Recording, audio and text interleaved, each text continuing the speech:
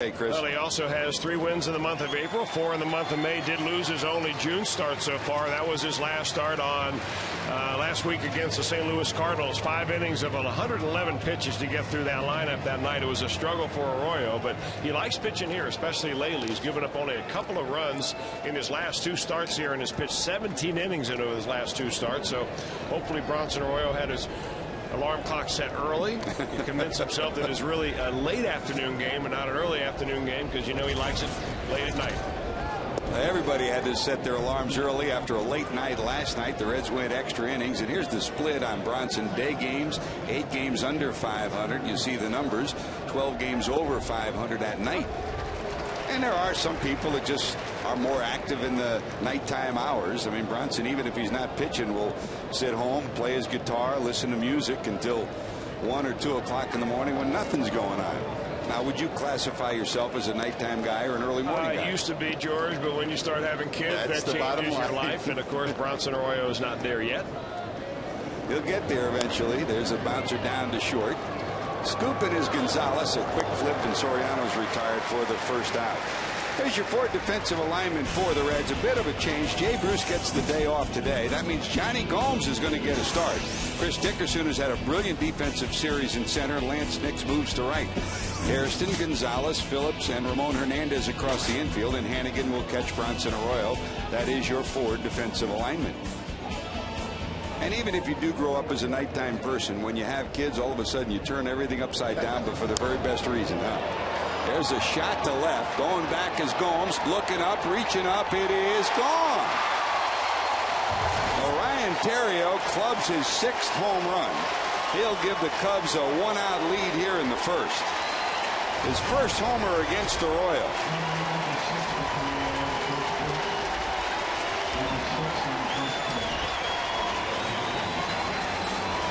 Lou Piniella had a talk with Ryan Theriot not too long ago and said, you know what, even though you're a small guy, we'd like to see you drive the ball a little bit more in counts where you think you can. And that was a quick get-ahead fastball right there by Bronson Arroyo. Theriot cleared his hips, lifted, separated it, and just got it into the stands for a Cubbies run.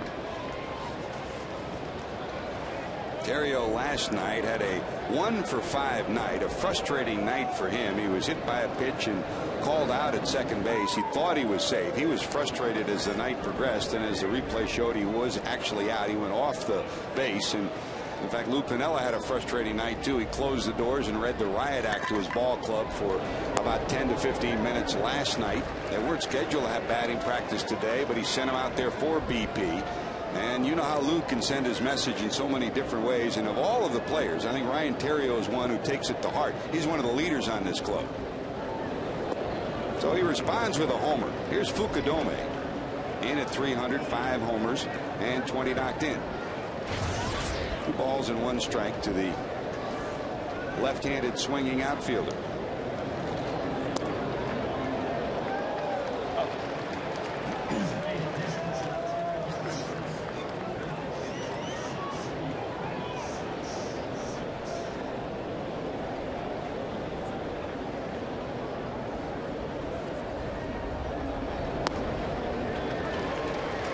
By necessity this year, Lou Piniella's had to jockey his lineup much the same way Dusty Baker's had to because of the injuries. Fukudome's had a knee problem. Soriano's had a knee problem. You know about Aramis Ramirez. He's out with a shoulder problem. Not back probably till July. There's a bouncer down to second. Phillips has it. But they're going to try to buy some days for Fukudome, who started off like a ball of fire last year, but ran out of gas as the season progressed. His average in the final 4 months dropped dramatically each month. So far, so good. He's at 300 coming in. That's about where he was a year ago. 2 away, and here comes Derek Lee. Lee started off slowly, had a bad month of April, but a better month of May. In fact, since the middle of May, he's been hitting nearly 400. Got the average up to 268. You know, we've seen it a lot, Chris. The Yankees just went through an 18-game stretch with airless baseball, and gee, what a surprise. Mark Teixeira is the first baseman, and it's the same thing wherever Derek Lee goes. The infield gets better because of his defensive play. You don't just talk about offense. Well, he gives you good defense. There's no question about that, George. But he was an MVP before, and he signed a huge contract with the Cubs, not because of his defense, because they want him to hit home runs.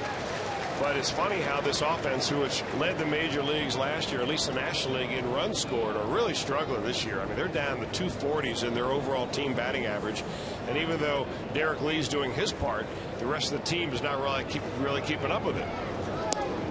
They missed the power of Ramirez, just like the Reds missed the power of Joey Votto. I mean, there was a time that Derek Lee would hit routinely over 30 home runs a year. In fact, he peaked his second year with the Cubs when he hit 46 home runs. Power outage last year with only 20 home runs, and he's got 6 this year. So, believe it or not, Ryan Theriot has the same number of home runs now that Derek Lee does. You never would have thought that at the beginning of the season. Full count 3-2 with 2 away to Derek Lee. 6-game hitting streak on the line. There's a number down to Phillips. Brandon will scoop and toss, and that'll do it. But a big swing from Theriot gives the Cubs an early lead, 1-0. Reds go to the bat rack. Jerry Hairston Jr. will lead it off.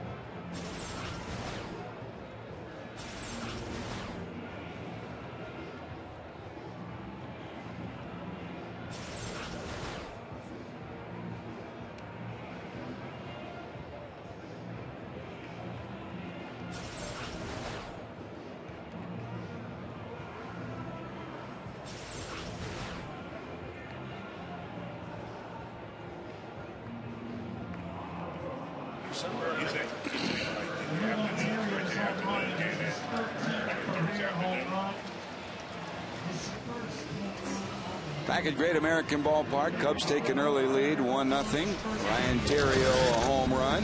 Let's check the U.S. Bank starting lineup for Dusty Baker's Cincinnati Reds. Jerry Hairston Jr. will lead it off. Chris Dickerson, who's been brilliant with the glove this whole series, will bat second. Brandon Phillips, the right-hander, will be in the number 3 spot. Lance Nix will be your cleanup hitter today, and then Ramon Hernandez behind him. Johnny Gomes gets a rare start. Dusty Baker's trying to get him some at-bats to get in a groove.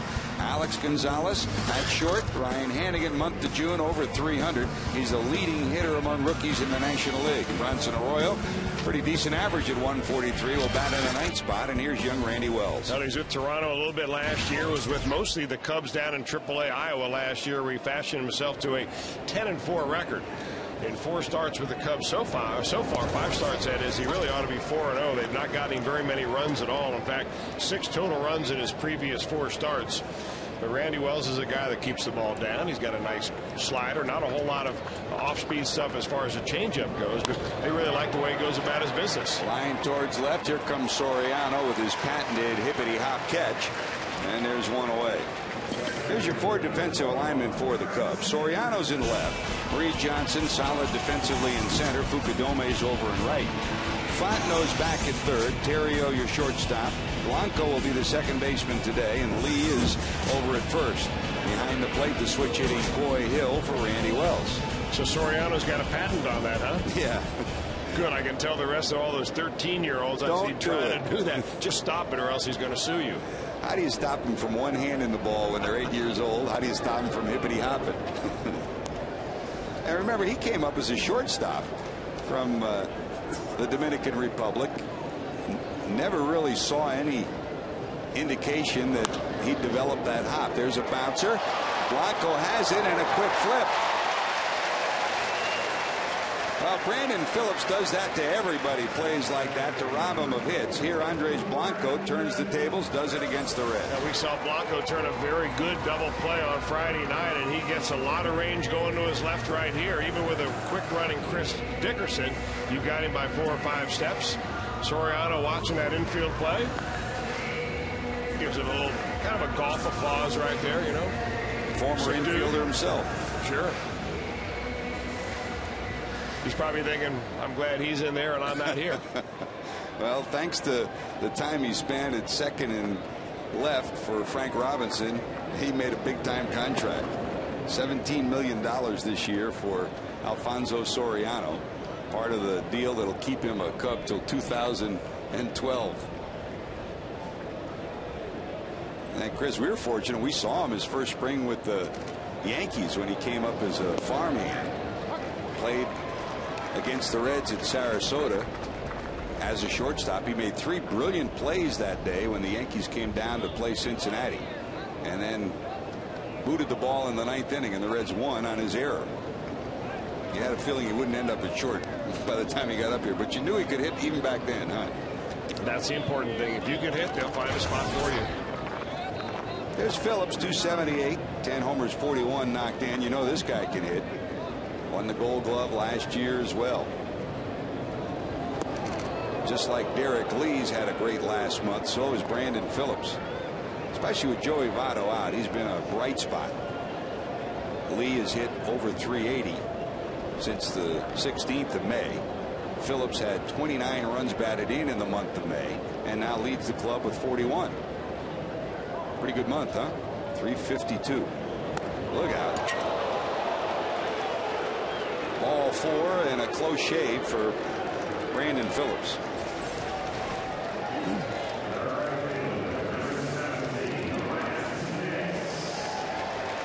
After a long night game, the day game coming up, that'll wake you up a little bit. Well, no malice intended, I'm sure, right there by Randy Wells. A 3-1 pitch. You're not going to want to go on a day game at Great American Ballpark with a guy coming in on deck with Lance next who's got a home run capability. You want to keep runners off the base, so certainly no intention there. There's Nix in at 265, 7 homers in part-time duty and 18 knocked in.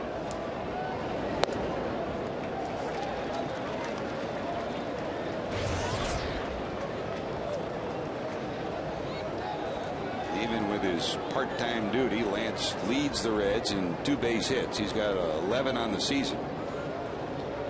0 for 5 night last night, including 2 more strikeouts.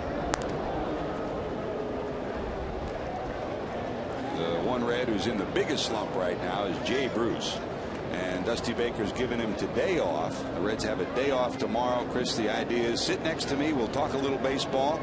Sit, look, and watch, and Dusty's doing some teaching right there. I'm trying to get him to relax a little bit, George. You know, a lot of things have gone wrong for Jay Bruce, mainly his hitting. And, you know, he internalized it. He's trying. He's working hard. But the fact is he's getting very anxious at the plate, getting himself out more than the pitchers are getting him out. I think Dusty's just trying to give him a little experience and wisdom sitting on the bench here. There's nothing wrong with that.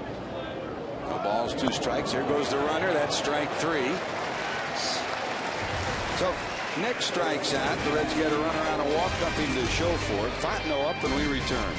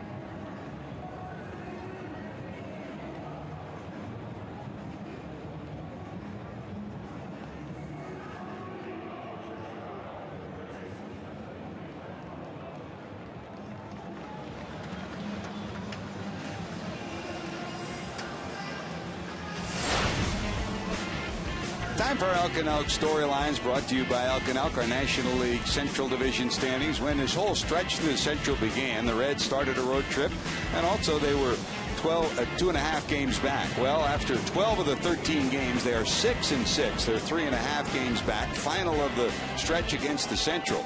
After today, they'll go through a lengthy period where they'll play out of the Central until the Reds play the Cardinals on 4th of July weekend. Here's Bronson facing Fontenot. That breaking ball up and in. Fontenot looked like he was backing up, but also trying to stick the arm out to get on. That's about as low an arm angle we've seen Bronson Arroyo throw a breaking ball maybe and ever. Really almost threw that ball underhanded. It's a pitch you'll see him throw against righties. Very seldom will you see him throw at the lefties. Well, you know, he's become more and more confident over the last couple of years in throwing that pitch to left-handers because it has a tendency to come up there like a frisbee, just never quite get there. And it sets up his two-seam sinking fastball quite well. Bronson trying for his 8th win today. I mean, there are years you go through where you get no run support, you pitch well, and you don't get wins. Well, this year, his ERA is over 5, but he still has 7 victories coming into today. 1 ball, 2 strikes.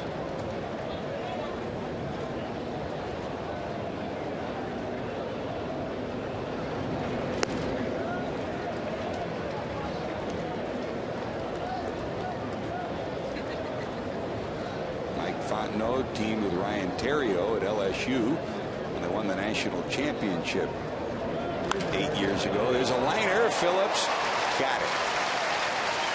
Looked like it might have been knuckling on him a little bit, but he hung in there, and there's your line drive out for out number 1. Well, Mike Fontenot had a tough night defensively last night, making an error, also making what was we thought was an error, turned to a fielder's choice after the ball game when the official scorer changed it. But he's thinking, man, I got to do something right in this series. Hit a hard ball right there and has nothing to show for it. Hang with him. He was a second baseman. Theriot was a shortstop at LSU, and today before the game he said the only thing that went right for me yesterday was that LSU beat Rice again, and they're heading to the College World Series in Omaha again. They won the first 2 games of that series. I mean, he was so instrumental to that ball club in 2000 that Aaron Hill wound up playing the outfield. Here's Reed Johnson. Johnson 293, 3 homers, and 14 knocked in on the season.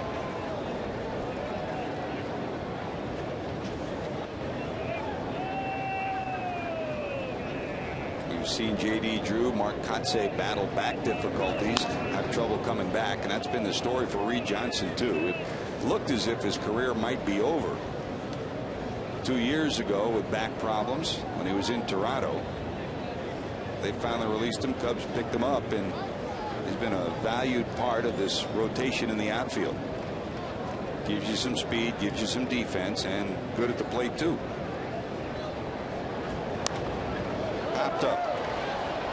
It will be out of play. You know, he's one of these role players, George, and he fit a big-time role last year in helping the Cubs get to the postseason. Reed Johnson did. He's a very good defensive outfielder. You've commented on that several times already in the series, and he hit 300 last year, which was up dramatically from 236 that he hit the year before with the Blue Jays. That's one reason why the Blue Jays essentially let him go, ate his contract and his money, and the Cubs picked him up.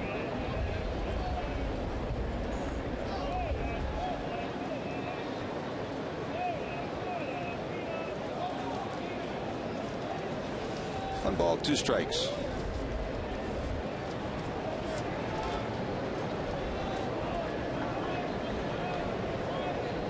And Johnson will ask for time. Well, right now it doesn't look like Arroyo and Ryan Hannigan are really quite on the same page as far as the sequence of pitches that Arroyo wants to deal up there. That'll work. You talk a lot about it, Chris. The guy who pays the price is the pitcher, so throw what you're convicted to throw. There's no question about that. I mean, ultimately, that catcher doesn't go to the arbitration table with you, and he's not the one that sees his earned run average skyrocket or gets hung with a loss. So if you feel real strongly as a pitcher about what you want to throw up there, you know, you should be the guy to be able to determine that. And sometimes, you know, a pitcher will shake through the signs just to kind of keep the hitter from guessing. Even though he agrees with the first sign that the catcher throws down there, he'll shake them off, go to curveball, shake them off, slider, shake them off, changeup, shake them off, and then go start all back over again. And by that time, the hitter's thinking, boy, there's no way I can guess along with him here. Here's the catcher, Coy Hill, the switch hitter.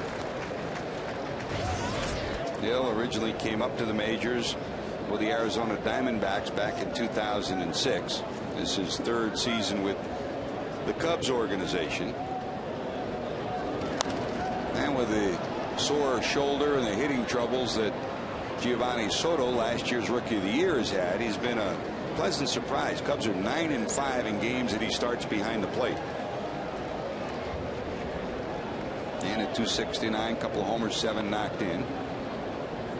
Originally drafted 9 years ago by the Dodgers. Put 2 away. Brandon will scoop this up, and that'll do it. Line drive, strikeout, ground ball. That spells good enough for Bronson Arroyo. Ramon up when we return.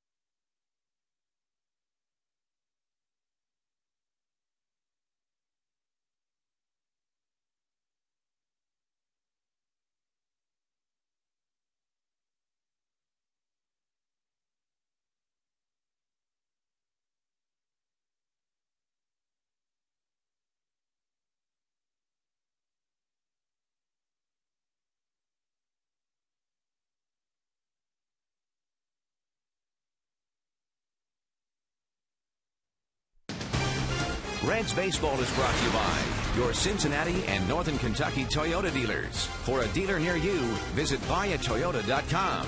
By JTM, food, family, fun. JTM. And by Jeep. You talk, we listen. It's a new day. Have fun out there. Jeep. Outside Great American Ballpark, the legend, and never a greater Red than Joe Nuxhall. And a little bit later on today, we'll be talking with his son Kim Nuxhall about Nuxie's golf tournament that's coming up next week here at Hamilton Elk, sponsoring what is always one of the highlight events of any baseball season. Here's Ramon Hernandez in at 271, 4 homers, 24 knocked in for Ramon. With Joey Votto out, you add it all up, this now is 16th start at first base. It's one thing about coming into a season, think, well, maybe once in a while, once a month, you may start at first just to keep you in the lineup. But he's been, for the most part, the everyday first baseman. You know, George, it's funny because of all the different positions that the Reds have planned on missing a player at during the regular season, first base was the one that was least prepared for. Yeah, you could have some fill-in. They figured that Ramon Hernandez has played into winter ball and could probably come in, like you say, maybe once a month. But you know, Joey Votto's never had a history of injury, so you never really thought that he'd miss, extended period of time. So they really never had much of a semi-permanent plan B, where you do in other positions. Well, good thing for Hernandez and good thing for the Reds that they've got Hernandez, because he's filled in very nicely. There's still no word on really a timetable to expect Votto back. So you can expect this particular arrangement: Hernandez at first, Rosales at first, Hannigan and Hernandez kind of flip-flopping, switching behind the plate, until further notice. There is no timetable. We just send good wishes to Joey and hope that he gets back as soon as he's ready. 2 balls, 2 strikes. And you were one of the first, Chris, down in spring training. Everybody, of course, Ramon missed a lot of spring training because he was at the World Baseball Classic. But, you know, people wondered, could he play first? And you went up to him and asked him, and he said he wouldn't have any trouble because he had done it in winter ball. In fact, after he had played a few games over there, and this is while Joey was still around, you know, and playing, I asked him, how is it? He said he looked over at me. First he looked at Joey Votto's locker to make sure that Joey wasn't sitting there, and he whispered, it's easy, easier than catching. Don't tell him, though. There's a base hit. First hit for the Reds. Leadoff hit in the second. Hey, see this beautiful new Toyota Tundra. If a Reds player hits the Tundra or the Tundra sign during today's game, Lori Cooterer of Cincinnati will win it. Register for your chance to win during an upcoming game at your Cincinnati and Northern Kentucky Toyota dealers. I mean, it looks impressive from here, but when we were up there the other day, that's a darn good-looking truck, isn't it? Nice and shiny. You look good behind the wheel of that, George. Tooling down the road. In fact, you know, the Cubs were asking during batting practice, a dribbler down to third, picked up by Wells. He'll have no play, and that's the way to start it. That's a base hit for Johnny Gomes. Gomes an infield hit. Well, back-to-back hits. 2 on, nobody out. And here's Alex Gonzalez as the Reds try to mount a rally. It's now how hard you hit it. It's if you get on, and Johnny will take it.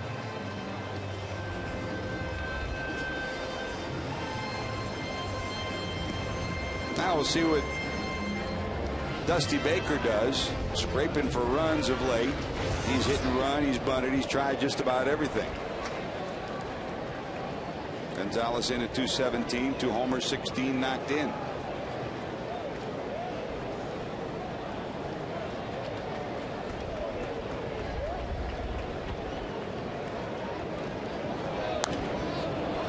I started to say, Chris, was the coaching staff, Alan Trammell, Ivan De Jesus, were wondering, were they going to give you keys for that Tundra when they saw us up there the other night? I said, we tried to get the keys. Nobody would give them to us. That would look good at the Ponderosa. Sure, you know, you could load some hay in the back of that. Hay, mulch, kids, baseball equipment, you name it. Strike 1 to Gonzalez. 2 on, nobody out. That breaking ball hits. Well, the Reds have 2 hits here in the second. The last time Wells pitched, he had a no-hitter through 6 2/3. That was on June the 2nd. In a game the Cubs eventually lost 6-5 at 12 innings to the Braves. So already the Reds have done some business on him. With runners in scoring position, Gonzalez has been one of the best for the Reds, even though he struggled overall. He's over 300 at 324.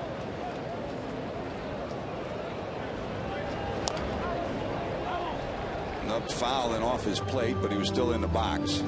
0-2. Well, he hit the ball hard last night, and Alex Gonzalez, Georgia, we've seen it over the years, is a pretty good high fastball hitter.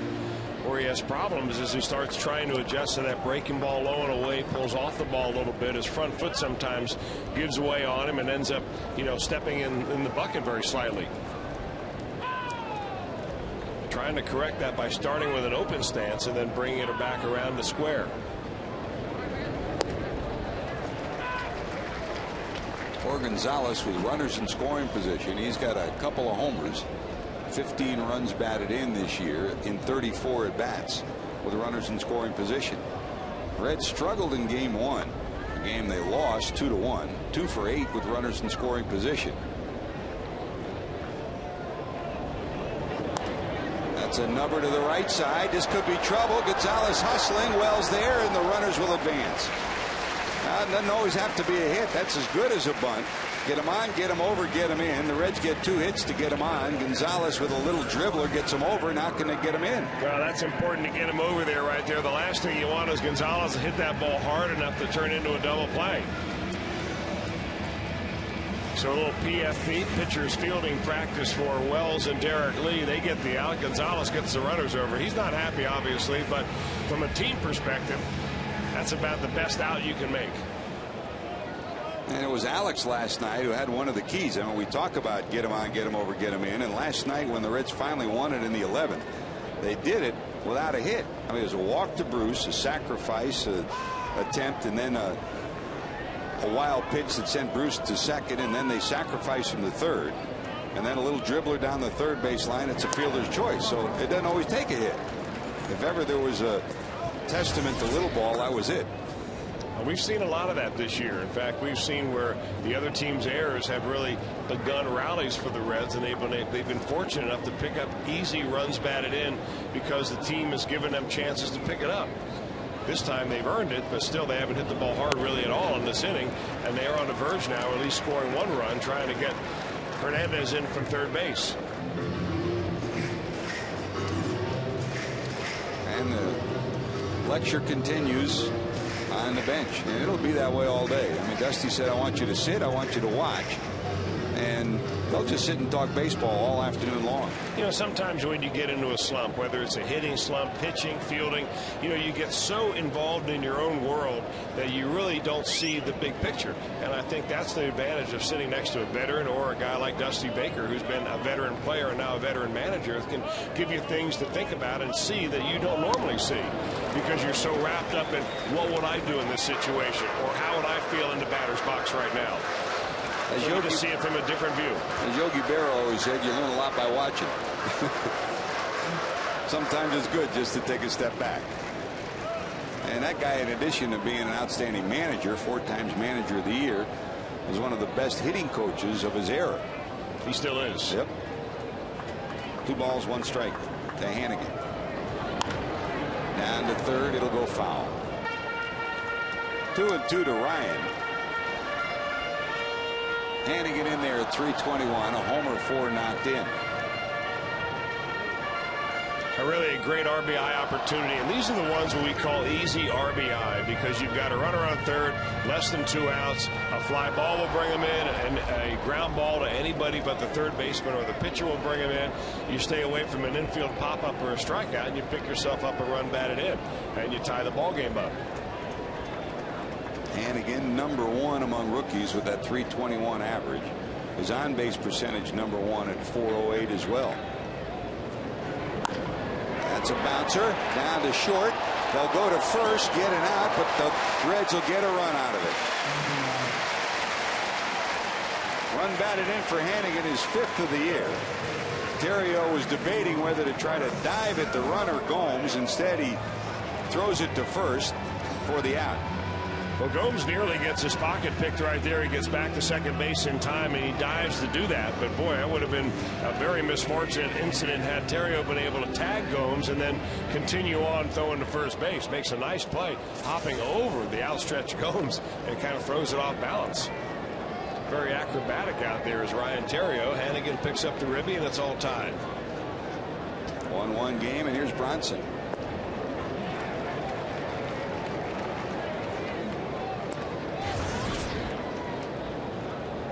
.143, not bad against the Cubs in his career. 2 home runs. Those 2 home runs against the Cubs came in back-to-back games his first year with the Reds. 2 balls, 1 strike. And I guess if you're a regular player, a 2-game hitting streak doesn't mean much. If you're a pitcher, you'll take a 2-game hitting streak. You know what it means? Oftentimes the difference between you sometimes staying in a ball game and not in a ball game, if you can swing the bat or at least get the bunt down. And Bronson Arroyo has been very good at that. In fact, he's been the best pitcher as far as sacrifices go. Not this time, swing and a miss. The Reds get a run after 2 hits to lead off the inning. It's a 1-1 ball game.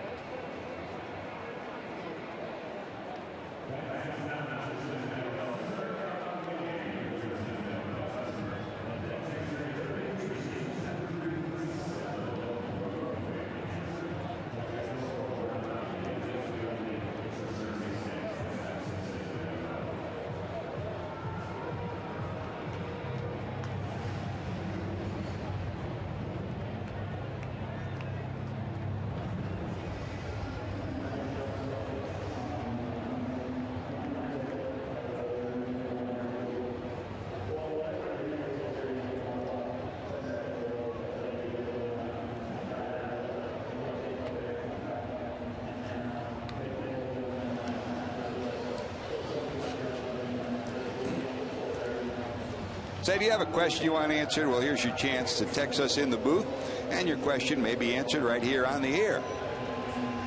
Text your question to 37664 and stay tuned. You may just get your question answered.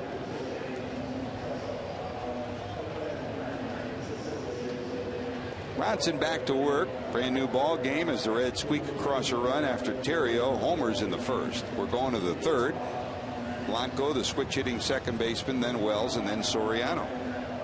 After today's game, the Reds have what has been of late a very rare off day tomorrow at home. At least they get part of the day at home.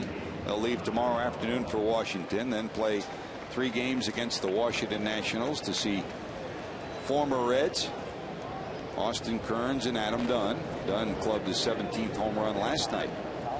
Meanwhile, the waiting game continues. Willie Tavera still nursing his hamstring. Johnny Cueto's okay, but next to him is Edinson Volquez. The Reds are hopeful of getting him back. And also Edwin Encarnacion. Encarnacion taking batting practice over this weekend, and haven't told him yet, but he's hopeful of going out on a rehab pretty soon. Probably come this week sometime. And the Reds will embark on this road trip without one of their key components. It's not Joey Votto. It's not Edwin Encarnacion. It's not Edinson Volquez. It's Mark Mann. Mark Mann, the Reds trainer, injured his foot a week and a half ago and tried to nurse his way through. When they took an MRI this week, they found out the foot's broken. So after yelling and screaming, Dr. Timothy Kremchek says, you're not going. You're staying home this week. So Steve Ballman will be doing most of the training work as the Reds hit the road. Well, it's not like Mark Mann will be all by himself back here in Cincinnati. No, he's right. got enough injured to take care of here. There's a looper in the left. That's a base hit for Blanco.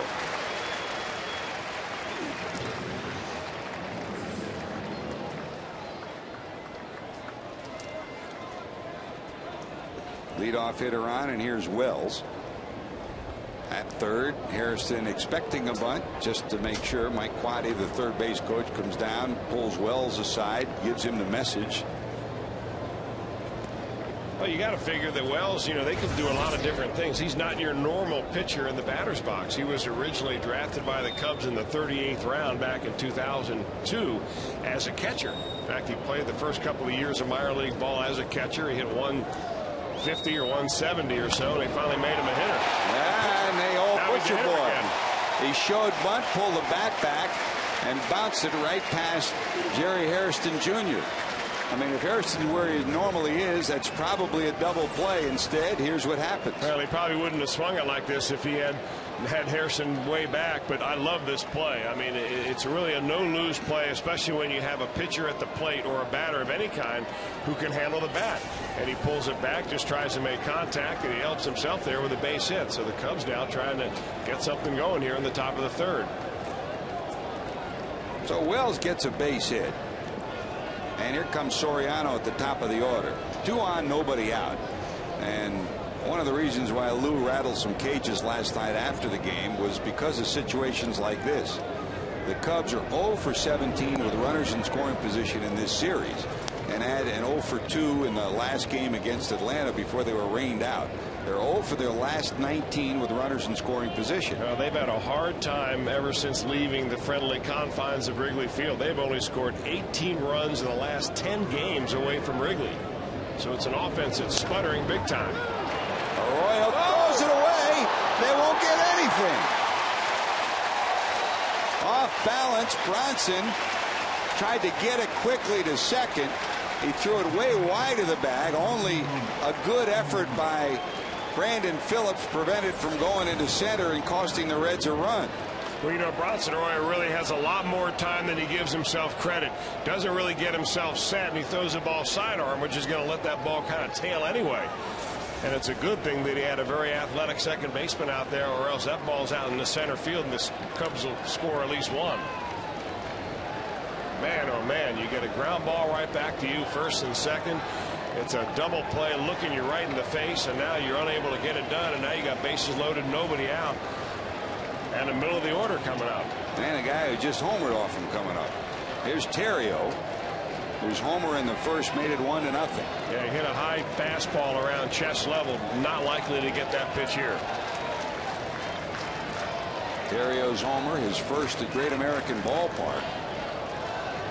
His 6th of the year, his 4th against Cincinnati. All 3 of the previous ones were at Wrigley. In fact, it was his first career road home run. Well, let's hope he's trying to hit a home run right here and maybe pulls off a ball and gets another comebacker. Missing inside 1-1. Now that's a pitch right there designed exactly for getting a ground ball. A little two-seam fastball. You run it down and in on the hands, hopefully down around the back knee of a right-handed hitter. And if he swings at it, chances are he's hitting it down to the third baseman. Maybe they go with that pitch again. 1-1, slap foul to the right side.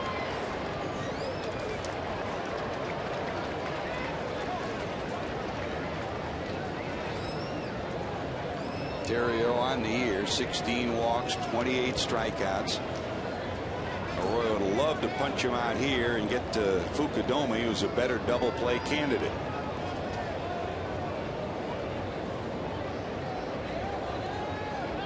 Blanco off third, Wells off second, Soriano off first.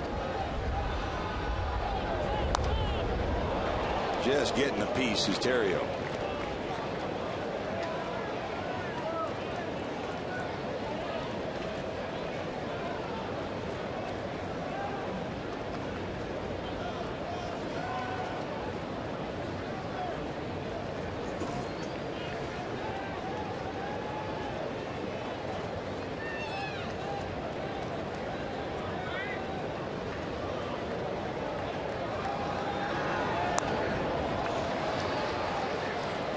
Normally, George, over the last few years, we've seen home run totals, being reduced and going down due to the fact that Major League Baseball trying to police the steroids and human growth hormones out of the game. But Ryan Theriot is going the opposite direction. He hit 1 home run last year in nearly 600 plate appearances.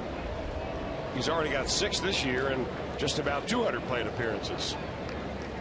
So what you're saying is he's having more milkshakes this year. Yeah, a little more, a little man's revenge. I mean, he hasn't grown any. He's still 5'11", about 170. Maybe it's Mickey Tettleton Fruit Loops. Here's the 1-2. Did he check? He went. Damian Beal says he went. Well, Lou Piniella was already irate last night when Beal called Theriot out at second. So was Theriot. Now, that'll fuel the fire a little bit. Well, hard to tell from this angle whether we're going to be able to see whether he went or not. But when you're down the first baseline, you take a look at the bat. Normally, this always proves that, yes, he goes, and I think he got it right again. Once again, Damian Beal is correct. So now a double play can get Bronson out of what would look like a deep, deep trouble hole. Here's Fukudome. Bounced to second first time up. Does that again, and the Reds should get 2.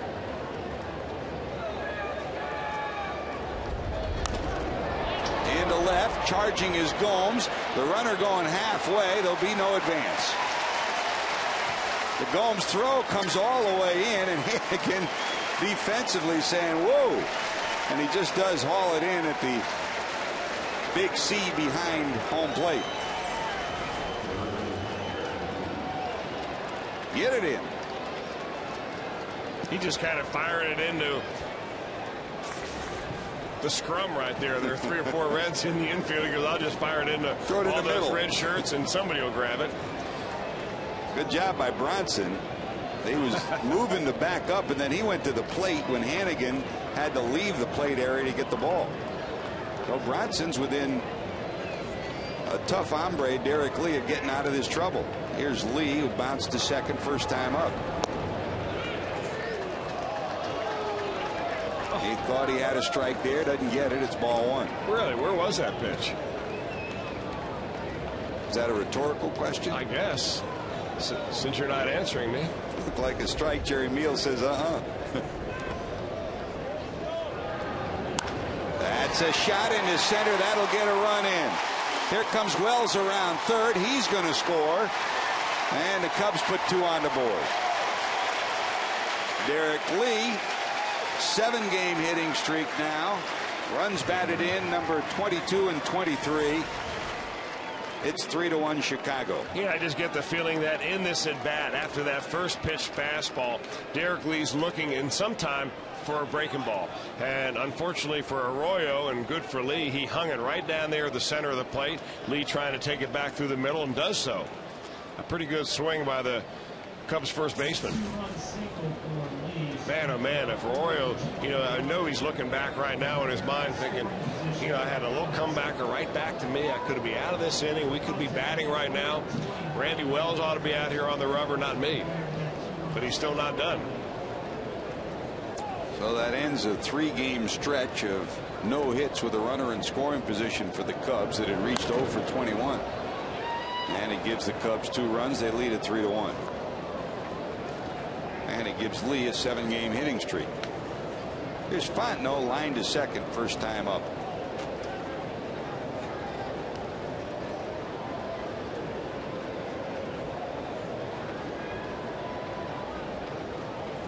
Fontenot, part of the runner in scoring position woes of the Cubs. He's in at 136 with runners in scoring position.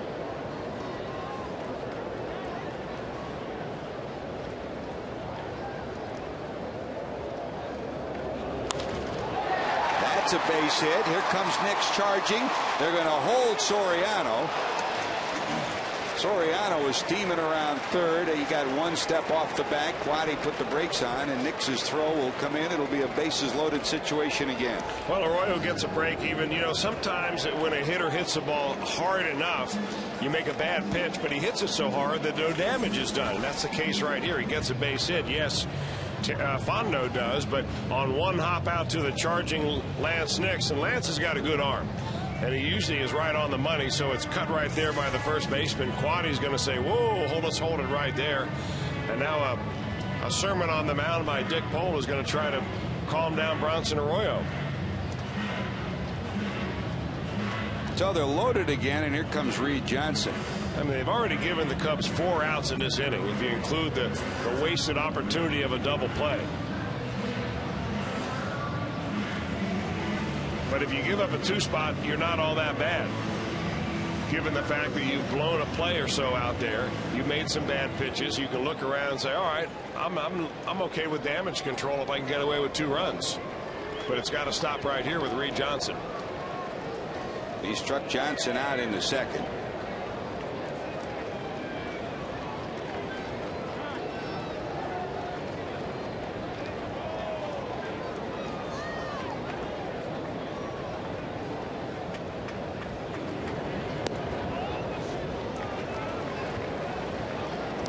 Because you've been there before, sometimes you get in a hole like that, you make an error, the bases are loaded, you expend so much energy to get your next 2 outs against tough hitters, and one little mistake and bingo. Well, what it looks like to me is that Bronson's not being quite as aggressive now that he's throwing the breaking ball. I mean, you still have to throw it with real good arm speed, and I think he got away with one right there. Battling the sun, Hairston, and he'll haul it in, but the damage done. 8 come to the plate in the third, and Era contributed to it, and the Cubs lead at 3-1.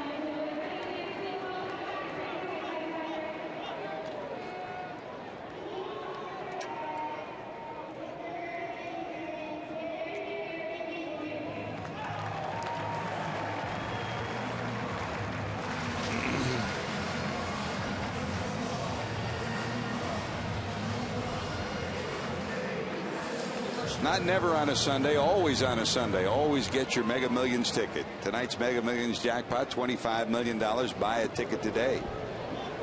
Mark Wagner, did you get your ticket today?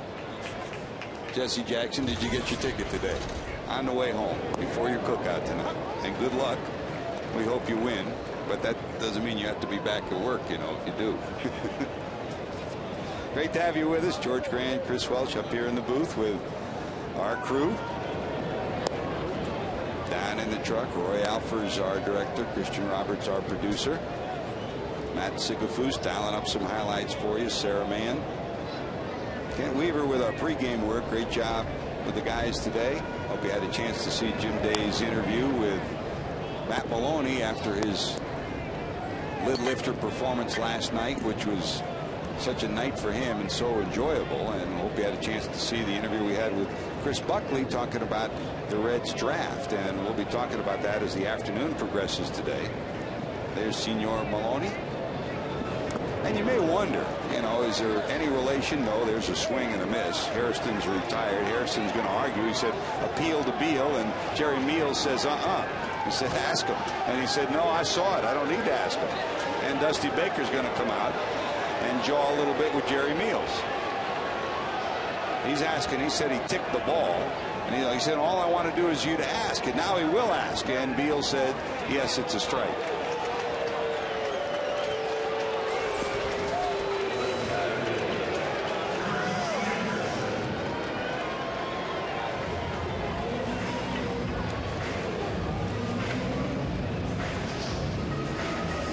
Was the glove up or down? Did it get it before the dirt? And from the replay, it appears that he did get it before it hit the dirt.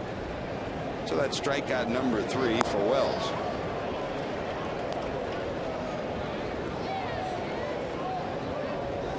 One away, and here's Dickerson. Chris bounced out in the first inning on a brilliant play by the second baseman Andres Blanco.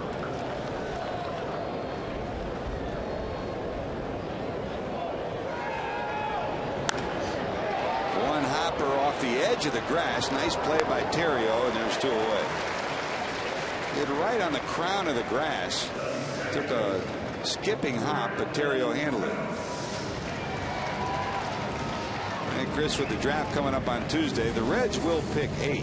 The Washington Nationals, they're making all the headlines this weekend because Steven Strasburg, the 100-mile-an-hour rocket pitcher from Tony Gwynn, and San Diego State is the odds-on first pick selectee of Washington, and they've given indications they're going to try to sign him. His agent, of course, or his advisor right now, Scott Boras, they're talking 40 to 50 million. I think everybody in baseball thinks somewhere in there's a shot into left by Phillips. Brandon's on for the second time after a walk his first time up. And the question is, what will the Reds have by the time you get to number 8? Chris Buckley told us, in all probability, he'll be a pitcher. There's Strasburg, and he's the real deal, isn't he? I guess he is. This is all I've seen of Strasburg, George. I've read a lot about him. I know that he's been dominant for San Diego State. That's Tony Gwynn's school, and hey, if he can. Some people are predicting, him going right from college to the major leagues. You never know. Well, in Washington, there's not much going right, so you wouldn't be surprised. I mean, they're at the point where they're probably going to have the worst record in baseball, and there are 2 sides of it. If they sign him, they've got something to hang their hat on this year. If they don't sign him and they finish with the worst record this year, they could end up with the first 2 picks next year. Yeah, but the problem is that can bankrupt you because often, unlike in other sports, basketball, when you get a lottery pick, or in football, when you get the number 1 pick, you're going to get a guy who's going to make an impact right away.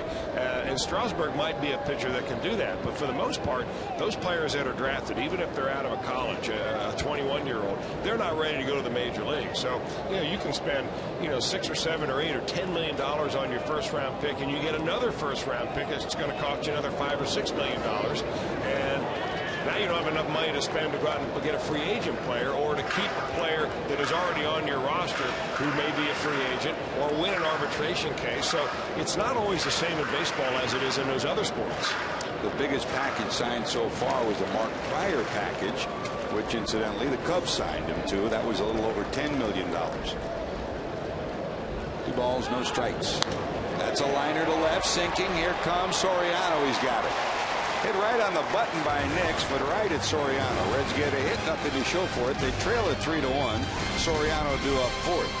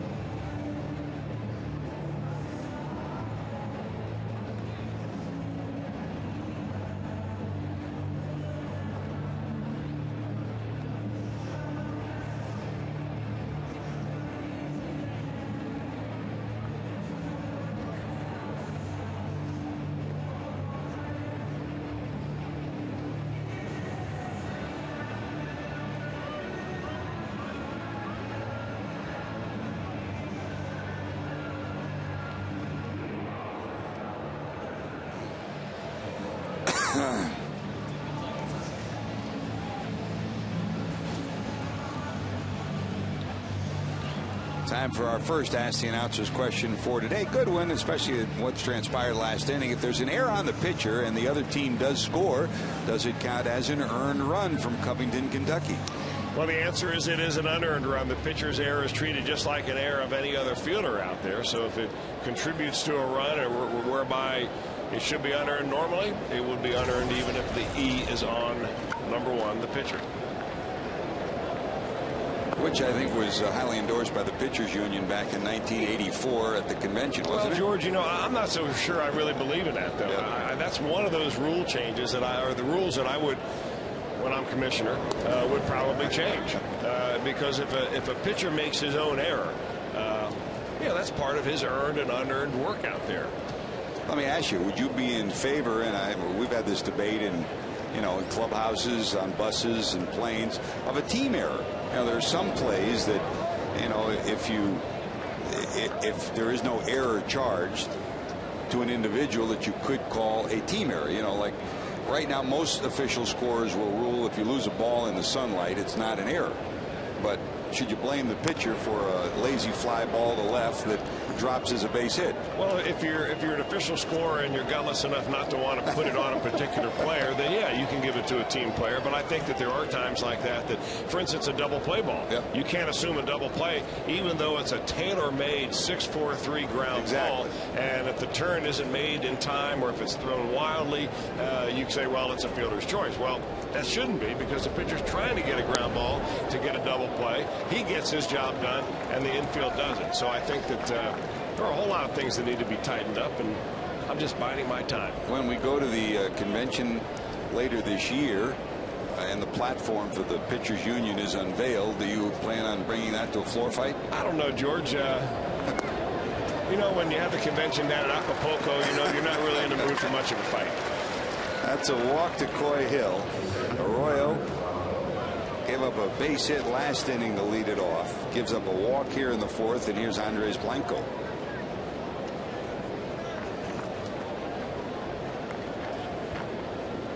Bronson Arroyo was a third-round draft pick. That was in 1995. Back then it was with the Pittsburgh Pirates. Remember, the Pirates drafted him. He came through the minor league system.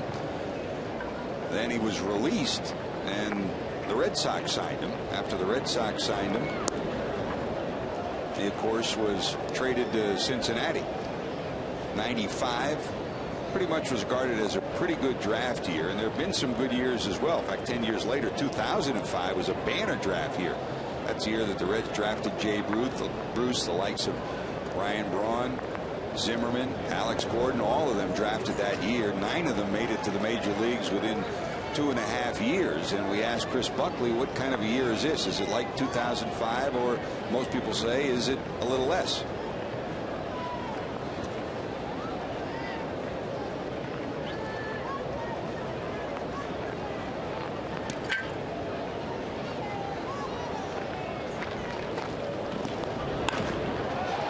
field, in the air, going over his Knicks. He's got it.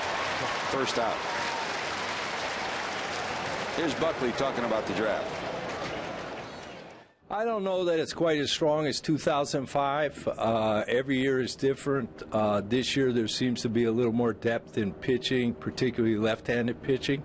But I think it's a solid year, but I don't know that it's quite as strong as 2005. And I think that appears, Chris, more and more likely that the Reds will go with pitching this year. George, from all the indications and what we've read and what you've told me, and I pretty much go by that, it's a pitching-heavy draft.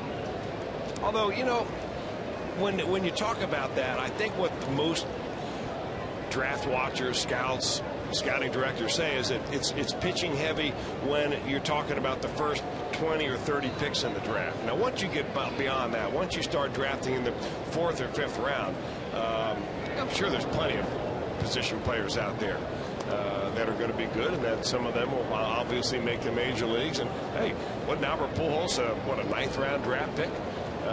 Yeah, even deeper than that, I think. Sure. Yeah. So, I mean, you know, there's always going to be one of those diamonds in the rough. Arroyo will take the out, and so far 2 good plate appearances for Wells. He singled in the 3rd. He has a sacrifice here in the 4th. Well, take Randy Wells, for instance. I mean, he was drafted in the 38th round as a catcher. And he hit 157 as a catcher first couple of years and decided, this isn't going to work. They converted him to a pitcher. He was even picked up in the Rule 5 draft a couple of years ago and eventually returned back to the Blue Jays because he didn't stay on the Major League roster the entire 2008 season. So there are diamonds in the rough out there, all different positions. You know, Ryan Hanigan, a non-drafted free agent, signed. Here he is in the big leagues.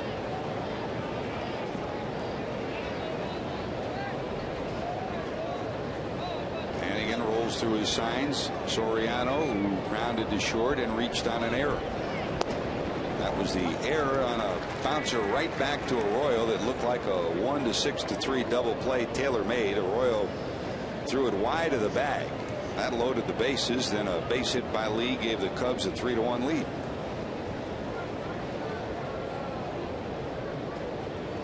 Hill with the walk, sitting on second.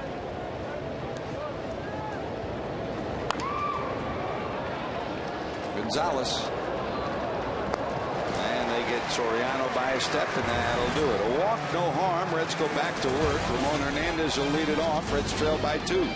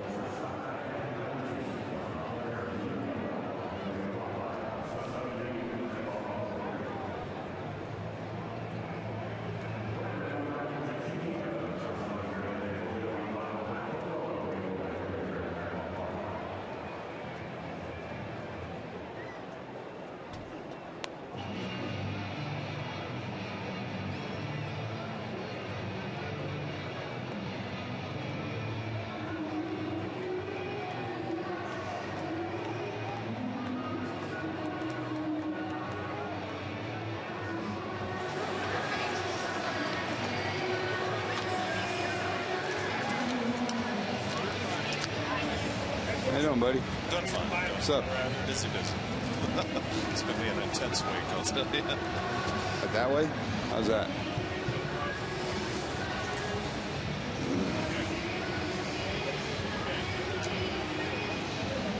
Nice day, huh? Oh, beautiful. What a beautiful weekend. How's the driving range? We're full speed ahead. Yeah, they said you've been smoking. Yeah. Buy new balls this year? New balls for the Rangers? We're holding off. I'm trying to get through the. Thank you.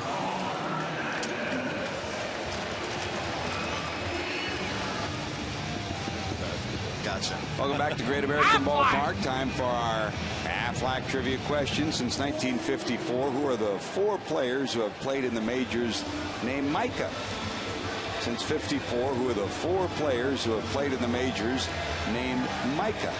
We had the first Micah matchup earlier this year, so you know two of them if you've been watching, and great to have you with us. We're happy to have an old friend, Joe Nuxhall's son Kim and Bonnie stopping by, and Chris, it's like old home week when we see him here. It certainly is, George. Kim and I go back to the days we played some amateur baseball together. Of course, he didn't have any gray in his beard back in those days. Neither did I. I had much more hair, too.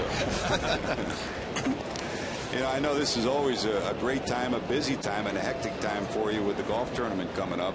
Always one of the highlights of the summer. It is. You know, that was Dad's baby, and he started 20 years ago, 20th anniversary this year. It was a special thing for Dad. We just had the luncheon last Friday, and it's a special thing to present these scholarships to these kids. And that's I mean, it's a fun day. It's a day that anybody who's participated in it or has been a part of it will look back on with a smile. But the bottom line is all the money that's been raised, all the young people that have benefited from the scholarship program. Right. To date, I think it's over $500,000 we've raised since the inception, and I think over 500 kids all throughout Butler County. We try to give $2,000 scholarships to every high school in Butler County, which amounts to $28,000 a year. Well, Kim, it's a celebrity tournament, and it's been embraced by baseball players now, I mean, for 20 years.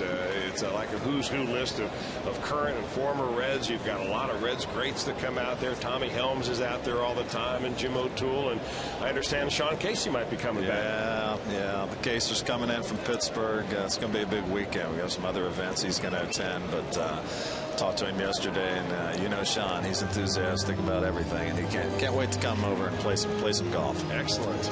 And as always, the auction is one of the highlights. You always have some great stuff. Oh yeah, have some good things. It's tough going through some of the things in the basement, decide which items, but that's a big part of our fundraiser is the auction items. Here is the date, June the 15th, next Monday at the Hamilton Oak Country Club. If you want more information, www.nuxallopen.org, 513-829-6355. That's 513-829-6355.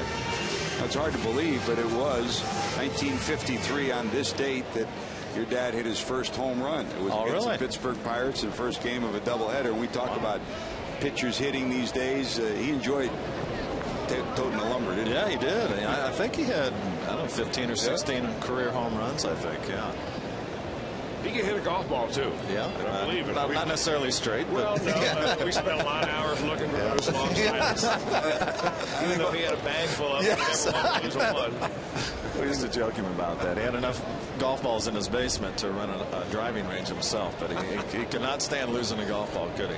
He'd always rank his round. I said, Joe, how'd you do today? He goes, well, I was 4 over. Yeah. That's a pretty good score. He goes, no. I found 4 more balls than I lost. That's right. Joe, how'd you shoot today? Early and often? Yeah. He got his money's worth out there, no doubt. Hernandez fouls out, and here's Johnny Gomes, who reached on a dribbler, hit his first time up. 1 out and 1 on. We're visiting with Kim Nuxhall, talking the golf tournament, but also just talking about the great legacy and tradition of the greatest Red ever, Joe Nuxhall, who still lives with us each day. And I know coming to the park, never easy for you in one respect, but also it's like coming home for you. Yeah, you know it is. Walking by the statue on the way in is a touching thing. I can quickly go back to that day, what a special day it was for Dad and all of us and the family when they dedicated that statue. But yeah, a lot of great memories down here, and we're going to keep the torch going. Well, that'll never end. That'll always be with us. We come up here and sit here every day, and we still see Dad sit next to us in the booth. That will never change. All right, Kim, now, do you have any room for golfers in the outing, or is it full? Bring them on. Okay. Bring them on, sure. The more the merrier. I think there's still spots available. If there are some golfers out there that are interested, they can log on to nuxallopen.org, or they can call Betsy or Margie at that number you see right there, 513-829-6355. That's the Hamilton Elks. You got, 27 holes out there? 27 holes. And it's a nice golf course. It's a great run tournament, and I'm really looking forward to it. I know a lot of the ball players are, too, and thanks for joining us today. Always great to see you. I appreciate it, guys, for helping. Best of luck, Sam. Always the best. Thank you. Much success. Thank you, George. Appreciate it.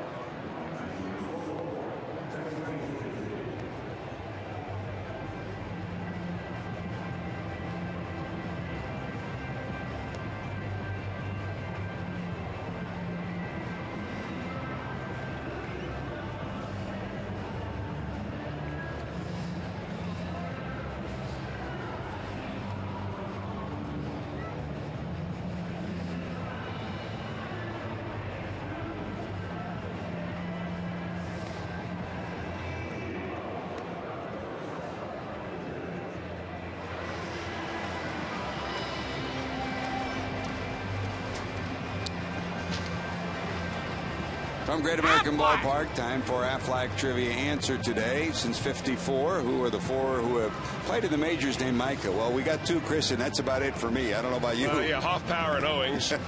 Beyond that, George, unless Scott Randall's middle name was Micah. We should ask him. He'd figure it out. Oh, yeah. Micah Bowie and Micah Franklin. Oh, Micah Bowie, yeah. Yep, sure. There's one of the Micahs, Michael Hoffpower, on the Cubs bench.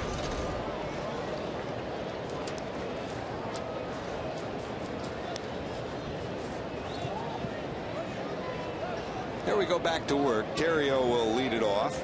Here we go to the top of the 5th. Terrio homered and struck out. His homer gave the Cubs a 1-0 lead. The other 2 runs chased home on a base hit by Derek Lee with the bases loaded. That stretched Lee's hitting streak to 7 straight. He's due up 3rd this inning. That's a strike, 2-1. On the scoreboard, the Brewers in Atlanta are tied 2-2. They're in the 4th. Cardinals and Colorado, they're scoreless in the 1st. The Cardinal-Colorado series, one of those wraparound series, they'll play again tomorrow. Mets are leading Washington 5-0. Pirates and Houston scoreless. They're in the 2nd. Everything else later on. Breaking ball a little wide, and that'll be ball 4. So Terrio's on for the 2nd time. Leadoff walk, and it's the 3rd straight inning. The Cubs have had the leadoff batter on. Here comes Fukudomi, who grounded out and flied out.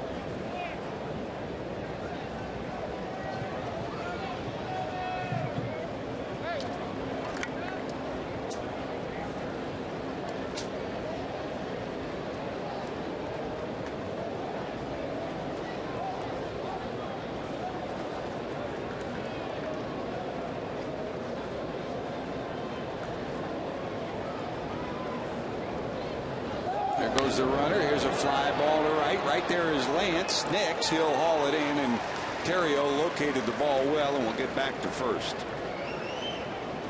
And don't forget, you can bring your family out to the ballpark for some fun. That'll be Wednesday, June the 17th at 7:10 for the eReach.com family game. When one family member purchases a full price ticket, entire family gets non-premium tickets at half price. For tickets, call 513-381-REDS or go to reds.com. Offer valid in advance of game day only.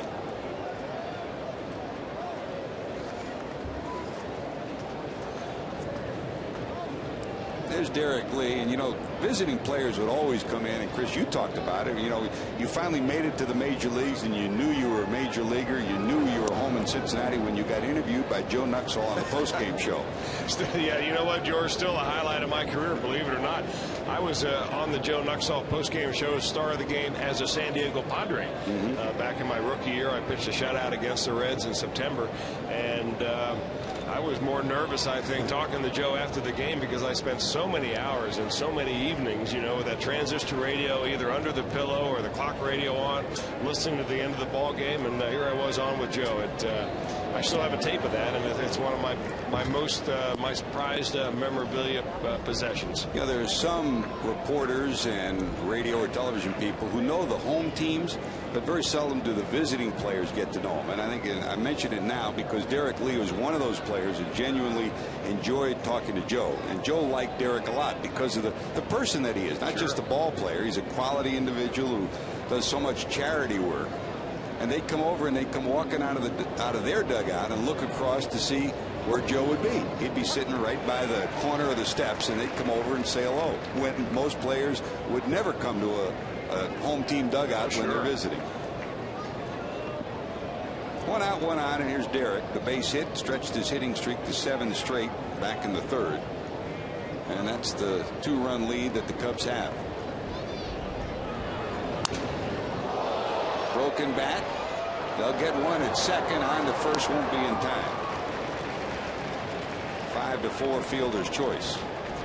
You know, the thing that pitchers really would appreciate about Joe in that postgame show, Georgia, when you're on there, if you had a hit in the ball game, the first thing that Joe would talk to you about is your batting. Yep. I mean, you could have thrown a shutout and struck out 18 batters, and you have one little bloop single to right field. He'd say, hey, tell me about that hit to right field before you get into any of the other stuff, because he appreciated it. It's kind of apropos that we talk about it, given the fact that this is his anniversary of his first long ball.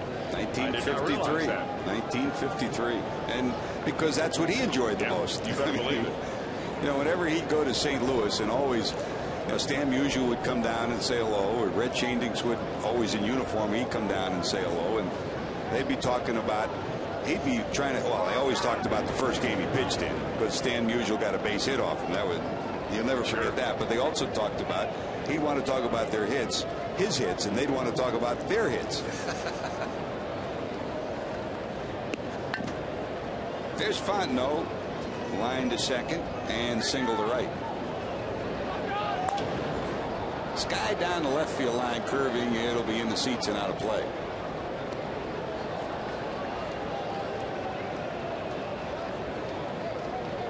We got to get a set of golf clubs that will fit you, George, and have you head out there. We know you've been out there before. You've made appearances at the Joe Nuxhall Golf Classic, but I haven't seen you swing the club here. I have the same Nuxie disease, left-handed swinging and a baseball slice.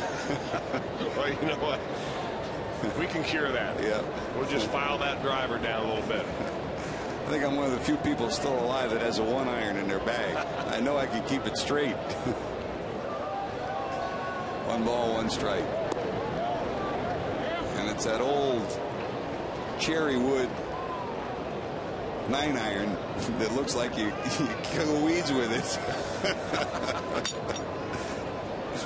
Well, we all cut weeds with it, especially when we're out of the fairway.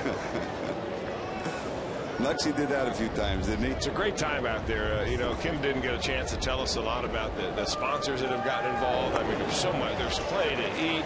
It's great camaraderie.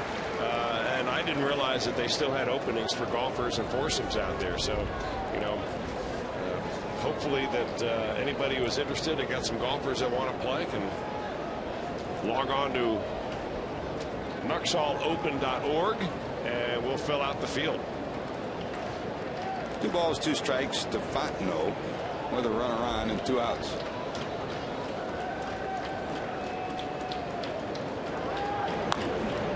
Right back to Bronson. This time he takes care of it fine. Runner left on. Reds need a couple. Coming up, Hannigan, then Arroyo when we return. And we salute the old left-hander. Round in third, heading for home as always.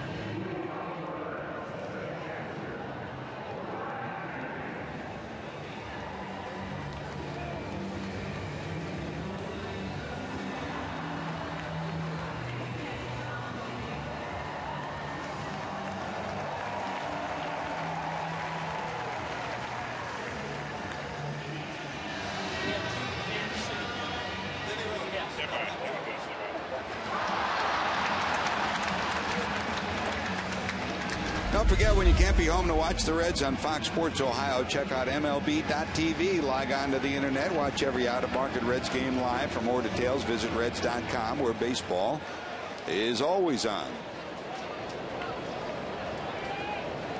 Back to work go the Reds, needing some offense. Well, so far so good for Randy Wells. He had a no-hitter through 6 innings of his last start. He's pitched well. And today he's allowed the Reds a run on a ground ball out by Ryan Hannigan in the second. He's allowed the Reds only 3 hits and 1 run. Here's Hannigan back. There's a bouncer over to second. Blanco has it. 1 away, and here comes Bronson Arroyo. right, George. You know, a long game is usually a concessionaire's dream. And just to make sure that, you know, we help the concessionaires, Marty today was kind enough to wear his concession shirt. You got the shirt there, and I think there's a pretty good connection right there. Now, if you happen to see a guy with gray hair walking up and down the aisles peddling popcorn, or on a day like today, the frozen lemon chill, go ahead and give it a shot. Hey, Marty, I'll take 2 of those. Hey, Bronson, he took 2. Now he's got 3. A 3-game hitting streak for Bronson Arroyo. A 1-out base hit for Bronson here in the 5th. That'll bring the tying run to the plate. Every time he wears that shirt, you wear him out, don't you? Oh, you know what? Anytime I said, "You're going to wear that shirt again," he says, "You better believe I am." I said, "All right." Open warfare right here. Actually, it's a little, it looks like he's washed it maybe with his blue jeans, because it's a little greener than the other one was. I know that the concessionaire shirts are a little brighter, but I think if Marty were to get out in the sun, it'd be very much, that's pretty green. It's pretty much the same right there. Nice athletic fit. Maybe we can get him to wear that shirt on the 15th up at the Hamilton Elks for the Nuxall Open. Maybe what we could do is have him sign now. We could auction it off. They always got it working. Here's Harrison, 1 out, 1 on. Jerry flied to left and struck out. Short lead for Bronson down at first. Wells from the stretch. American League scoreboard. Texas leads Boston 4-0. They're in the 3rd. Tampa Bay and the Yankees are tied 1-1 in the 5th inning. Detroit now leading Anaheim 4-3 in the 5th. Toronto over Kansas City 4-0. That's in the 6th. The Indians lead the White Sox 3-0 in the 2nd. Remember, on interleague baseball, the Reds will be taking on Kansas City next weekend in Kansas City. We get to see the newly renovated ballpark, and then the Reds will be going to Toronto for a 3-game series for the 2nd straight year. The White Sox will be coming in here for the Civil Rights game and the Civil Rights game weekend series, and then we're going to be in Cleveland. So still more interleague baseball to come. 2-1. Popped up middle of the infield. Terrio takes charge, 2 away. You know, I've been watching Randy Wells all afternoon, George, you know, and just like the scouting report we got from the Cubs people about him, I mean, he's really nothing special. His fastball's anywhere from, 88 to 90. He's got a nice slider. He hasn't thrown hardly any changeups at all. He changes speeds a little bit, but he is making it look awfully easy out there just by flipping up a fastball that has some movement. He's got good arm action on his breaking ball, and, really the Reds have not had all that many good swings at him today. It's just amazing when you throw the ball down in the zone and hit your spots and give those hitters a chance to get themselves out, how easy it can be.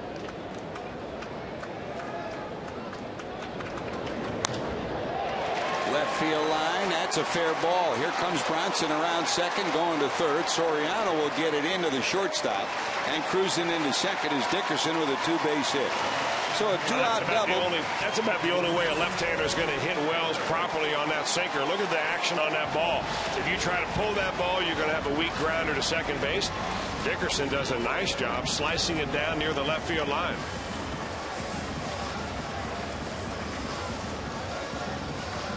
That's a little inside-out swing right there. Your hands are above the bat head, obviously, and you keep your head right on the ball. I mean, if he pulls off that with his shoulder going open, there's no way you're going to be able to hit that ball with any kind of force to left field.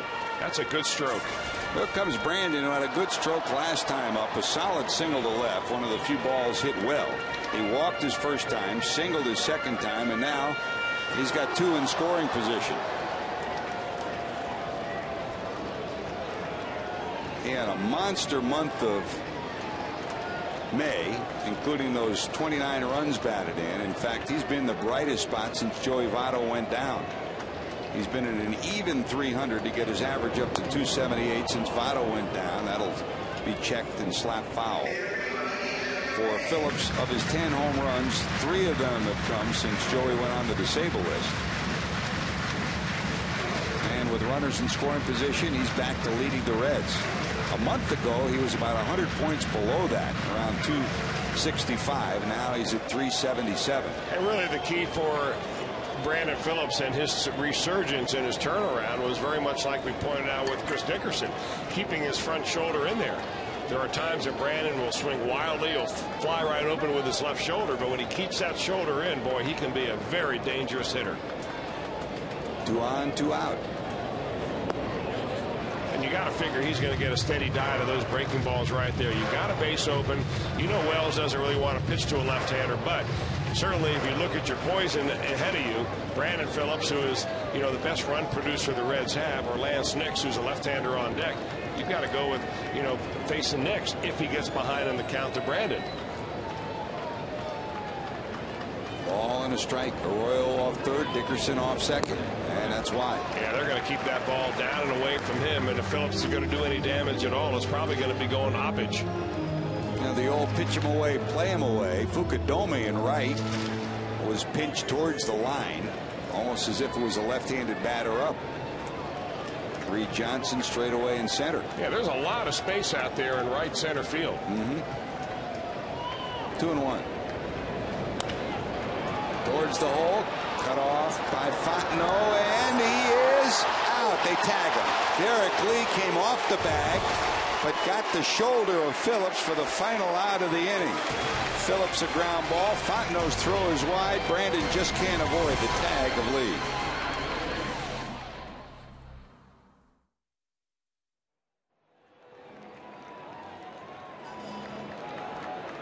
Okay.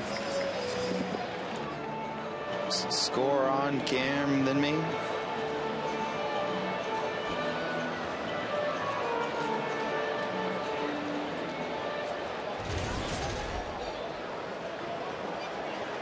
Prepared for okay.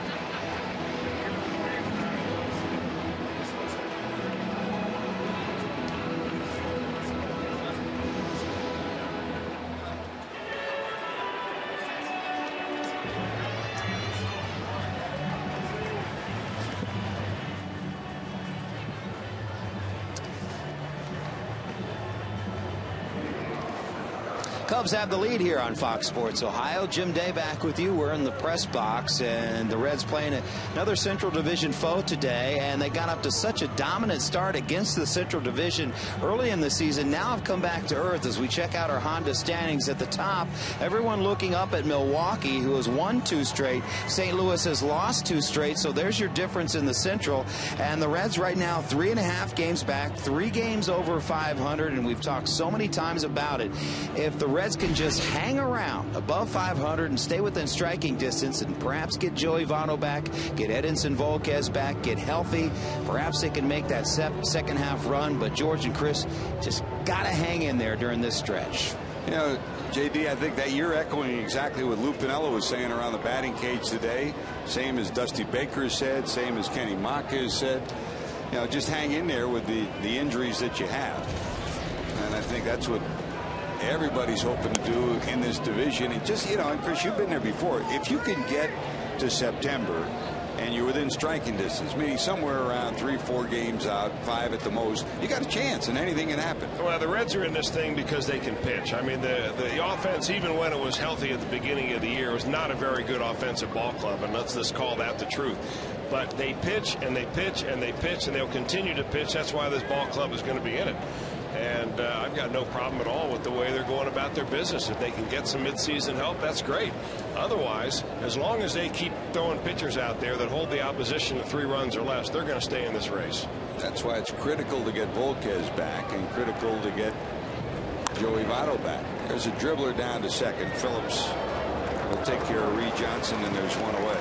Now, that said, George, I would still rather see Jim Day out among the common people and not in the press box, up in the pilot house, down in the camera well. This guy, he is so good at interacting with the common fan that I think you got to share the wealth, Jim. You got to get out there and make yourself public.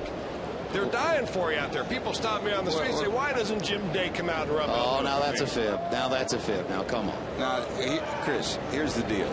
If you're walking out in the stands, you got to pay for your concessions. Up here, he can just go chow down, right? Yeah, that's, you know what? You're right on it, I think, George. This is the Taj Mahal of press boxes, so why not enjoy?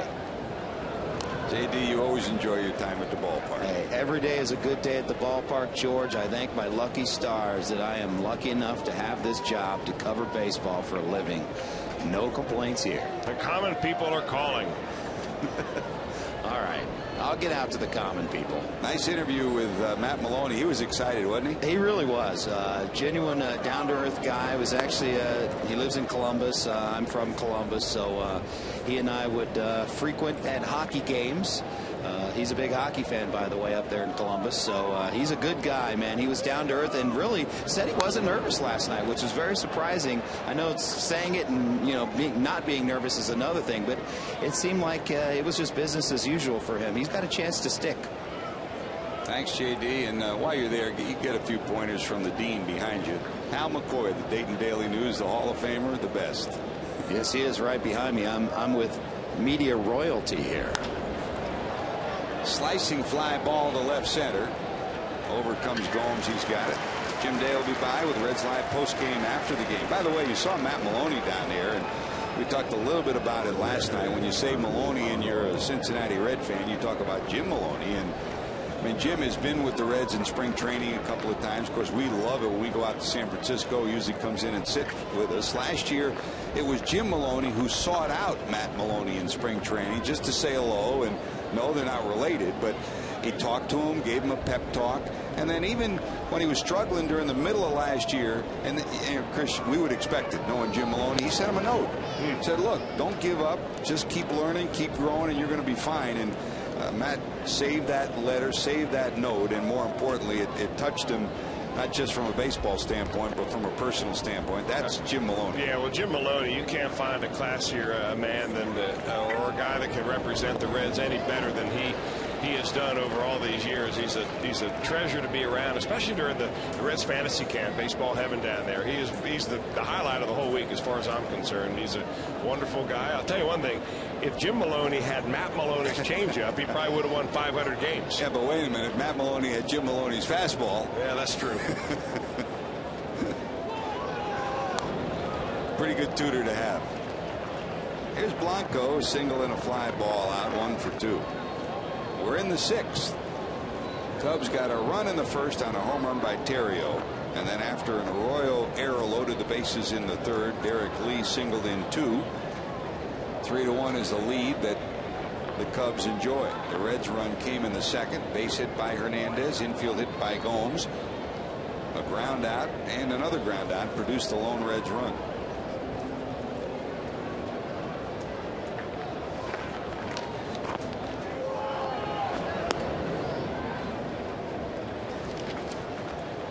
Little wide, 2-2. By the way, Mark Wagner has answered the Aflac trivia question 2 of the day. We were talking with Kim Nutzall and wondering how many home runs Joe Nutzall had. Of course, his first. There's a backhander by Phillips. Off balance throw right on the money. He makes it look so easy. We'll finish that story when we return. 3 easy outs for Arroyo. Reds go back to work. Nix, Hernandez, and Gomes due up.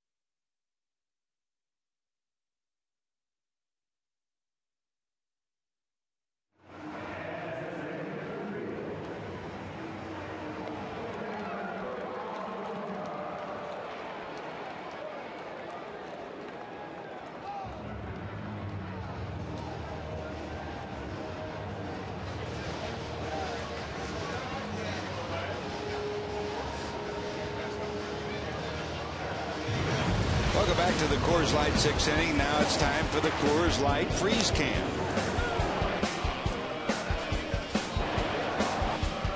A moment that was part of the turning point of this game. Bronson Arroyo, it would look like a sure 1-6-3 double play. He throws it wide of second.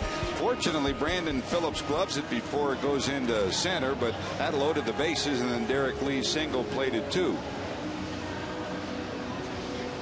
Our Coors Light Freeze Cam brought to you by Frost Brewed Coors Light. Well, here we go to the bottom of 6. Lance Nix, Ramon Hernandez, Johnny Gomes due up. If you joined us late, not in the lineup today, Jay Bruce. Spending most of the day sitting next to Dusty Baker, just talking baseball and watching. He'll have a day off tomorrow, too, and then should be back in the lineup on Tuesday when the Reds head to Washington. They moved away from Dusty, I see. Moved down there to talk to Johnny Cueto. Maybe went to ice his ears down first.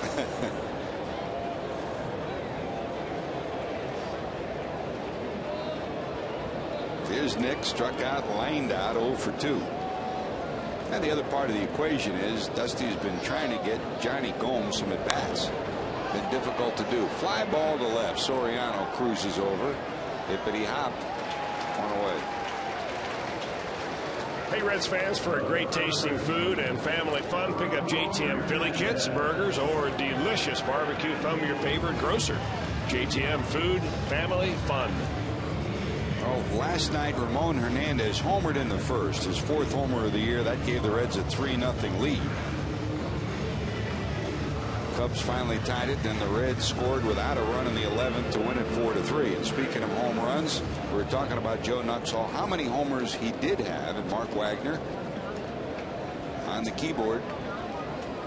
Nuxie had 13 homers as a Red. Bucky Walters was next with 8 home runs. Jim Maloney had 7, and Tom Seaver had 6. Most career home runs by a Reds pitcher.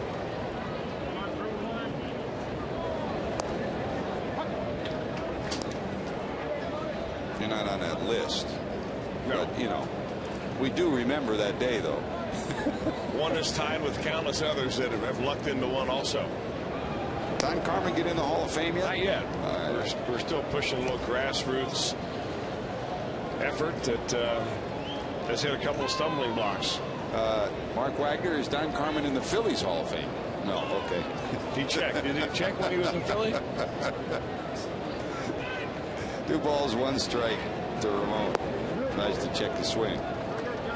By the way, there's been a great year. Back in April the 30th, we sent a 100th birthday celebration wish out to Caroline Haas, native of Dayton, now resides at Marjorie P. Lee Retirement Home, and we hope she's doing well. And coming up this week on the 9th of June, Wilma Gorsuch is going to celebrate her 100th in Franklin, Ohio. Her son Mark, 5 kids, all support her and send her love. We don't know whether she'll be watching on the 9th, so we want to say happy 100th early today, Chris. Absolutely. That's a great milestone. That's a wonderful milestone. Happy birthday to Wilma on the 9th. Pop to the right side. Fukudomi will haul it in for the 2nd out of the inning. Ramon retired, and here comes Johnny Gomes. I'm not even sure if Randy Wells has worked up a sweat yet. He just seems to be kind of flipping his fastball up there. Nice little movement on it. His changeup, not very many of those, but mostly his fastball slider. I mean, it's about as simple as you can get. He's thrown a lot of strikes, just about a 2-to-1 ratio. And anytime you have that many strikes to balls, you're having an outstanding day at on the pitching mound. And he is absolutely dealing out there right now, holding the Reds to 5 hits and a run. Very similar to the way Matt Maloney pitched yesterday. Here's Gomes, first pitch swinging, fly ball right center. Fukudomi taking charge, and he waves off Reed Johnson at the last step. 3 fly ball outs from Wells.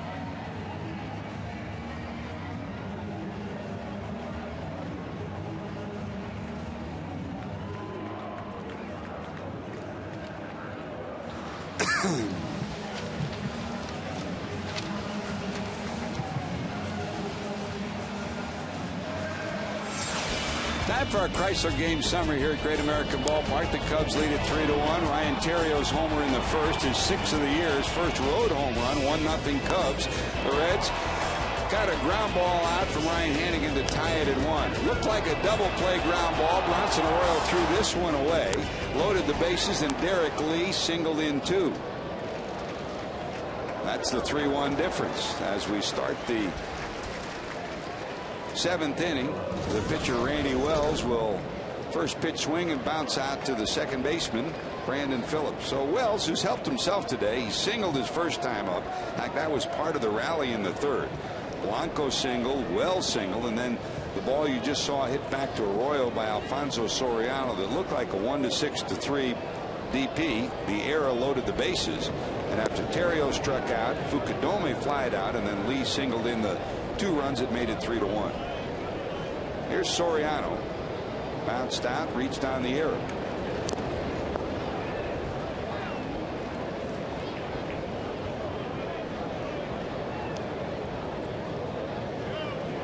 On the scoreboard, Atlanta now leads Milwaukee 5-3, and what a difference a day makes.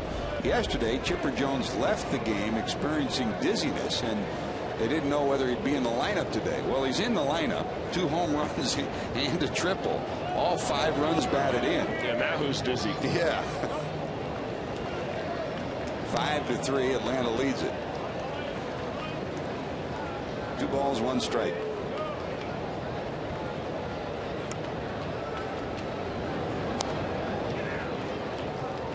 Now, Chris, there's some guys who you make a good pitch and they'll hit it a mile, and you make a bad pitch and you'll strike them out. And Soriano's one of those guys you never know. And you never know where he's going to hit that particular pitch. He may take a pitch on the low inside part of the plate and hit it right down the right field line, opposite of where he should. But Arroyo's kept a steady diet of breaking balls on him on the afternoon, and he's really neutralized him so far. 2-2 pitch, fly to right. 2 away, and here comes Terrio. Our Firestone leaderboard. Who are the guys who were the day in and day out big time guys at the top of rotation? You know about Roy Halladay. You know about CC Sabathia. The Reds have 2 as well. Aaron Harang and Bronson Arroyo. That's since 2006. A lot of innings pitched, a lot of pitches, and you can say who has #1 stuff, but sometimes being a #1 pitcher means just showing up every 5th day. Would you trade one of those 2 pitchers you just mentioned, George, if you could get an impact left fielder or third baseman to come in here and round out this ball club? No, because I believe this is the first. Chris, since we've been doing games together, this is the first time the Reds have had a bona fide 4 in their rotation. Yeah, you're right. And that's why they're in it. That's why they have a chance right now. And at this point, you're not sure. You're keeping your fingers crossed about Edinson Volquez. You hope he's okay. Fly ball by Terrio, who's already homered, sends it to the warning track, and that'll be it. Ground out, 2 fly balls. And speaking of Bronson Arroyo, we're going to be blessed today here at Great American Ballpark for the 7th inning stretch to be entertained by Bronson's friend Ilan Trotman. Ilan has been so instrumental in so many of the things that Bronson has done here in the Cincinnati area and around the country, all for benefits, and he will be part of honoring America on this day in Cincinnati. Plays God Bless America.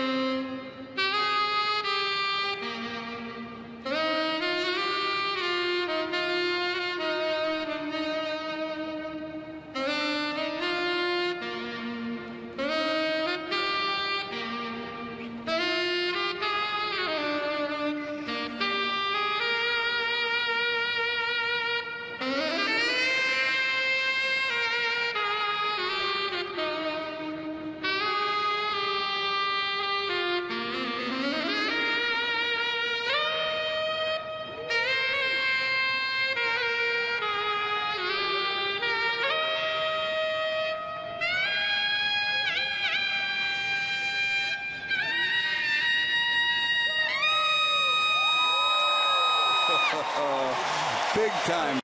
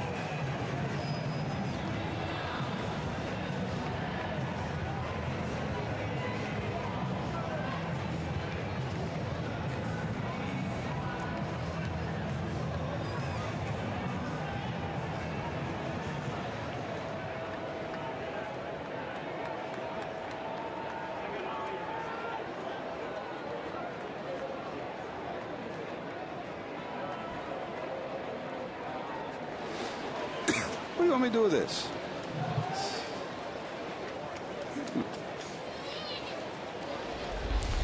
Don't forget, you can celebrate with Major League Baseball the strides we've made in our society with the Gillette Civil Rights Game Weekend presented by Duke Energy. Join the Reds and White Sox for a weekend of events in Cincinnati beginning June the 19th, honoring those who battled on and off the field for the rights of all of us to live equally. For more information on all the events of the weekend, visit MLB.com/civil rights game. Roller down to third. Fontenot has it. He throws out Gonzalez. Alex 0 for 3, 3 ground balls today. And Randy Wells just keeps rolling along, Chris. Well, you're not kidding, George. I've made many comments over the last few innings as to how easy he makes it look out there.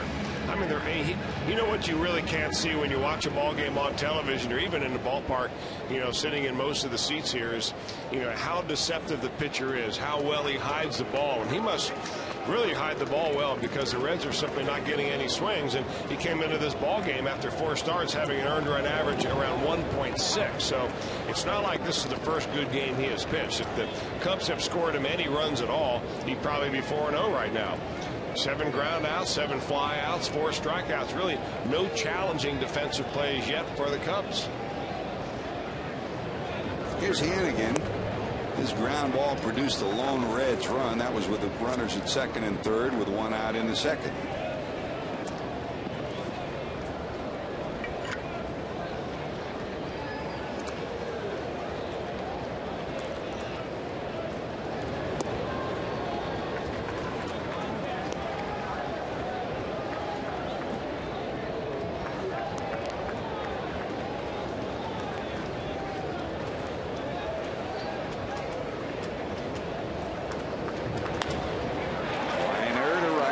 Drop for a hit. Fukudomi will track it down, and Hannigan will hold it first. Hannigan continues his productive at bats with a 1-out single, and here comes Bronson Arroyo's spot, and it'll be Jay Bruce who will come in to pinch hit. Don't forget, this week on Fox Saturday Baseball, interleague play returns. Albert Pujols and the Cardinals look to keep pace in the National League Central as they head into Cleveland to take on Victor Martinez and the Indians, or the Mets battle the Yankees. Fox Saturday Baseball returns this week at 4 on Fox. Check local listings for the game in your area. So Bronson's day is done, and here comes Jay. Bruce at 212, 14 homers. He leads the Reds in that category. And 30 knocked in.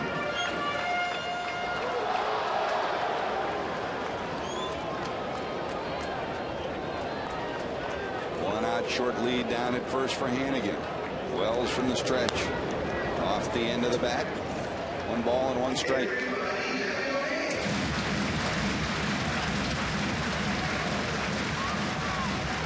Bronson Arroyo being lifted for a pinch hitter. Arthur Rhodes loosening in the bullpen for Cincinnati.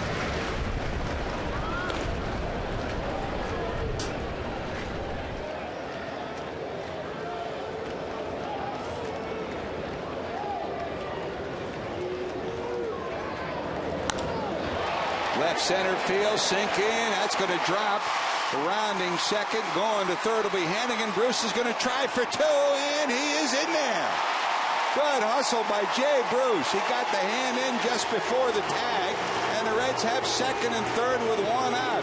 I guess sitting with Dusty helped a little bit, Chris. Well, he had a nice short swing that time, George. Maybe the approach was changed by sitting next to Dusty Baker for the first 6 innings. That's a nice little swing right there. But boy, the outfield play of Alfonso Soriano just must get under the dander of Lou Piniella, because he nonchalantly went after that ball. That ball really ought to be a single in left center field gap. Played horribly by the Cubs left fielder, taken advantage of by Jay Bruce, and heads up base running. And the Reds have the tying runs now in scoring position. Well, let's see if the Reds can convert.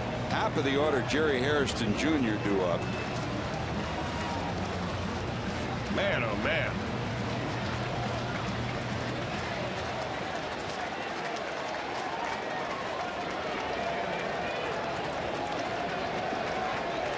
Hairston today, flied out, struck out, popped up. Infield back for the Cubs, so a ground ball will get 1 run in. Unless something out of the ordinary happens, a base hit could score 2 depending on where it's hit. Well, Jerry Hairston's always been a very good high ball hitter, and he has been an excellent high ball hitter this year. In fact, if you chart all of his home run pitches, and pretty much all of them are across the letters. What Wells has done is effectively kept the ball down on him today and really neutralized him at the plate. I mean, he's been chasing that ball. He swung at a pitch in the dirt in the 3rd inning. I was a little upset because the umpire didn't check to see if he fouled it off or not, but the fact is that he's been swinging at balls down around the shoe tops because Wells has been living downstairs.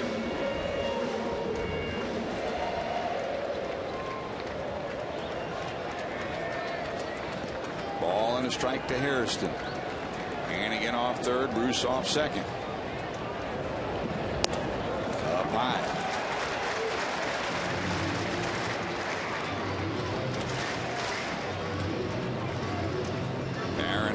The tall right-hander loosening. Jason Waddell, the left-hander, loosening as well. That's Waddell hunkered over on the mound, trying to peer underneath the banner to see what's going on. In the air to right, Fukudome under it. Hannigan tagging. Bruce tagging at second. The throw will come to the plate, and he will be safe, and Bruce will get to third and slam on the brakes. I'm a little surprised he went to the plate, Chris, and didn't go to third. He might have had a chance to get Bruce. Well, he had a better chance of trying to get Jay Bruce at third base than he did Hannigan at the plate. But, you know, everybody wants to be a hero right there. That run really to the Cubs doesn't mean a whole lot. It makes it a 3-2 ball game. But the important thing for the Reds is it allows Jay Bruce to go to third. And a little bit of an uprising, and Lou Piniella sprints to the mound, perhaps to make a pitching change. So a sacrifice fly for Hairston. That's his 18th run batted in. That'll be it for Wells. He'll leave leading by 1, 3-2. But the runner on third is responsibility. Here comes the lefty, and here comes our Skyline Chili call to the bullpen. You're watching Reds baseball on Fox Sports Ohio.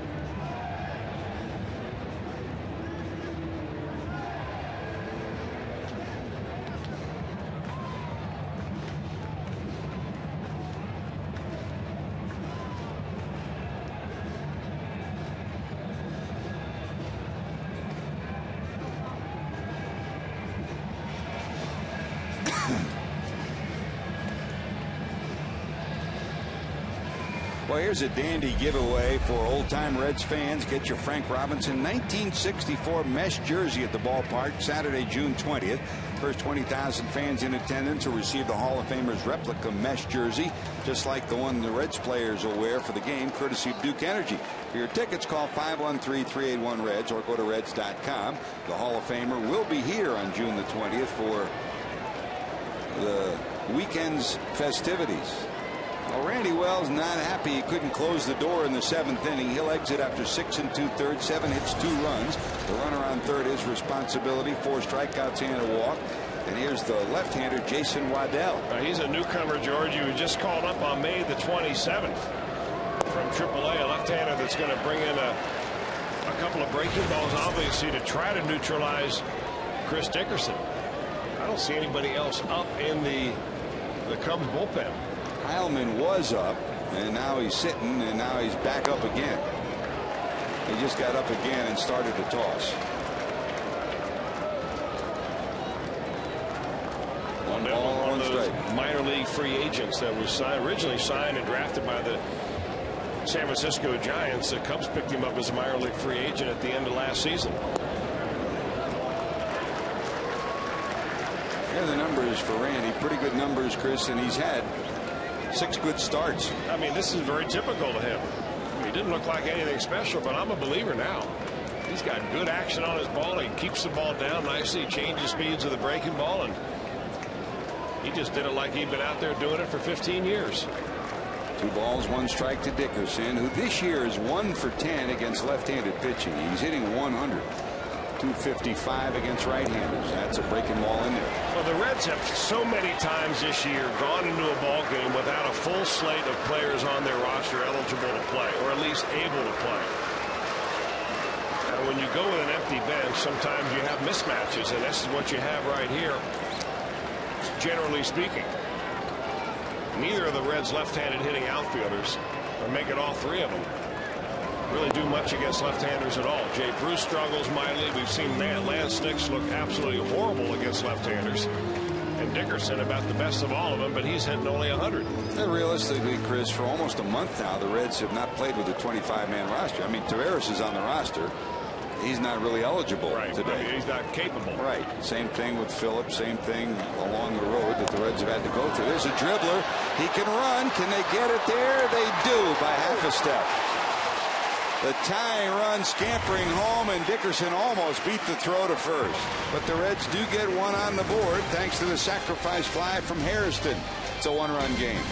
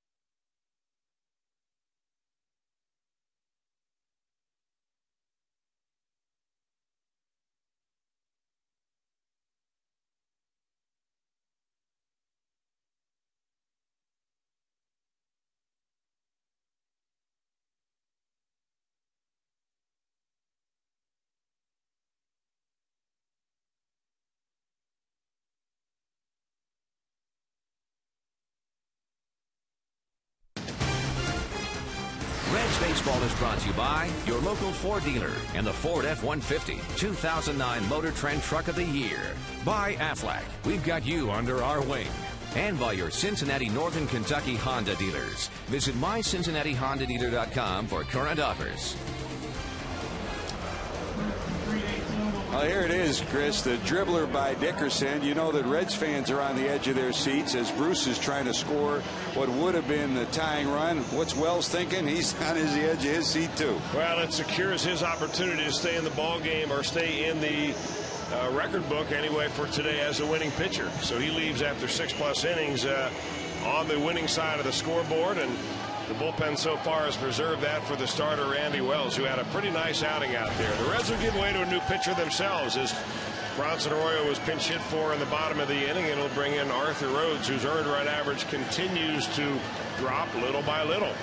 Not that he's got a whole lot further to go with that. He's only given up 1 run all year long in 23 ball games, and that 1 run that he did give up was gassed in by a reliever that came in after him that he left the runner on base. Well, there's Arthur ready to go to work in the 8th. Fukudome, the left-handed hitting right fielder, will lead it off. A 3-hopper to Gonzalez. That's a hard hit ball with a tricky hop, but he makes it look like a easy 2-hopper, doesn't he? Man, that guy can flat out pick it. I mean, we've seen some pretty good defensive players here at shortstop over the years, George. Obviously, Barry Larkin, Gold Glove. Pokey Reese, a great defensive shortstop. But man, I think you could put Alex Gonzalez defensively in a category with any of those guys, or maybe even better. He's just so smooth out there.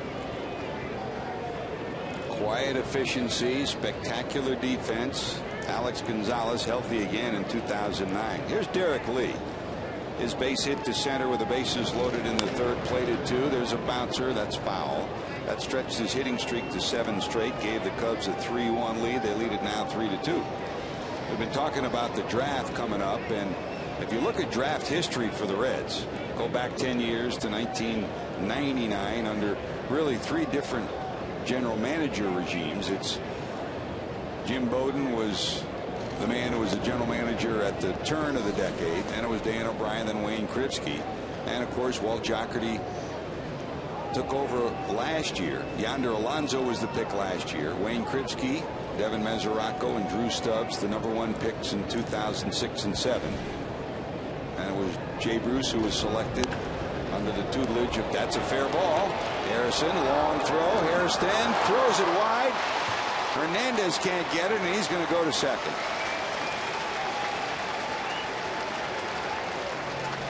Both of these ball clubs have struggled with their 3rd base position with their regular guy out.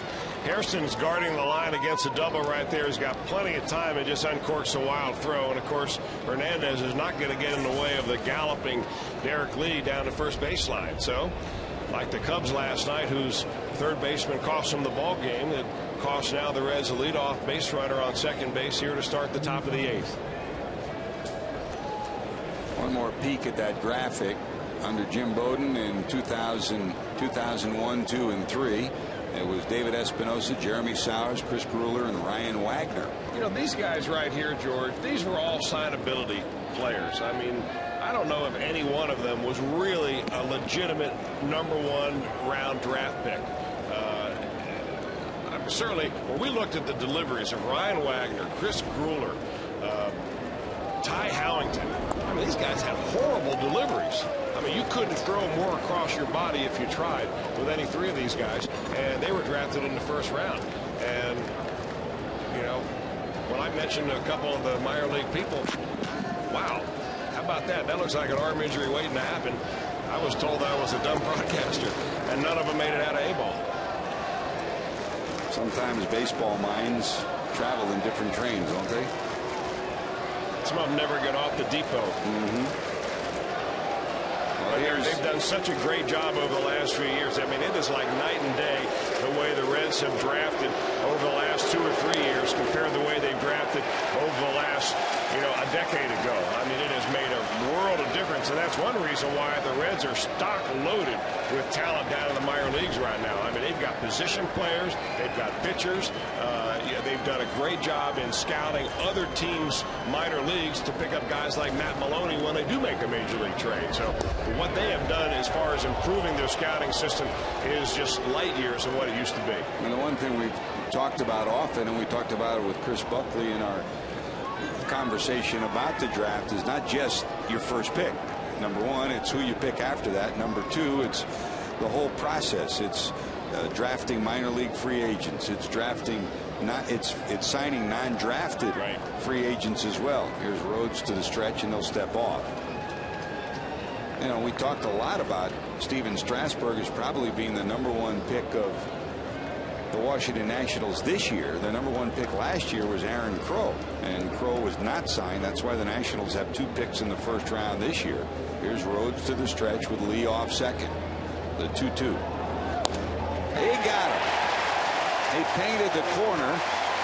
Fontenot doesn't like the call, but it'll be out number 2 with this right on the black. Now that's a 4-seam fastball right there. Arthur Rhodes, during one of our tech talks, talks about how he throws 2 different types of fastball. That's the kind that holds its course right on the outside corner, perfectly thrown. You know, to follow up the draft conversation, the Reds are having some tryouts this year after the draft. So if you're a non-drafted player and you are a player that would normally be eligible to sign, there are about 6 or 7 different Reds tryout camps. June 10th at Dublin Kaufman High School in Columbus, June 17th in Louisville at Derby City Park, June 24th in Mayfield, Kentucky at Graves County High School, July the 8th at Eastlake North High School in Cleveland. We've got one on the 15th of July in Bartonsville, Illinois, one here in Cincinnati at Princeton High School on July the 22nd.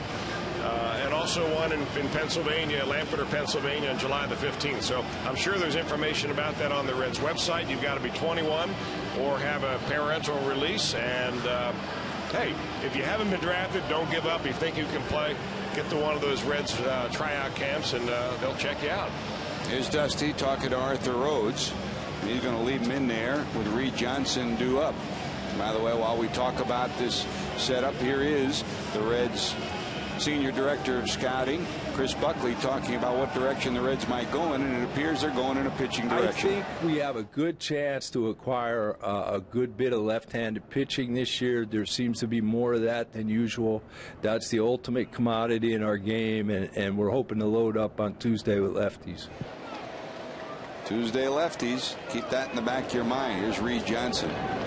You know, and the other guy, last year, Washington didn't draft Aaron Crow. He slipped all the way down, did not sign, and he's signable this year. He's been an independent ball, and a lot of folks within the game point to the fact the Reds might, if he's still available at the 8th pick, they might take him. He's probably the closest to the majors other than Strasburg. Here's the 0-1. Nub down to second. Here comes Phillips. Got it. Good job by Arthur. He danced around the area. He's pitching great. The Reds need some runs. Bottom of 8. Brandon Phillips will lead it off.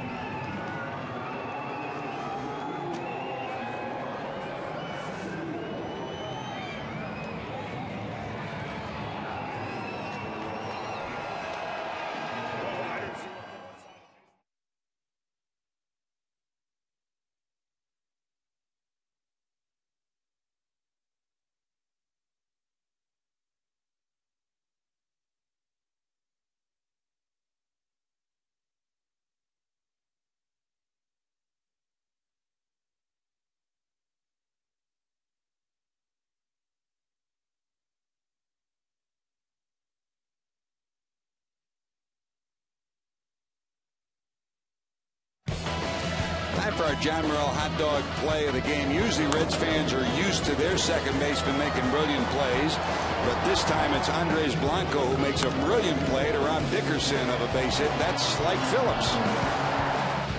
The John Morrell hot dog play of the day. Well, on this day, Brandon doesn't have a highlight reel play, but he's still got an at-bat left to influence this game. Phillips, who walked, singled, and bounced out, will lead it off as we go to the 8th inning. Phillips, Nix, and Hernandez due up, and it's Lou Piniella in need of some marmalade. Carlos Marmol coming in, and third time in the series, Chris. Maybe it's the Reds' time this time. Well, the thing that disturbs you if you're a Cubs fan about Carlos Marmol is look at the strikeout and the base on balls. He's walked 25 batters in 29 ball games, and he's a guy that will walk you if he give you a chance. Now, this matchup the other night happened on Friday night in the Zambrano game, and Brandon Phillips hit a triple on the left center field gap and stung it hard. And then yesterday he struck him out, so he's facing him for the third straight day.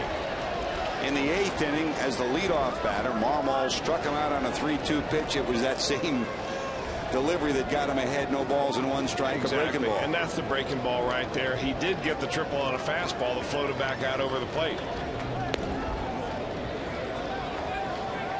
And again, for those of you that haven't seen a lot of him, it looks like he's a sidewinder coming at you. He takes his left arm and waves it towards third, and then he almost comes over the top with his arm. It's a herky-jerky, funky motion that also produces a 95-mile-an-hour fastball. Some serious gas.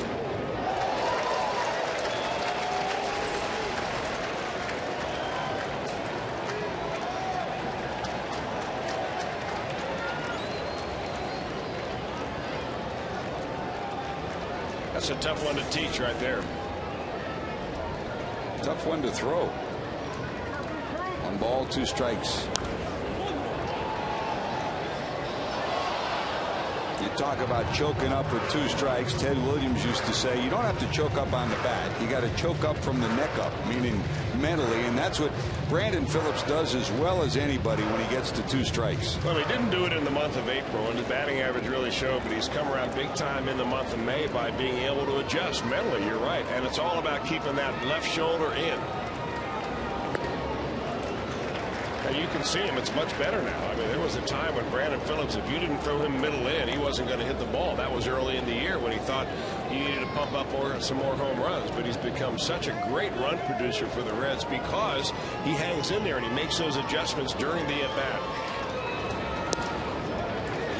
Tough breaking ball, but he holds off it, and we're full 3-2.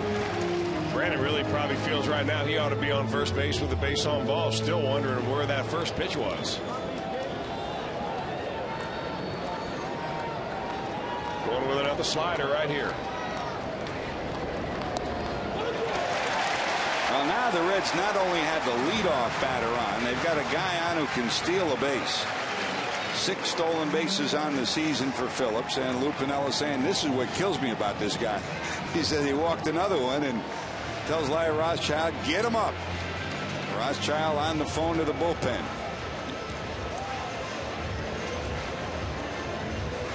Lou turned to Rothschild and said, don't make me sprint to the mound again.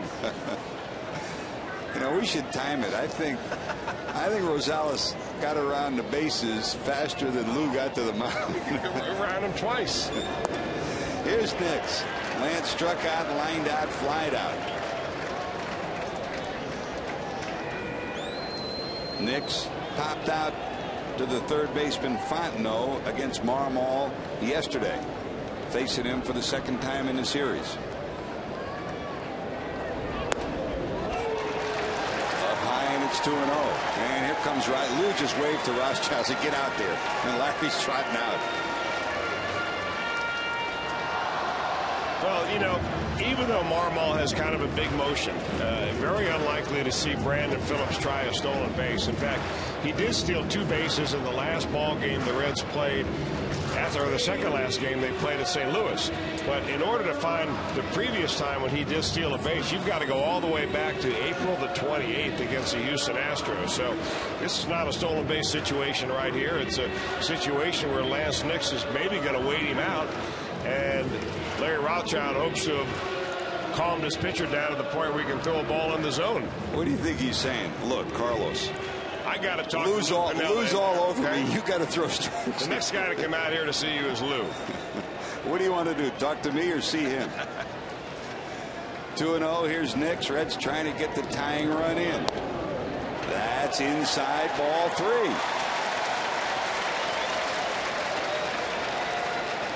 I don't know whether Rothschild didn't like what he heard, because he went right to the phone to get somebody else up too. And he went right to the fastball too. Marmol did.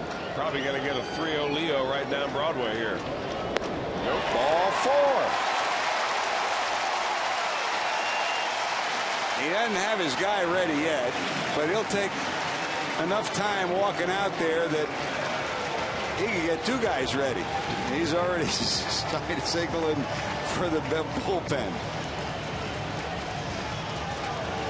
Marmol has walked 2. That's given the Reds some hope here in the 8th inning with Ramon Hernandez due up. While the pitching change takes place, we'll take time out for the messages.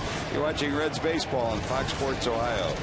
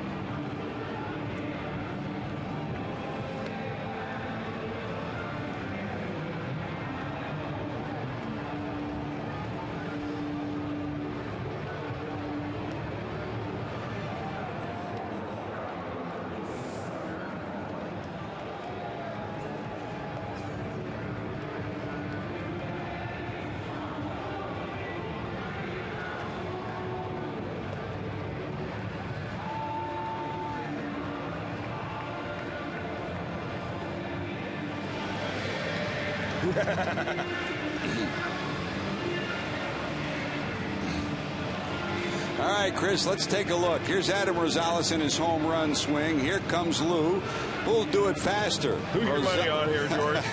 And they're off. Oh, Rosales has got a huge lead. They're around second, going to third. Lou is just making it to the foul line now.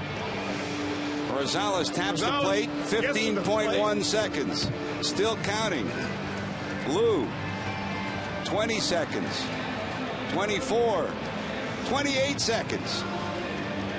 So Rosales wins it, 15.1 to 28. Get that man some oxygen. Lou's hoping that his bullpen can stop the bleeding. Marmol walks 2. Here's Ramon Hernandez. A walk to Phillips, a walk to Nix. We bunting here? Definitely.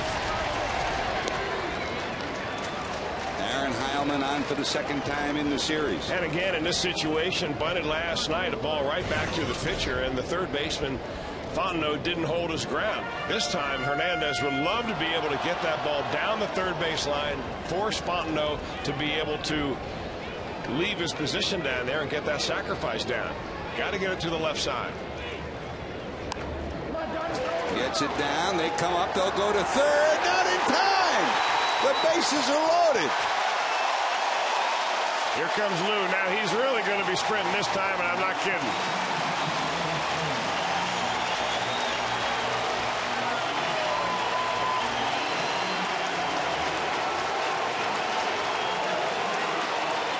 The crew chief, Dale Scott, right on the play. Signals safe right away. Lou hasn't had much to smile about the last 2 nights. Gets his jaw in. It won't change the call. The bases will be loaded. Well, it wasn't a great bunt by Ramon Hernandez because the pitcher was able to field it. And Fondo that time did hold his ground, went back to third base. Remember, it's a force play, and it's not an easy play at all for the base runner at second. Take another look at it right here and see why Lou Piniella is so upset he's going to come out and argue. The bunt back to the pitcher, Heilman. Fondo goes back to the bag. He just turns and fires right there.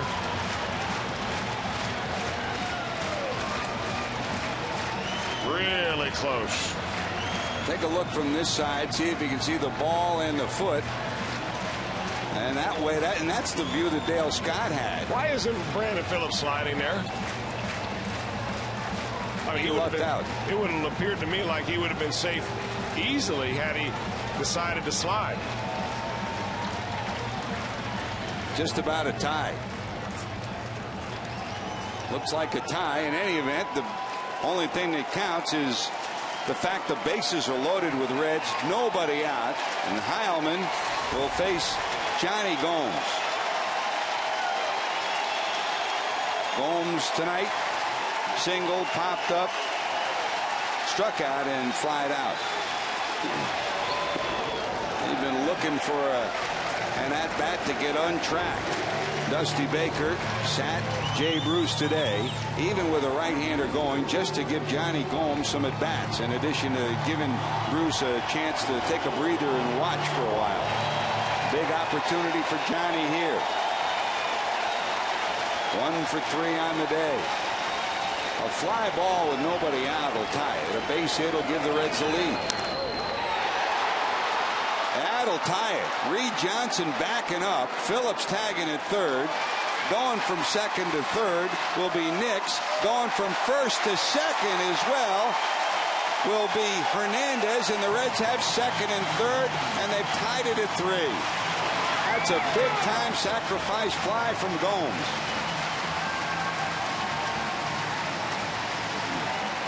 Well, Johnny Gomes does a good job in picking up the easy RBI that ties the ball game, but I'm not sure what kind of hero worship the Cubs outfielders have been doing. Man. But they've thrown the wrong bases today. There's no way that Reed Johnson with his arm is going to throw out that runner Nix going into third. Not a chance. But it's a great and very heads-up base running play by Ramon Hernandez to see that throw go into third and go to second. So now a base hit here may score the 4th run of the game and the 5th and give the Reds a 2-run lead. Well, with Gonzalez due up, they will walk him intentionally, and that'll bring up Hannigan. You know, Hernandez had started to go halfway, and then I think Billy Hatcher yelled to him to tag up to see where the throw was going to go, and as soon as he tagged up and the throw went to third, he bolted to second. Defensive mistake by the Cubs. We'll see how it unfolds. Now they'll have to walk Gonzalez. That loads the bases again, and here comes Hannigan. You know, the physical errors are all part of the game, but when you make mental errors like that where you should have been able to prepare in your head ahead of time, what am I going to do with the balls hit to me? If it's shallow, if it's deep, if it's in the gap and I've got to run one way or the other, what am I going to do with it? Well, the Reds have tied it. In the bullpen, Daniel Ray Herrera starting to loosen, and so is the closer, Coco Cordero. Here comes Hannigan.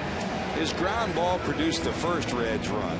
He bounced out in the 5th, and then he singled in the 7th. His one-out single set the stage for the Reds rally that got them their second run. Reds fans today, 33,629 strong at Great American Ballpark, up on their feet. That misses inside. You know, we've talked about the draft. We talked about the #1 picks. And then there are the guys like Ryan Hannigan. You know, in 2002, the Reds did draft Joey Votto in the 2nd round. This guy was picked up in 2002 as a non-drafted signee, and he's been as integral part of anybody as the Reds have had this year. Swing and a miss. 1-1. I'll tell you, he's a grinder, George, and this is what you just love about Ryan Hannigan. I mean, he just grinds and grinds and grinds. He's one of the more intelligent players you'll ever find, too. And when they went through drills in spring training about the different types of defensive plays and so on, and Dusty would quiz these catchers along the way, Hannigan was the first one up with his arm out. I know the answer to that. I got that. You'd love to see a patented Hannigan base hit up the middle right here. 1 ball, 1 strike, bases loaded. 2-1. Boy, it seems like Aaron Heilman is really making a definite effort not to make a mistake with his breaking ball. He's thrown every one of his breaking balls well off the plate.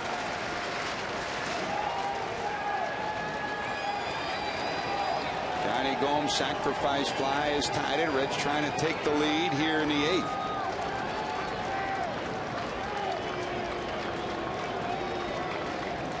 With the pitcher due up next, Willie Taveras has moved into the on-deck circle. He's been sitting on the sidelines with that pulled hamstring. He's been out the last 3 days, taking running drills before the ball game. 2-1. Dribble foul, 2-2.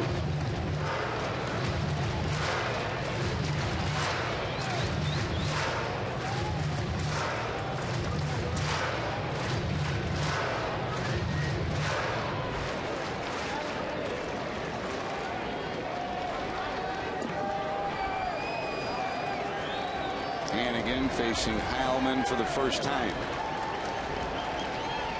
2 balls, 2 strikes, 1 out.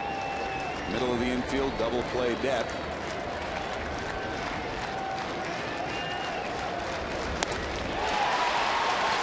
They got him with a fastball, his best fastball of the afternoon at 94 miles an hour. Yeah, not only the velocity, but the placement. He throws it right upstairs, boy, and it's awfully tough to get to. When you're up here with that fastball, very difficult to get to.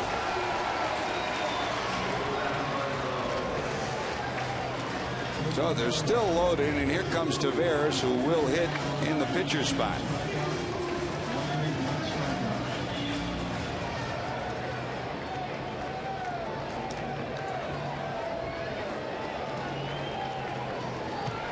Taveras 1 for 4 in his matchups with Heilman. Willie has missed 7 of the last 8 games with that hamstring pull. Is he 100%? The answer no, but is available to pinch hit today.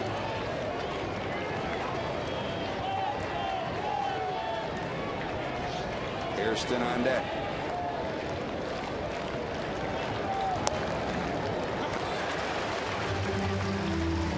Ball and a strike. For his career as a pinch hitter, Taveras has been pretty good. He's a .308 career pinch hitter.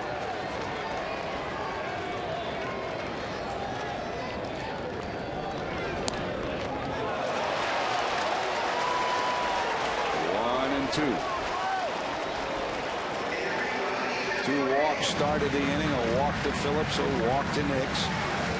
A fielder's choice allowed Hernandez to reach to load the bases. Gomes' sacrifice fly tied the game at 3, and the Reds are trying to push ahead a go-ahead run.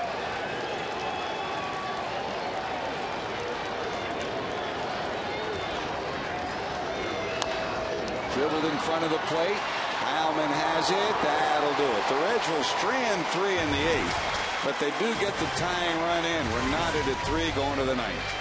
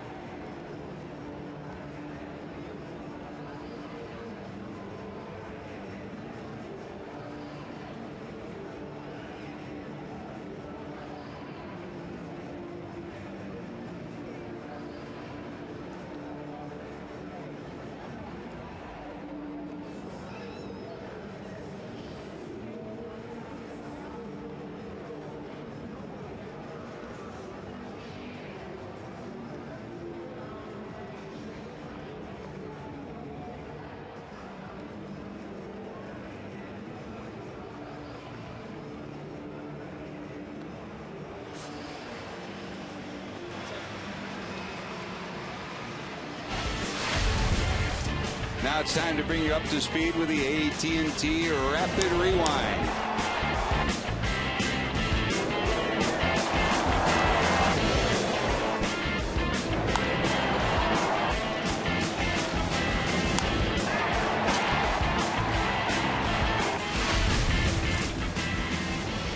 Add it all up. 3 runs, 7 hits, 2 errors for the Reds. 3 runs, 5 hits, no errors for the Cubs. AT&T, the nation's fastest 3G network. AT&T, your world delivered.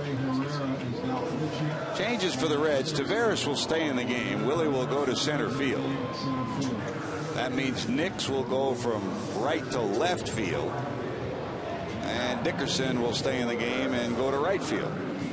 And the new pitcher will be Daniel Ray Herrera. Yeah, here we are again. 9th inning, all tied up. 3-3. The Reds ended up outlasting the Cubs last night, partly due to some pretty good relief work by this young man. He has been very, very good, and he has not been one of these guys that they've just tried to hide down there because he's a young pitcher. They put him right in very tough situations and tight ball games, and here he is in another one. Herrera came in yesterday in the 7th after Matt Maloney had given up a leadoff homer to make it a 3-2 ball game, and he got 3 ground balls to get out of the inning. Here's Milton Bradley, who will pinch hit, the switch hitting power hitter. Bradley on the season only .218, 5 homers, 14 knocked in. He signed the big free agent contract in the offseason, and he's had one injury ding after another, so it's been tough to get him in the lineup every day. When he's in the lineup, Chris, he is a dangerous hitter. No doubt about it, George. It's keeping him healthy, and he's had a history of that. The Cubs knew that when they signed him to that big-time 3-year deal.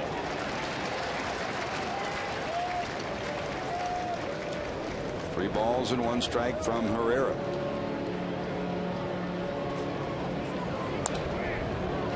That's slap foul the other way.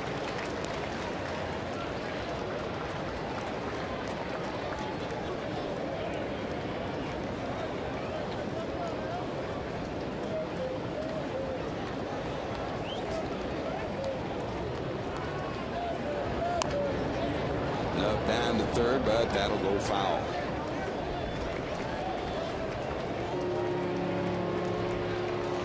Bradley, now 30 years of age as a switch hitter.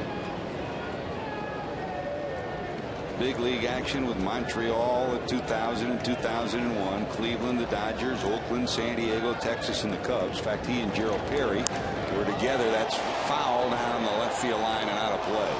Well, Daniel Herrera is trying to take more and more off speed, pitch off of every, or more and more speed off of every pitch. And little by little, it seems that Milton Bradley is beginning to zone in on him. He's waiting better and better with each successive delivery. And here's ball 4. So fell behind 3-0, got back to 3-2, and then Herrera walks him. Really, the last thing that Daniel Ray Herrera wants from a batter is a hitter to see 6 or 7 or 8 pitches. Because at that point you begin to really realize what he's trying to do to get you out with, which is subtract speed. Bradley gets the walks. Bobby Scales will come in to run for him. So Scales, who has pretty good speed, down at first. And here's the second base operative, Andres Blanco, who singled, flied out, grounded out. Blanco, pretty good bunter. We'll see how Lou handles it. He's got good speed with the career minor leaguer. Scales down at first. Harrison coming in, and they'll toss over there at least once. Blanco didn't give it away at the plate if he is going to bunt. In the third, Blanco led off with a single. The pitcher Wells singled. Soriano reached on the error by Bronson Arroyo. That set the stage for Derek Lee's single that gave the Cubs a 3-1 lead. He's showing bunt, gets it down. Herrera scoops it up. They'll get the out, but the go-ahead run goes to second. Successful sacrifice by Blanco. And that'll bring up Heilman's spot in the order. And coming in to pinch hit will be Giovanni Soto. Soto, last year's Rookie of the Year behind the plate as a catcher for the Cubs. And out comes Dusty Baker. So with Soto coming in, Baker will go to the bullpen. And while the pitching change takes place, we'll take time out for these messages. You're watching Reds baseball on Fox Sports Ohio.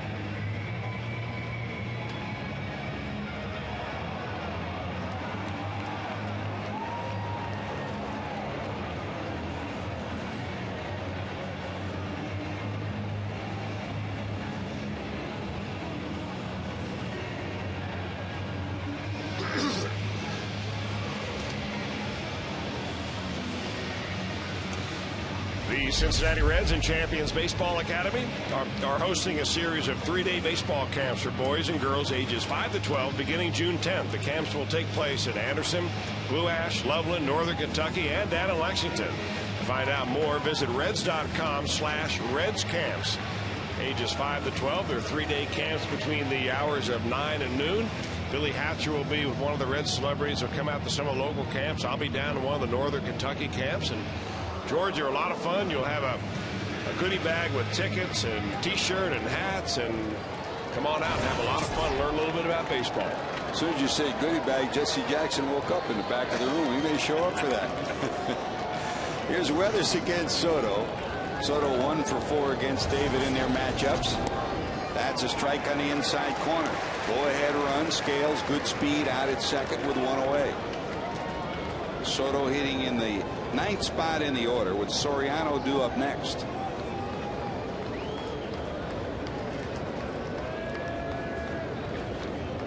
Weathers to the stretch. He checks the runner at second. Waves at that for a strike. And so often, Chris, you do your business on the outside corner, but it's after you establish a fastball in. He went into Soto and then got the slider down and away. Well, you know, you don't want to be too predictable, and everybody knows what David Weathers likes to do now with his stuff. The same way that Randy Wells today was getting guys out with that low and away slider. He still pitched in enough to make you honest. Thought he had it, didn't get the call. 1 and 2.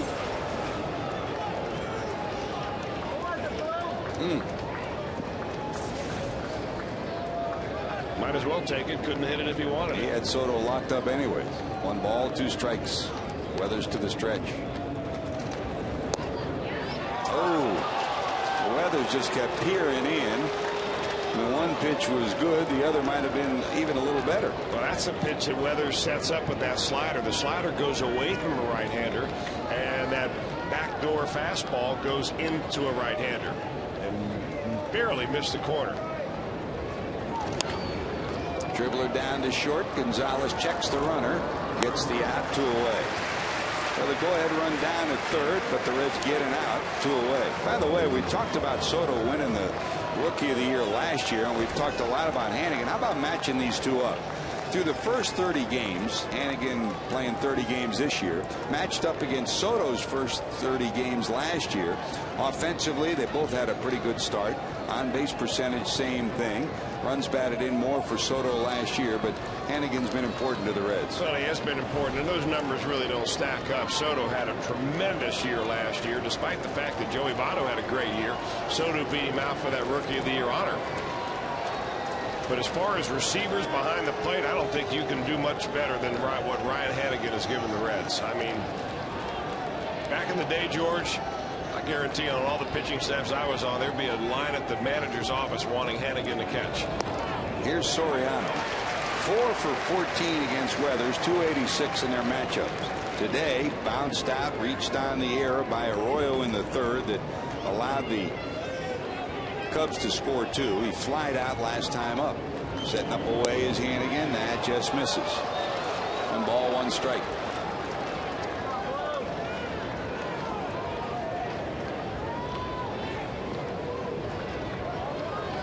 Ten times he's retired him, 4 times via the strikeout.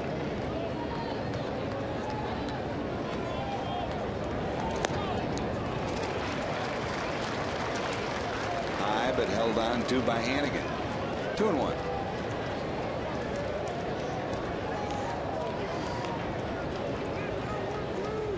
Cubs ended a stretch of 0 for 21 with runners in scoring position in the last 3 games, the preceding 3 games, when Derek Lee got a base hit in the third.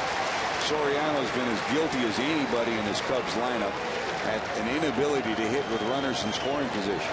That last pitch by David Weathers, a very, very important pitch. It evens a count of 2-2, but it also establishes the outer part of the strike zone with a fastball.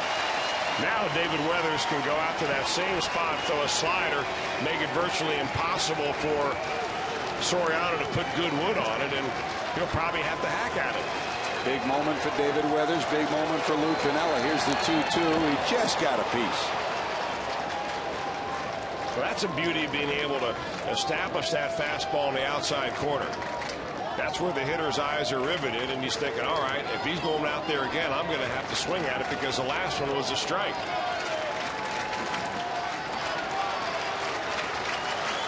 Two balls, 2 strikes, 2 outs. Weathers rolls through a couple of signs, and that's fouled off again. Got a little more of the plate with that one than he wanted to.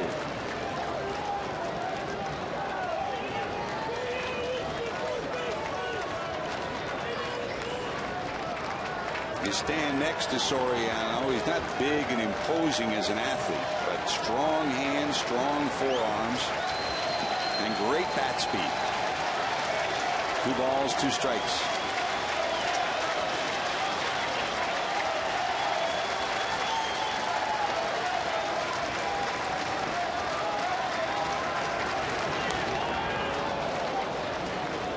He has had a couple of sliders really to do something with. Those last 2 that David Weathers have thrown have kind of rolled up there, and they've stayed right in the center of the zone. And fortunately for the Reds, Soriano swings right under both of them. A little bit of a loop in his swing on the last couple of swings.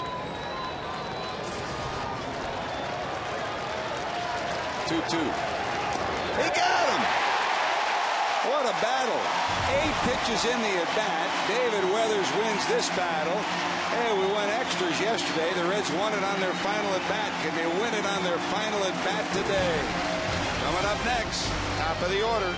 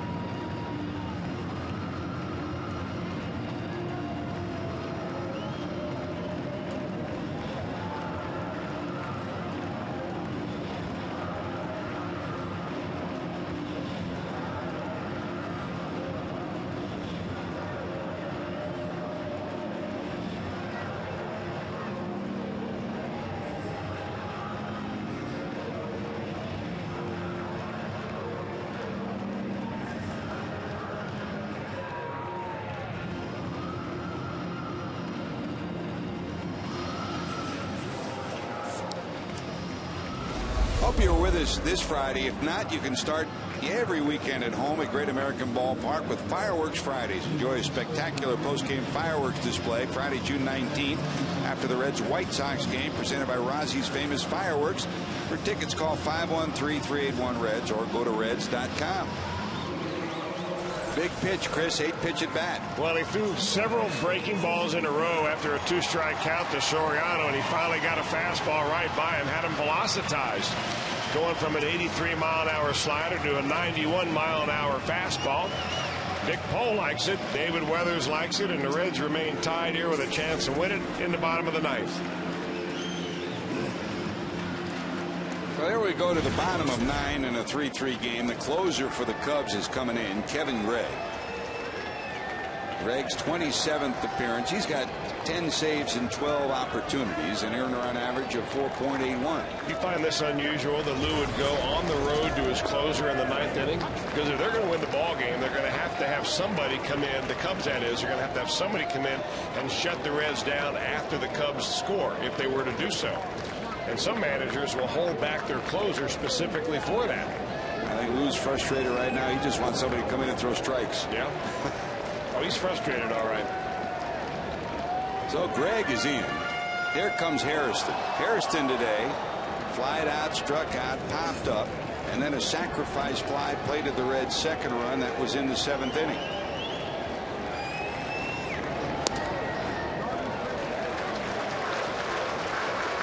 Against Gregg, Hairston 1 for 6 in his career. He'll be followed by Chris Dickerson, who's in the on-deck circle, and then Brandon Phillips.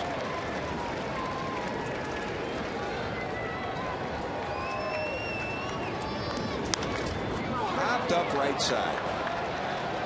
Blanco there. Got it, one away. Here comes Dickerson, who was robbed of a hit on a great play by Blanco back in the 1st. He bounced to short, doubled to left in the 5th, and then was just nipped at first with the tying run scampering home Jay Bruce in the 7th inning for the final out of the inning. He dribbled the ball in front of the plate. Waddell picked it up and got him by the slimmest of margins at first.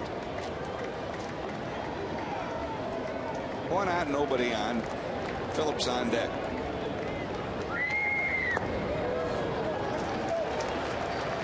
Around the league, Milwaukee has a lead on the Braves now. They come back to take a 7-6 lead. That's in the 8th inning.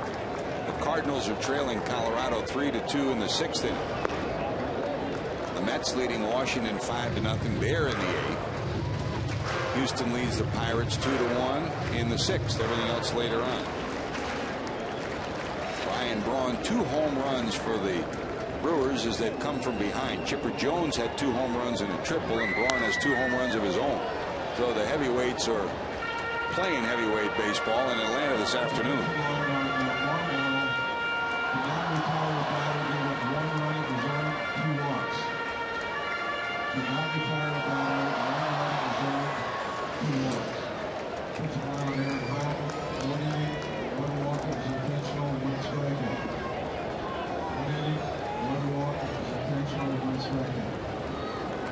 Gregg to the stretch.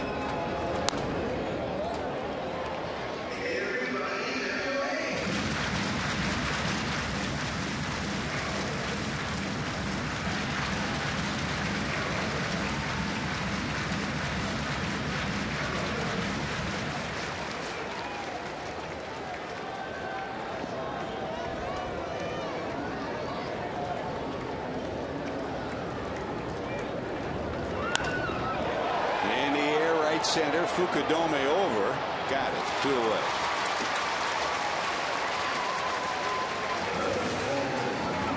You know, Chris, since the Reds scored yesterday in the 1st inning, the Ramon Hernandez home run that made it 3-0, they have not had a base hit to score a run since.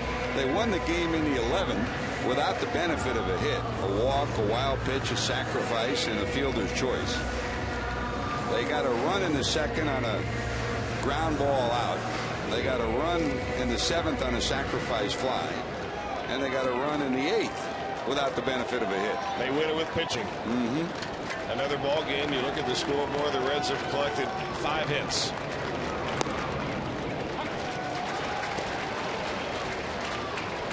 Here's Brandon. He's got a base hit today. Reached on a walk in the 8th inning that started a rally that tied the game at 3. Marmol walked 2 in a row. Phillips the first, and he ended up scoring. Sitting on 10 home runs, 41 runs knocked in for Brandon. Today, 2 walks, a single. Officially 1 for 2.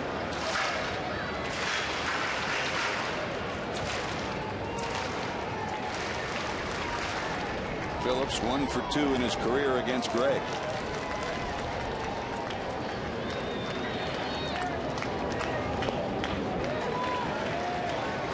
The next question you ask, is this the lone inning that Gregg will work if this game does not end here in the 9th inning?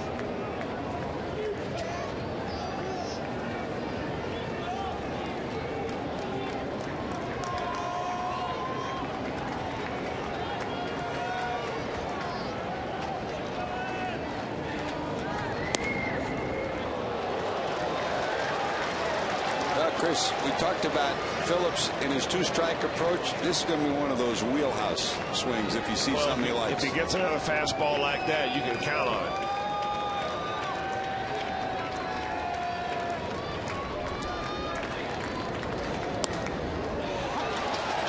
Maybe he was looking breaking ball. Hard to look breaking ball off of Gregg and actually hit it. That's how good his curveball is. I'm talking about one that drops right off the table. This is one of those situations where what you throw on 3-2, you doubt he's going to throw it again on 3-1 rather on 3-2. Breaking ball here. Oh, that caught by Lee. He hit it right on the button, and Phillips acknowledges Derek Lee for the catch that saved at least a double. Going extras, tied at 3.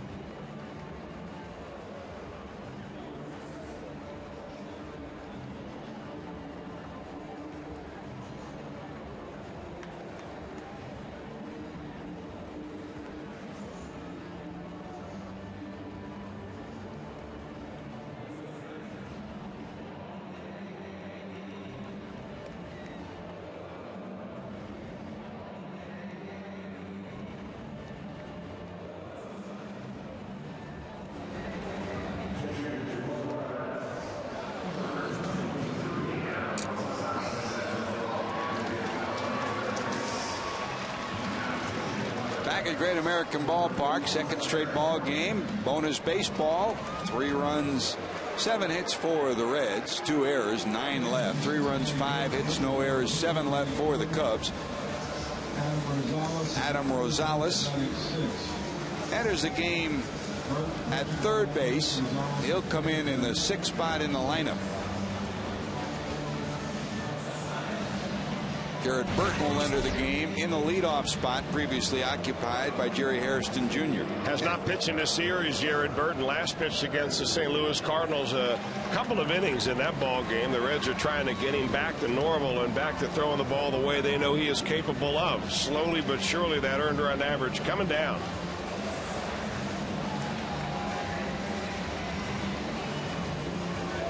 The Catamount from Western Carolina University, and they're hooting and hollering today. I can guarantee you down there at Legend Sports Bar, George, where they've got a spot at the bar waiting for you. You have a chair there, don't you? It's carved, your name carved in it. Here's Terrio. I carved it myself. He started and that was after a few, I would imagine. A few wings. Here's Terrio, a homer in the first to make it 1-0. Lee's single with the bases loaded made it 3-1 in the third. Those are the 3 runs that the Cubs have. Theriot homered, struck out, walked, and flied out. Against Burton, Ryan is 2 for 7.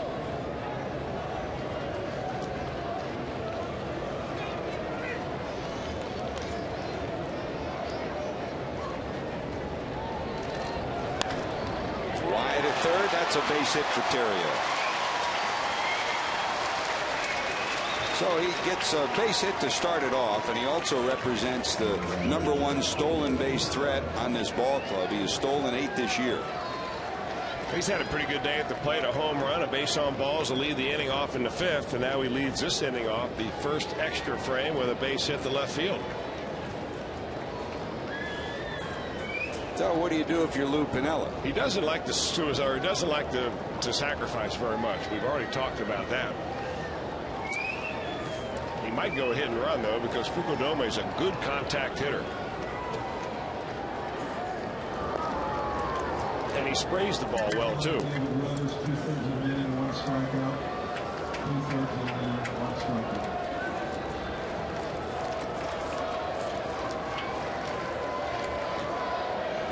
A little bigger lead for Theriot down at first. Fukudome digs in with Derek Lee on deck.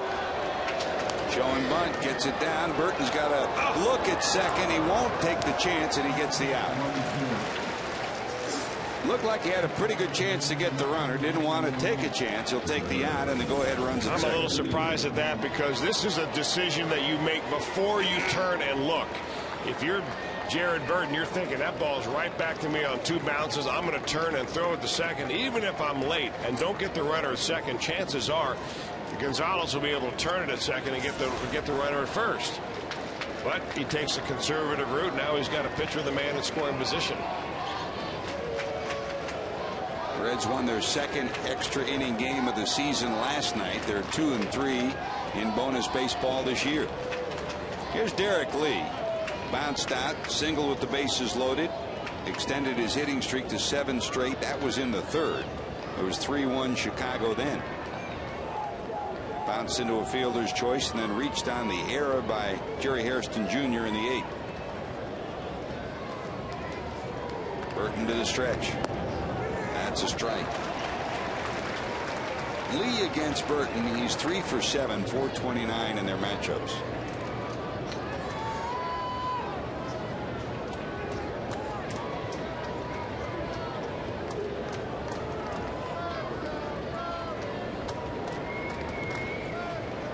Theriot, good speed off second. Phillips trying to keep him close. No balls, 2 strikes. When Derek got that base hit in the third, it came after singles by Blanco and Wells and the error by Bronson Arroyo that loaded the bases. It ended an 0 for 21 streak with runners in scoring position for the Cubs. They'd gone 3 games without a hit with a runner in scoring position.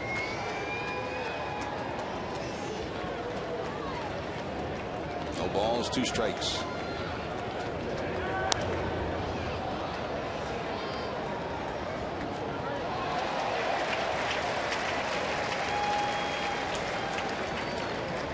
Defensive configuration for the Reds in the outfield. Nix, good arm in left. Taveras, average in center. He's back in center with Dickerson going to right. Dickerson, good arm in right. Where they are located right now, a base hit would score Theriot. In the air, Taveras starts back, now coming in. 2 away.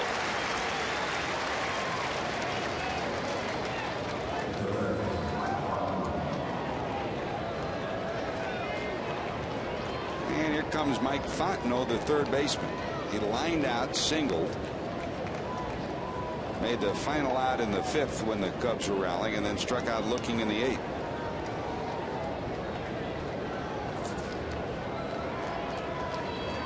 Against Burton, 0 for 5.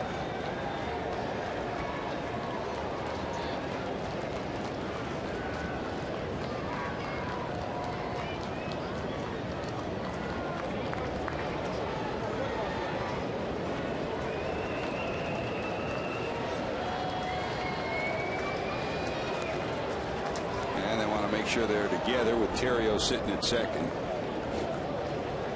For Jared, his last time out, that 2 innings pitched Tuesday at St. Louis, he allowed only 1 hit, and admittedly, Chris, I mean, he said it himself. He said, I've been looking for that stretch, 2 or 3 innings maybe, to try to get my confidence back, to try to get the feel back, and hopefully that's a turning point for him. Well, I think he wants to be fairly careful with Mike Fontenot up there now. Fontenot left-handed, and you on deck, you've got Reed Johnson, a right-hander.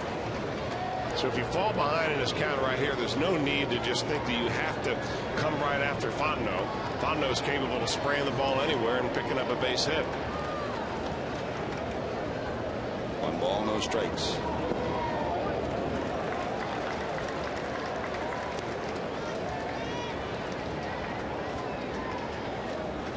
Two and 0.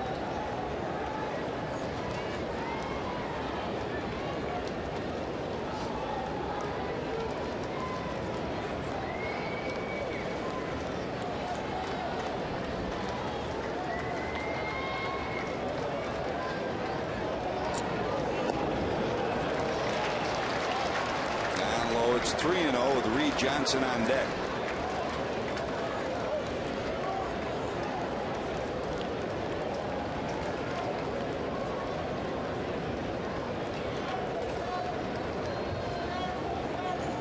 Lou does have 1 left-hander left, and they will walk him intentionally with a 3-0 count, and that is Michael Hoffpower, the lone left-hander left on the bench.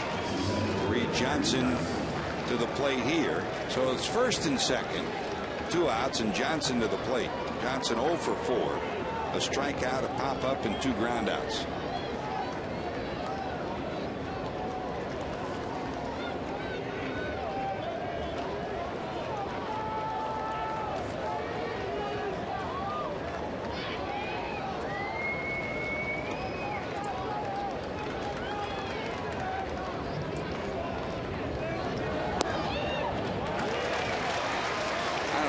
Take a chance, Chris, but Terrio's lead is blossomed out at second. I mean, at first it was a 10 to 11 foot lead. The last 2 times it's been a 13 or 14 foot lead. Well, I think, George, really with 2 outs, the chances of throwing him out at the plate, despite the lead, even if you shortened it up to a normal lead, not very good. They want to make sure that their infielders are in position if Johnson puts the ball in play.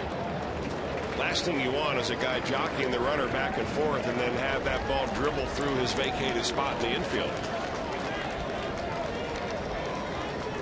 No balls, 2 strikes. And it's the same way that if Terrio decided to steal third base here, very unlikely on a 0-2 count with 2 outs, but if he decided to, doubtful that Rosales would even leave his position to try to field the throw from the catcher.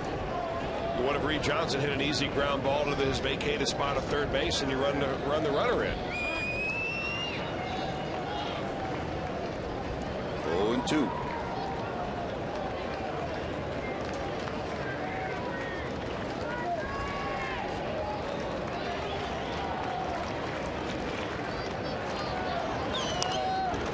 That's snubbed foul. Infield back with 2 on. Johnson runs well. So anything in the infield, even a dribbler like that, you got to make a perfect play on him. No balls, 2 strikes.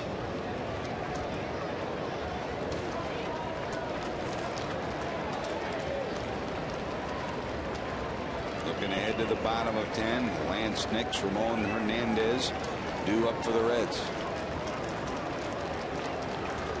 And then Rosales to follow. 1-2. Another good crowd today, 33,629 added up for the 3-game series, over 100,000, 105,917. Seen some exciting baseball, somewhat offensively challenged at times, but some good pitching and 2 extra inning affairs. Yeah, you can't complain about the quality of the baseball that we've seen here this weekend. Been very exciting.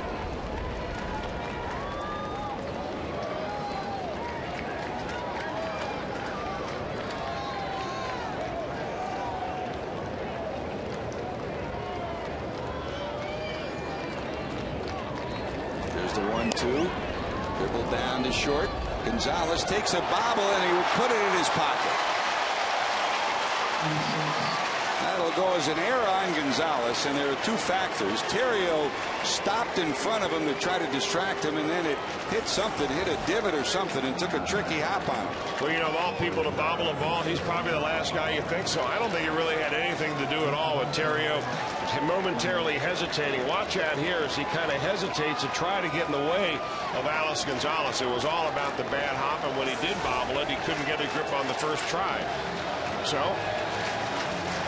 the Cubbies will have an extra life. And here comes Michael Hoffpower, that lone left-handed bat left on the bench. So the bases are loaded in the 10th.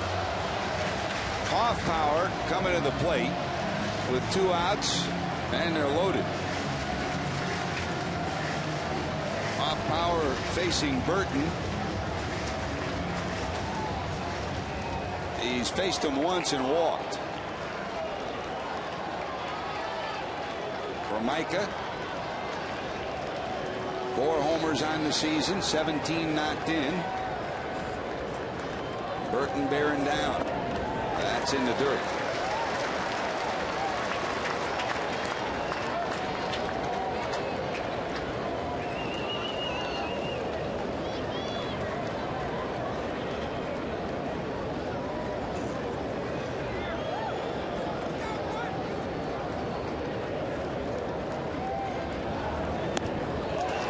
On that one at 91 miles an hour. It's 1-1.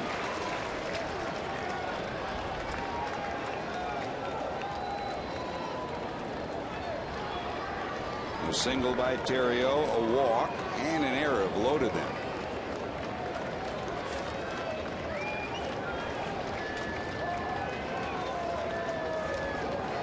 Hoffpower started game 1 of the series in right field.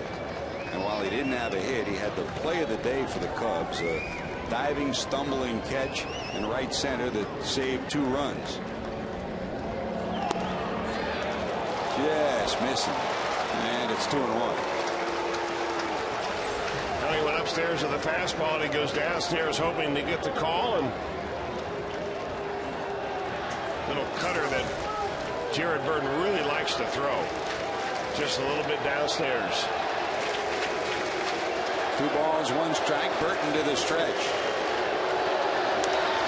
Popped up. Who's going to get there? Rosales battling the sun. Going back. Got it. Cubs leave him loaded in the 10th. Rosales was the hero last night. He gloves this one, and he's due up 3rd this afternoon.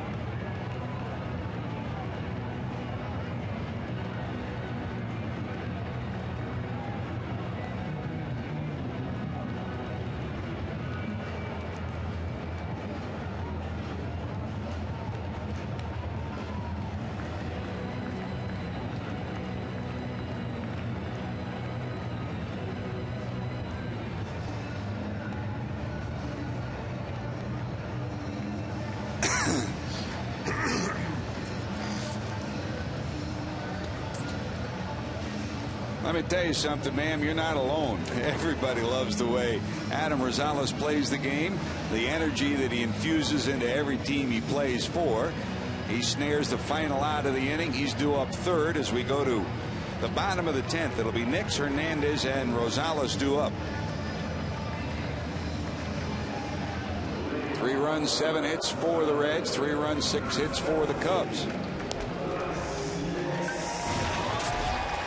Here's Jose Ascanio, who'll take over.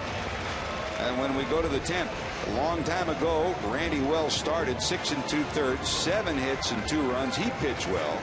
And Bronson Arroyo pitched well as well, Chris. Neither starter will figure in it. Well, George, it's kind of the way it ought to be when you're going extra innings. And looks like Lou Piniella now, having used his setup man Marmol, has used his closer Kevin Gregg, and now he's going to kind of go into the middle relief portion of the business the same way that Dusty Baker has done by bringing in Jared Burton. He's already used Rhodes and Herrera. I think what he does have, though, is that one bullet out there in Francisco Cordero. Nix pops it up into short right. Here comes Fukudome. It's going to drop. Nix is rounding first. He'll go to second, and he's in there. Well, the Cubs outfield play at best has been questionable in this whole series. Nobody gets to this one, and give Nix credit. He never stopped. He steams into second. Well, he pops it up right here, and he's probably disappointed with the swing. Going down to first base, he takes a look, and he sees that ball dribbling out in the outfield, and then he really turns it on. It was a nice attempt by Blanco. Ascanio, the pitcher, not happy with the outcome, and he's got all sorts of trouble now because that's a winning run on second. That ends an 0 for 12 string for Lance. He'll take it, and here comes Ramon. Do you sacrifice with him here? Absolutely, yes. And you saw Rosales talking to Chris Spire, the bench coach, and I'm sure one of the things they were talking about is the options that might occur right here. There are a whole lot of things that could be a factor if you can get the runner to third with Rosales at the plate. Well, if he gets that bunt down the third base line, that run will be a third. That's wide, 2-0. And Ascanio pitching him away right here. You know, it really doesn't matter if Hernandez reaches with the base on balls or not. In fact, I'm a little surprised that the Cubs don't do that now anyway, to try to set up a force play for that runner at third. The only place you can bunt it is to third. Lee is Gold Glove caliber coming in at you from first. Down to third. That'll get the runner over. Good job, Ramon Hernandez again. That'll bring up Rosales. Well, this is about perfect execution right here. Get it down the third base line. Guarantee the third baseman has to come in. That way your guy gets over. And now he's 90 feet away from sending these Reds fans home as happy as can be. You got Rosales, then you've got Gonzalez. And he is one of the Reds' better bunters. Don't rule out the possibility of a squeeze here. Not likely, but don't rule it out with Nix at third. Why not? Rosales last night dribbled one down the third base line. Fontenot couldn't get the ball to the plate. That scored the winning run. With a stretch. In the air to right. Tagging is Nix. Here comes Fukudome. Here comes the throw, and he'll hold.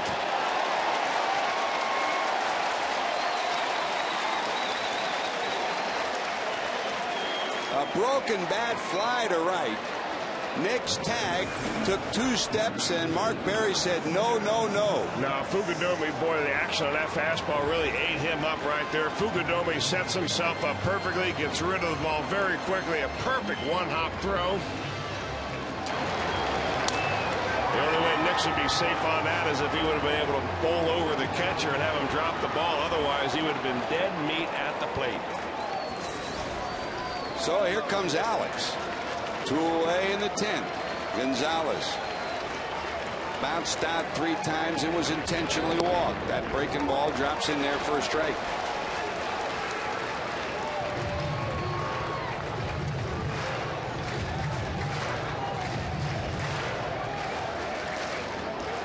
Nix doubled, sacrificed to third, still sitting there with a winning run.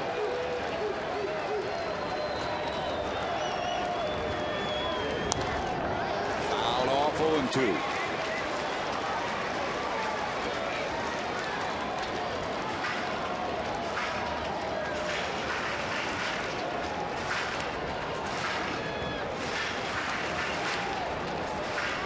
Piniella and Dusty Baker have seen one run separate these two teams for 3 days in a row. Last night in the 11, it was Gonzalez's sacrifice that prolonged the inning and gave the Reds a chance to win. In the dirt. Hannigan on deck for Cincinnati. Been about an even a series as you could imagine. I mean, there's been some good defense, there's been some errors, there's been some good pitching, there's been some offense at times, and more often than not, it's been Lou Piniella and Dusty Baker turning the wheels for their two teams. Here's the 1-2.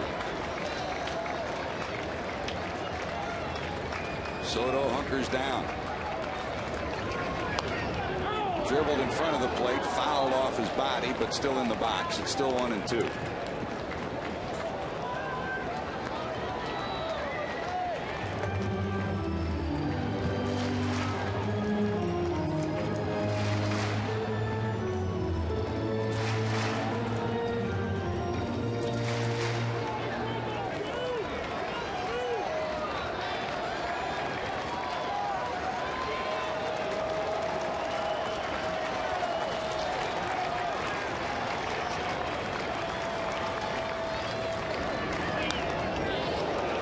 Just got a piece, trying to sneak a 96-mile-an-hour fastball by him at the shoulders. He's got a good arm. Woo. Got a little giddy up on it, huh?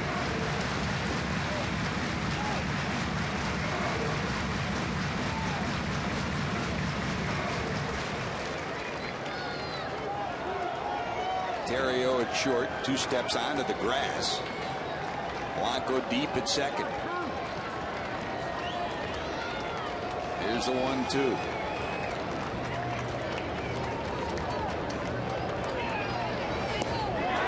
got it. Well, the Reds look promising with a leadoff double. Not to be. We're going 11 again in Cincinnati. Tied at 3.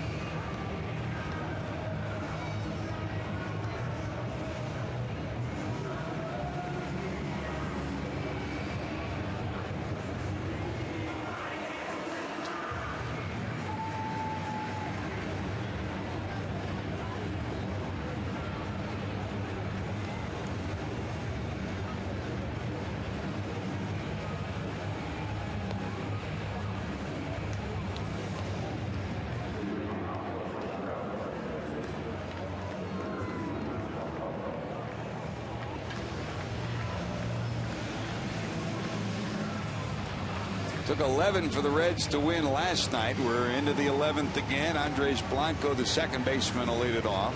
Burton will begin his second inning of work. Burton had a 21-pitch 10th inning, and from a Red standpoint, still available is Mike Lincoln, Carlos Fisher, and Nick Massett. They don't want to use Massett. He pitched a couple innings last night. From Lou Piniella's standpoint, neither team has a left-hander available. From Lou Piniella's standpoint, he's got David Patton and Guzman, and Lou's trying to avoid Guzman, who's pitched the last 2 days today too. Well, the good news for Jared Burton is you're down at the bottom of the order for the Cubs, 8-9-1. You are going to have to face a very dangerous Alfonso Soriano, but a lot better to face 8-9-1 than the middle of the order. So if you can sneak through this inning, give the Reds another chance. It's Blanco, Soto, and Soriano, 8-9-1. Soto hitting in the 9th spot. 1 ball, 1 strike. By the way, Atlanta's come back to win it 8-7 over Milwaukee. So whoever wins here can pick up a game on the first place Brewers.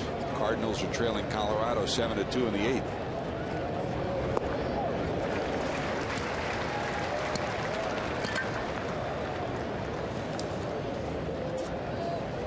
Jake Fox still available on the bench for Lou Piniella.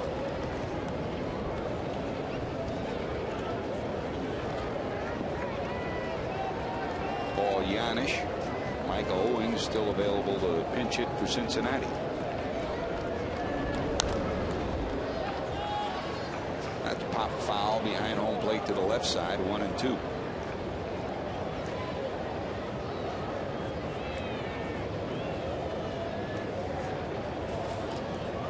After tonight's game, Cubs have an off day tomorrow. For them, the off day is on the road at Houston.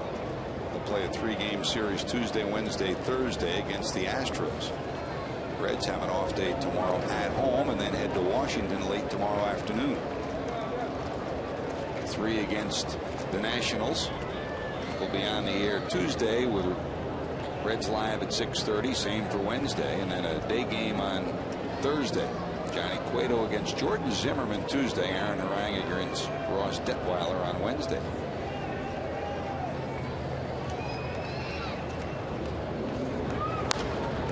Tuesday will be an interesting day in the nation's capital because that's draft day. We've talked about the draft all day today, and the Nationals are expected to take Steven Strasburg, the much ballyhooed pitcher who played for Tony Gwynn at San Diego State.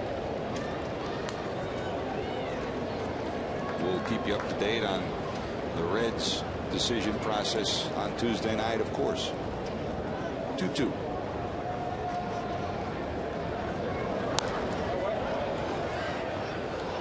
Blanco hanging in there today, 1 for 3 and a sacrifice.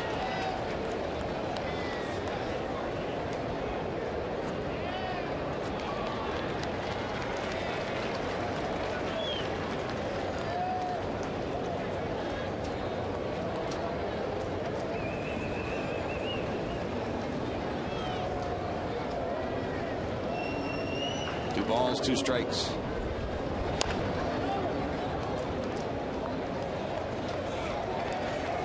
Burton ready to deliver his 9th pitch to Blanco.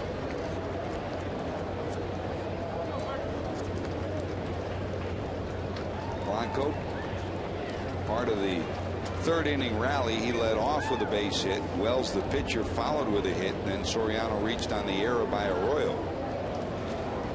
Loaded the bases. Derek Lee with 2 outs, singled in 2.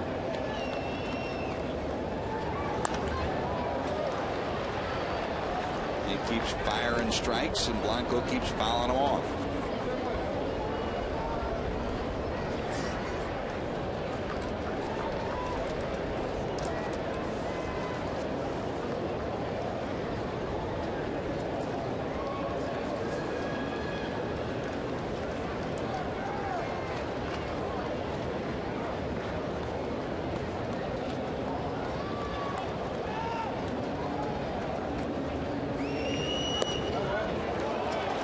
Go full 3-2. Now, Chris, we talked about the draft earlier, and that's a big part of the process. But, you know, guys like Blanco are so much a part of the process, too.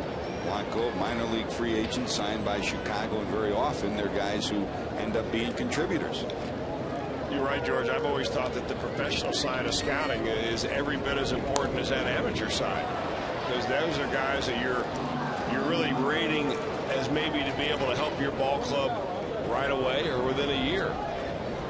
You never know how many injuries a major league team is going to have, and those minor league free agents that you sign, that you've seen around at different places and so on, if they fit in, boy, they can really be a saver for you if you need them. And the Cubs have been in that spot. 10th pitch of the at bat, and he'll work a walk.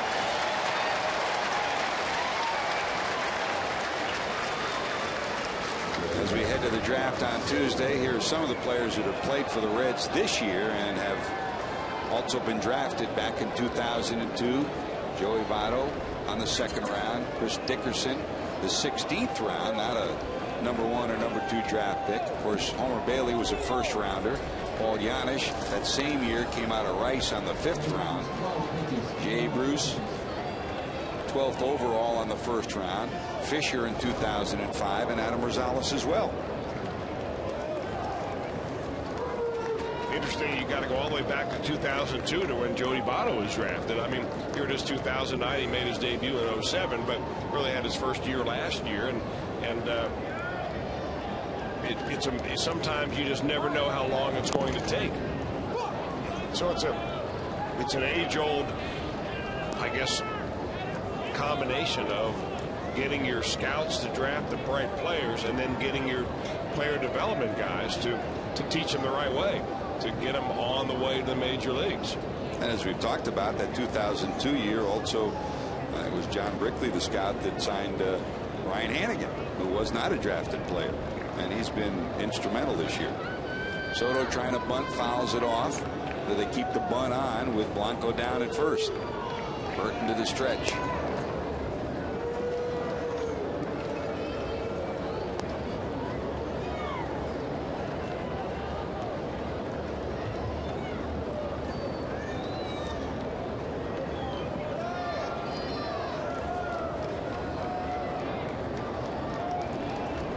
Balls, 1 strike to Soto, who came in on a double switch.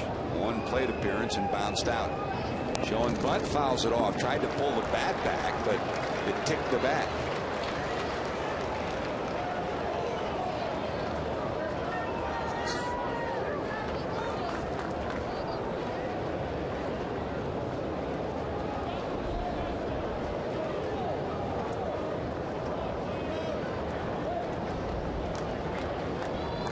Soto in the major leagues with the Cubs has never had, coming into this year, never had a sacrifice. 14 in the minor leagues.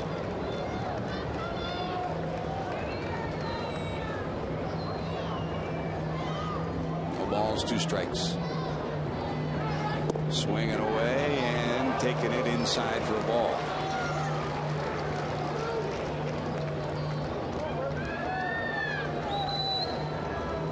He steps out, looks at Mike Quaddy down in the third base coach's box, who rolls through some signs.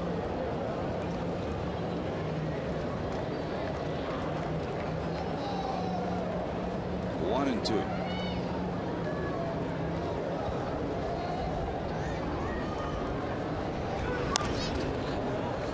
And fouled off again. 2 batters, and Burton's going deep in the count to both of them.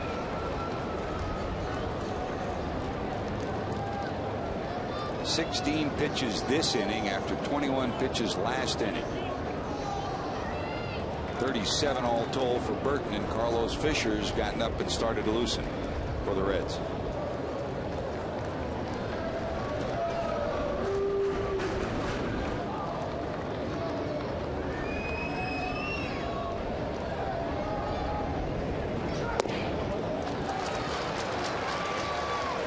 Two balls, 2 strikes.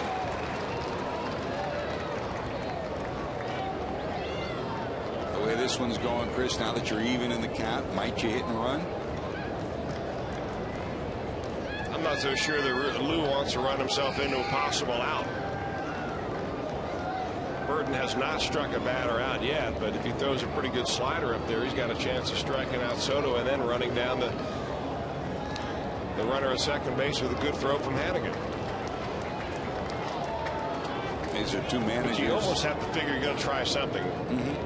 Because both managers have sat there and watched their team struggle to plate runs all weekend long. In Lou's case, for a lot longer than that. Bounce down to third. Rosales will look at second and take the out at first. That second hop, a high hop, really prevented him from getting the speedy Blanco, so he took the sure out. So no sacrifice, but it essentially got the job done. Now that's a good decision by Adam Rosales, because if he makes a bad throw to second base, the inning could completely fall apart. And he's got plenty of time to get the runner at first, so assume that it was a sacrifice that worked, although Soto doesn't get the credit. Now they've got a decision to make with Alfonso Soriano and an open base at first. Do you pitch to him? Do you walk him intentionally and face Terrio?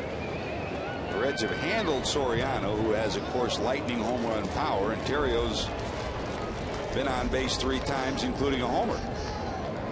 They're going to pitch to him, at least to start.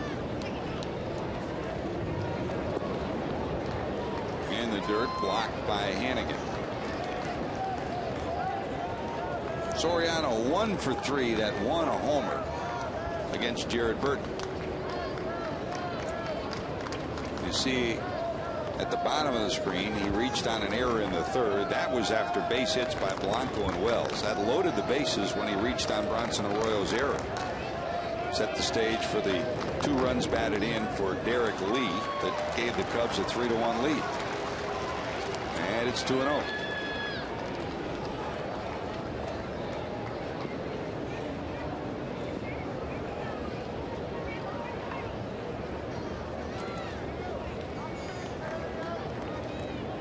Go ahead, run at second, Blanco. And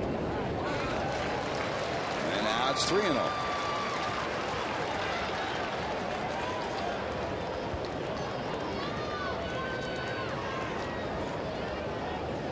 Terrio homered in the 1st, reached on a walk in the 5th, and led off with a single in the 10th. They'll walk him intentionally. So down to first goes Soriano. That sets up a double play possibility, but this guy at the plate so tough to double up. A lot of speed, and Ryan Terrio, and a good contact hitter. Terrio's homer off Arroyo in the 1st, a 366-foot shot, his 6th of the year and his 1st on the road. Here comes Dusty out to talk to Jerry Meals, and that'll bring in Carlos Fisher. So in fact, he's going to double switch with Fisher coming in. So while the pitching change takes place, we'll take time out for these messages. You're watching Reds baseball on Fox Sports Ohio.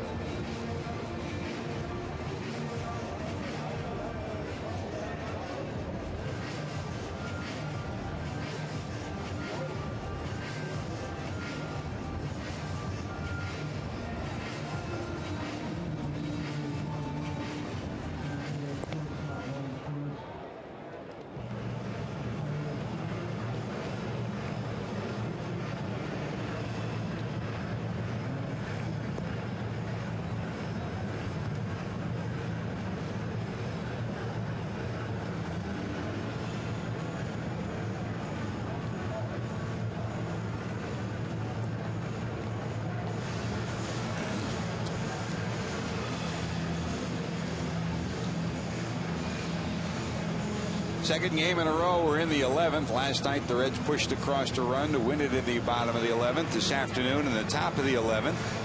The Cubs have 2 on, 1 out. Jared Burton's being replaced by Carlos Fisher.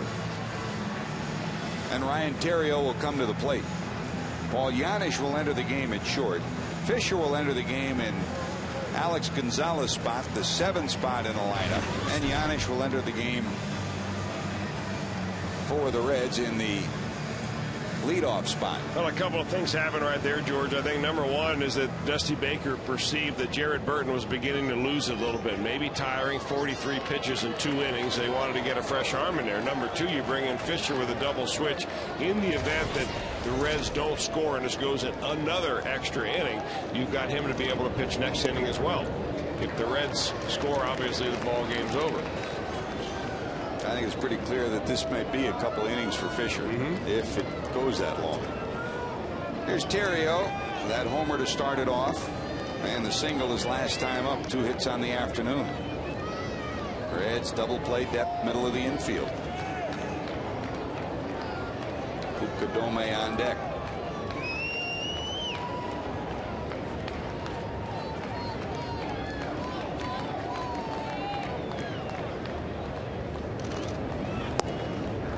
Two balls, no strikes. Each team has left 10 on base. Runs are even at 3. The Reds have out-hit the Cubs at 8-6. One of the 3 Cincinnati errors critical to the scoreboard. Bronson Arroyo's error allowed Soriano to reach and load the bases. That set the stage for the Derek Lee base hit that plated 2 runs to make it 3-1 Chicago. Down to third, but foul.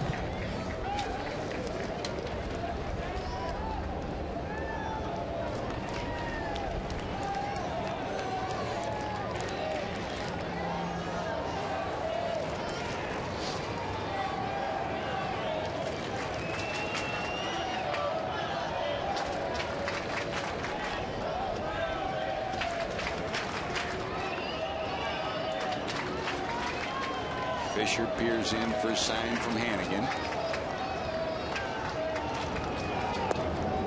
That's a little low, and it's 3-1. On a day where we've talked a lot about the draft, Fisher drafted back in 2005. Not a high pick either, in the 11th round. Native of California, and still lives in California.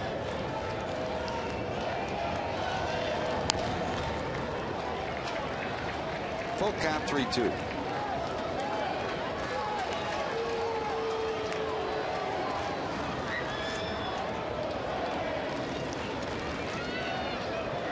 Kadome on deck.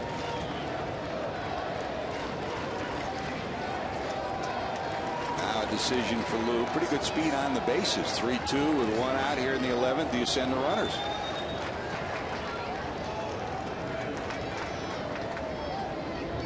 They're going. Fouled off again. Well, you've got to be impressed, George. Every time Dusty Baker seems to go to one of his arms in the bullpen, he comes in throwing strikes. Fastballs, breaking ball. What a difference this pitching staff this year is for Dusty than what he had last year and than what previous managers have had with the Reds over the last decade.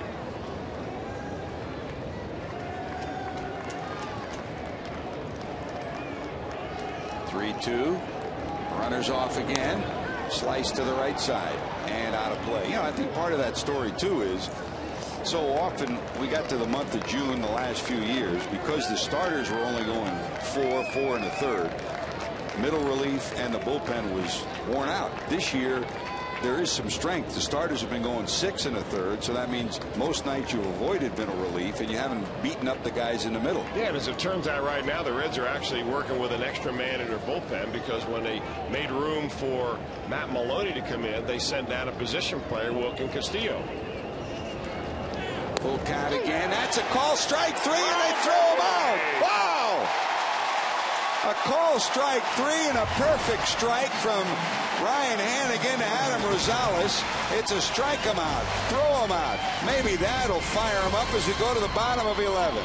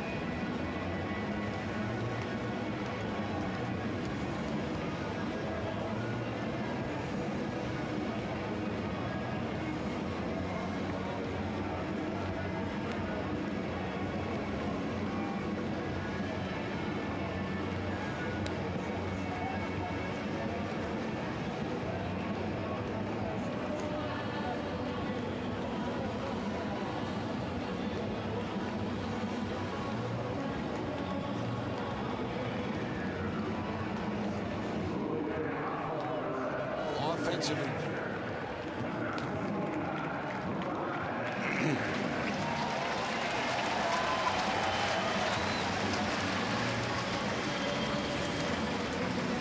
Chris, perfect execution by Carlos Fisher and a perfect behind the plate throw down to third by Hannigan. Now that's a breaking ball that simply locks him up right there, and it gives plenty of time for Adam Rosales to lay the tag down. What a great way to end the inning there. Reds defense, and how many times do you see it? Guy makes a great play, leads the inning off. There's Ryan Hannigan. So here we go, still tied at 3. Last night it took the 11th for the Reds to win it. Hannigan was part of that rally with a walk. He'll lead it off as we go to the bottom of the 11th. Hannigan, then the 9th spot in the order, Taveras, and then Giannis in the leadoff spot. Ryan today grounded out to short. That plated the first Reds run. They trailed 2-1 at that point. He grounded to second, singled to right to start a Reds rally in the 7th inning, and eventually scored. And he struck out in the 8th. Escanio still in there for Lou Piniella. There's the strike.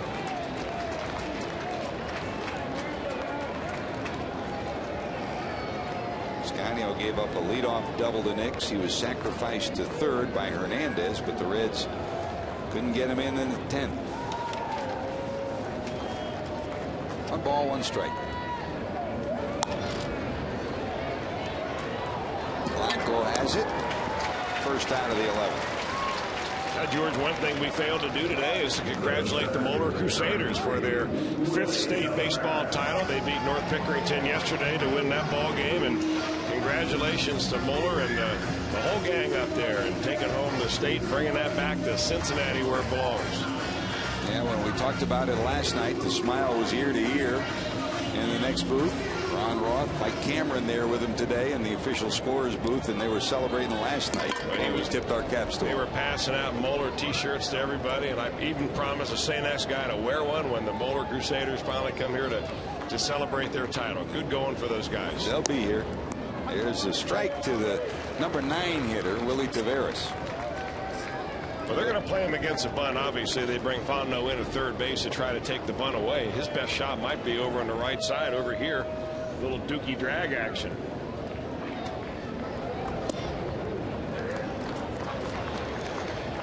Still nursing the effects of that pulled right hamstring. He's shown no indication of bunting so far.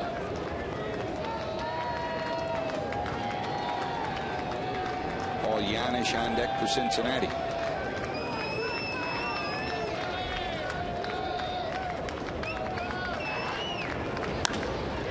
And the air to center. Reed Johnson there. He squeezes it for the second out.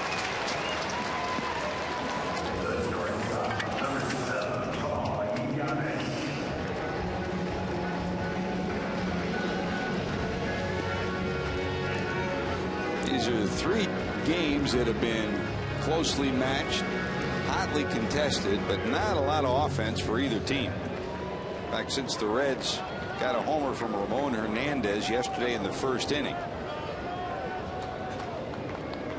they've gone 20 innings without a run-scoring base hit. 2 away here in the 11th. There's Giannis up for the first time. He came in on the double switch.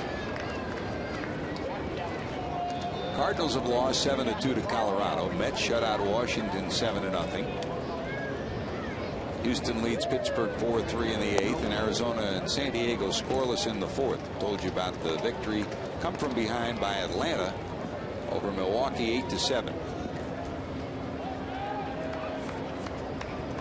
So the Reds have a chance to pick up a full game to move to within 2.5 of Milwaukee in the Central. Whoever does win this will pick up a game. Reds start the day 3.5 back. Cubs are 4.5 back. Cardinals will remain 2 back of the Brew Crew.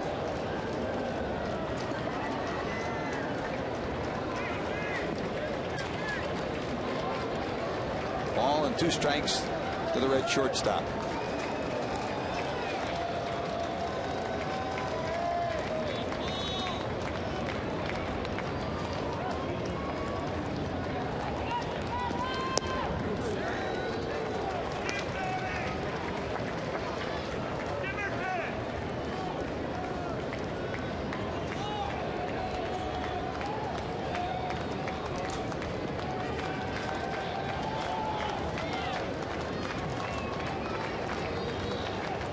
Escanio peers in for a sign from Soto. Popped up. It'll be in the seats.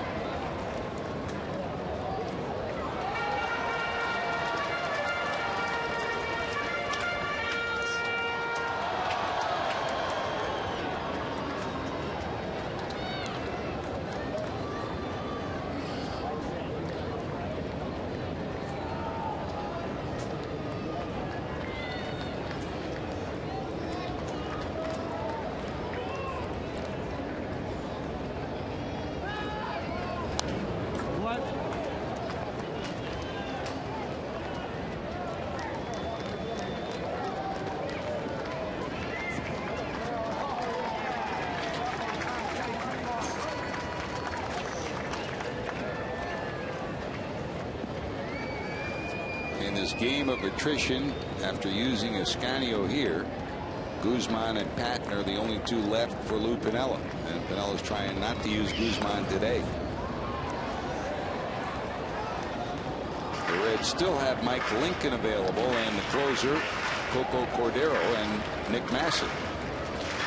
Massett pitched 2 yesterday. Dusty Baker's trying not to use him today.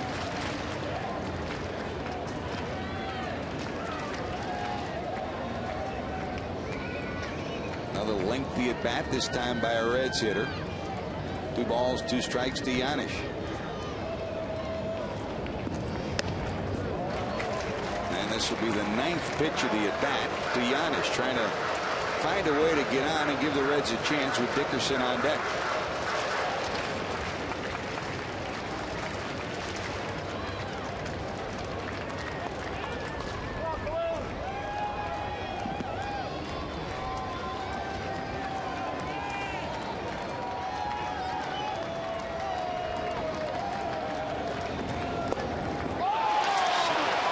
That's a call, strike 3. 9-pitch at bat, but Escanio wins the battle. Yanish strikes out. 1, 2, 3 go the Reds. Here we go to the 12th.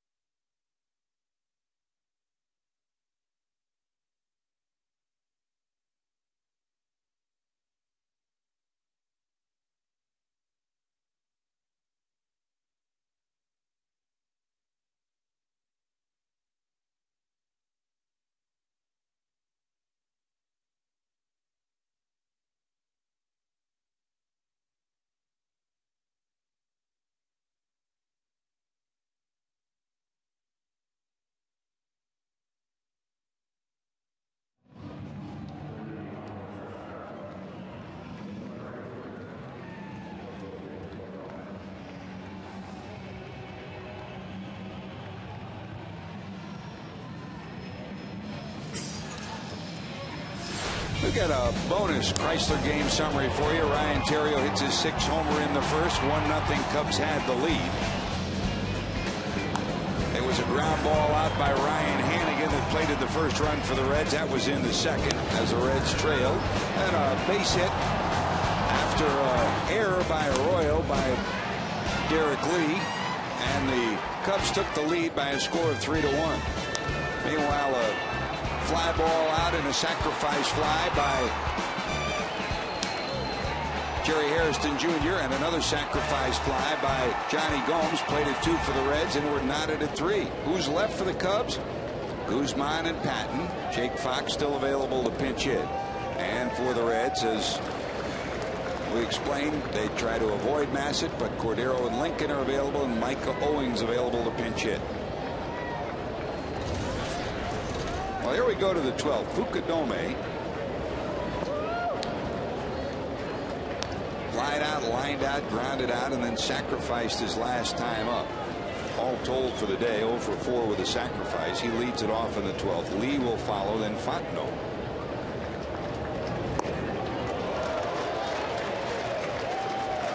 1 ball, 2 strikes.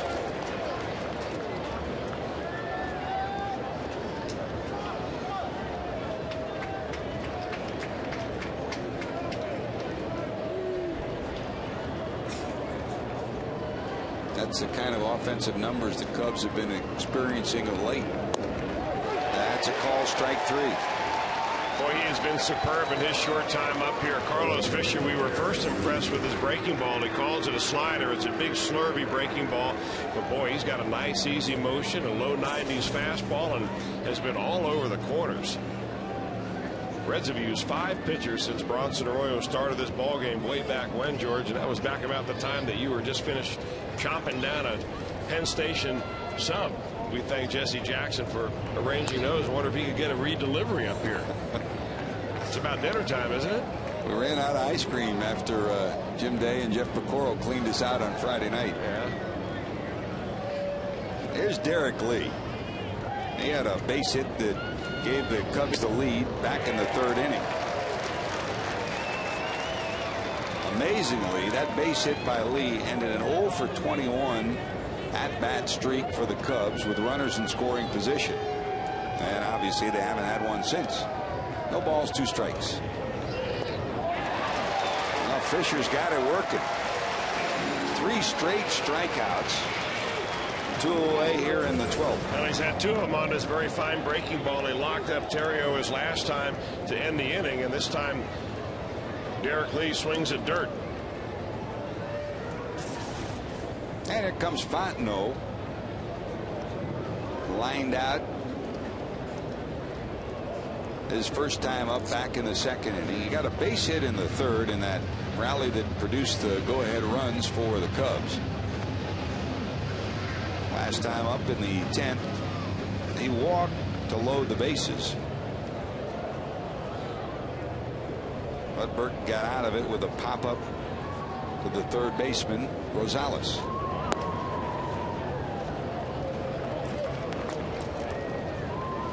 David Patton up and loosening in the bullpen. With Escanio 2 batters away. 2-0.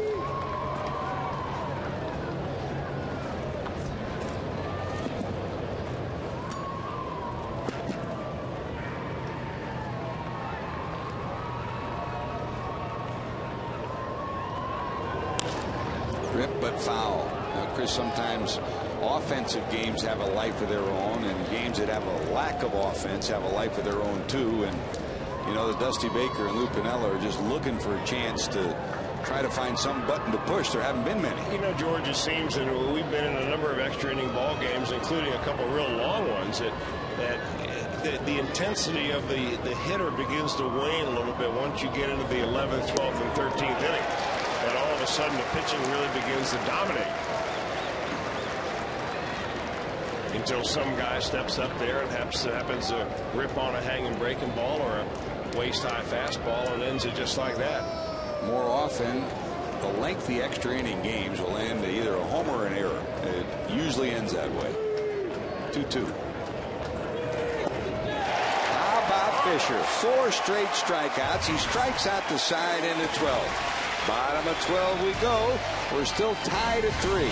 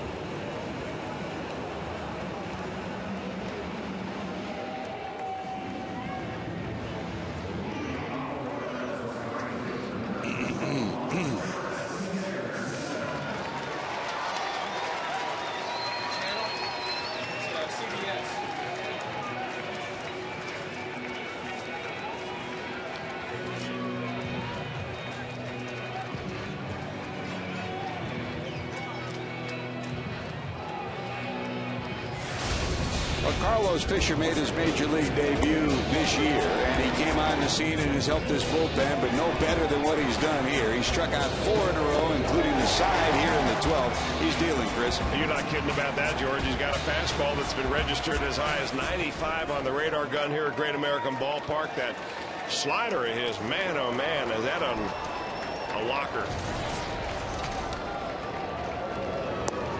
Carlos, in the 11th inning 4-3 win back in May against Cleveland, picked up a win in his major league debut. Let's see if somebody can get him a run and give him a win on this day. Here's Dickerson in the 12th. Chris 1 for 5. That was a double back in the 5th. That drops in there for a strike, 1-1.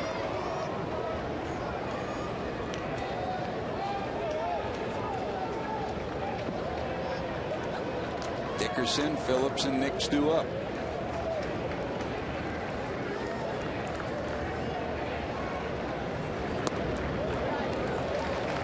He holds on it, 2-1.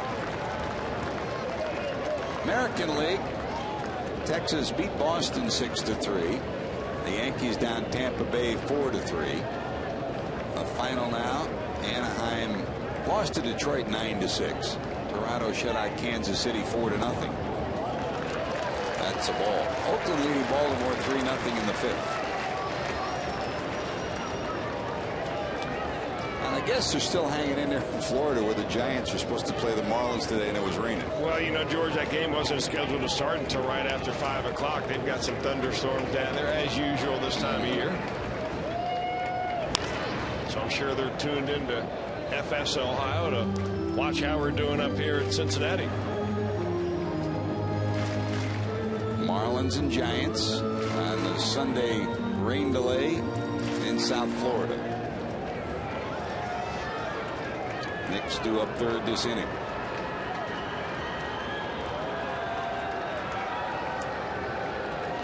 (3-2) to Dickerson.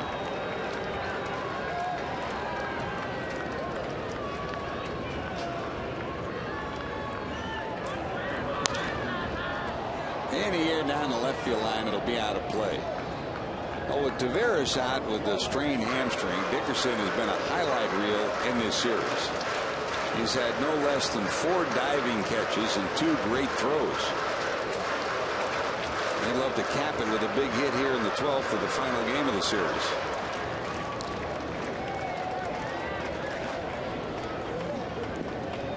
And if you look at the Reds' potential for scoring, this inning is their best. Dickerson, Phillips, Nix, and then Ramon.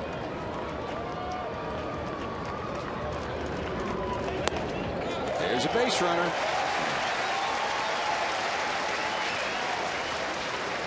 And here comes Brandon.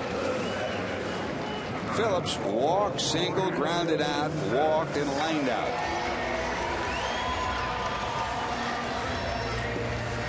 What do you do if you're Dusty Baker? Do you steal? Do you hit and run? Do you run and hit? Your best hitter's right here, a guy who's hitting .370 with runners in scoring position. He's been your hottest hitter for the last month. If you're going to produce something, this is the spot of the lineup where you think it would come from. Well, you're absolutely right, George. This is why he's in this part of the lineup. Dickerson, good speed down at first. 2 stolen bases on the season.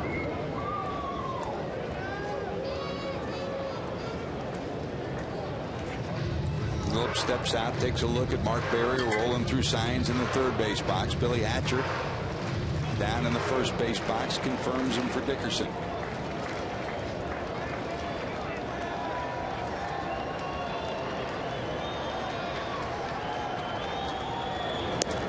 I'm sure Billy Hatcher and Chris Dickerson are thinking the same thing. We haven't really seen Escanio's move. He hasn't thrown over there. So you pick a pitch.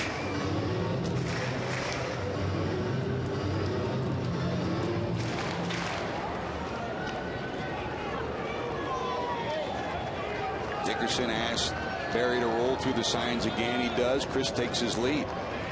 Phillips digs in, and there's your move. Kind of a sidewinding move to first. Now, one of the things that is obviously on the mind of Dusty Baker is a possible double play ball, and Brandon Phillips unfortunately ranks among the league leaders. He's tied for 5th right now with 9 of them grounded into double plays. A little bigger lead for Dickerson. 1 ball to Phillips. Not going.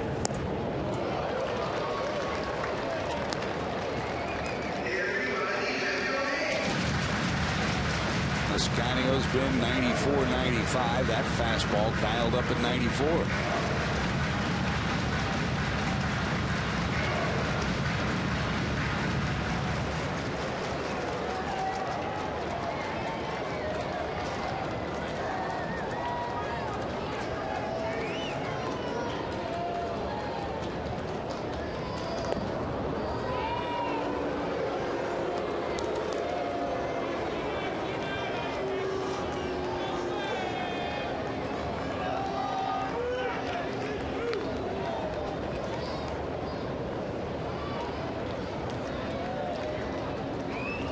Biggest lead so far for Dickerson.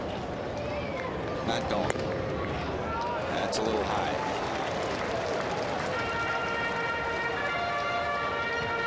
Rotario and Blanco are pinched to the middle of the infield at double play depth. So a little bit of a hole on either side for Phillips.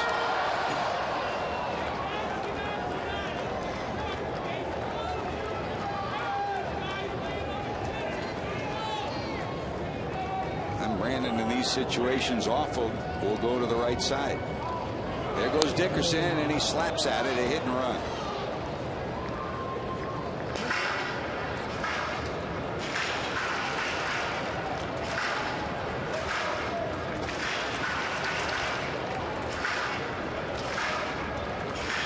All right, Chris, Dusty put it on his sign. What's your sign? Well, my sign is for Brandon Phillips to make some contact right here and actually take the ball the other way. Most of the ground ball double plays that we've seen him into are ones that he pulls off the ball and rolls over on it, and it ends up on the left side of the infield.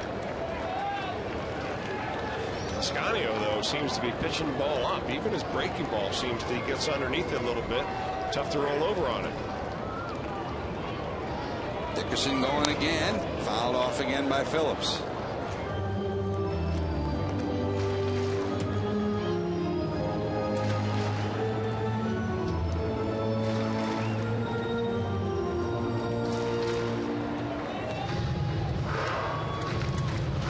Hits in this ball game for Lou Piniella and for Dusty Baker, but 21 left on base. That kind of an afternoon in Cincinnati. 6 hits for the Cubs, 8 hits for the Reds. 11 left on for the Cubs, 10 left on for Cincinnati.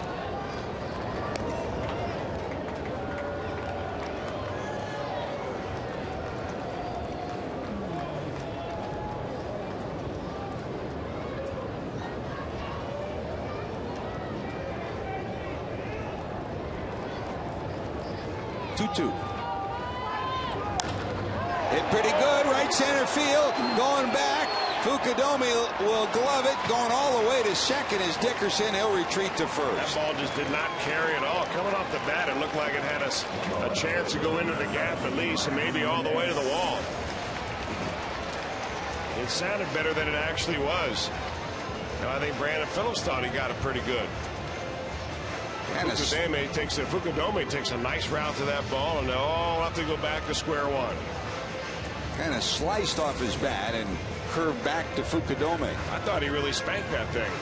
Off the bat, it looked that way, and then it died in front of the warning track. So here comes Nix. Lance ended an 0 for 12 scheme with a leadoff double in the 10th. He was left stranded. They sacrificed him to third. That's as far as they could get him. He was the first batter to face Ascanio. That was in the 10th. This is Ascanio's 3rd inning. He gave up the base hit, a sacrifice, then a fly ball out and a strikeout. He had a 1-2-3 11th, and then the leadoff walk here to Dickerson before that fly ball.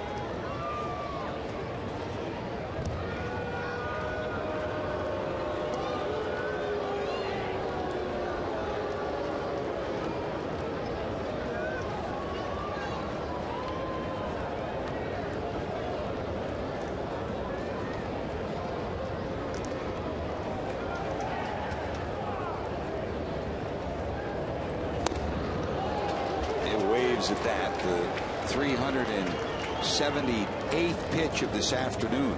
It's been a lengthy one for both bullpens.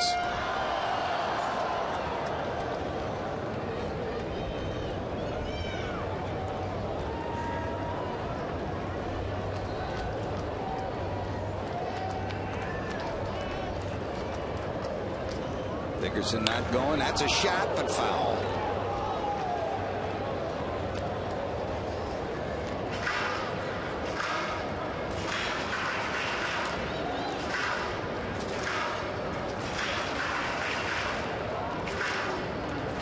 You roll one down the line with Dickerson's speed. He could score from first.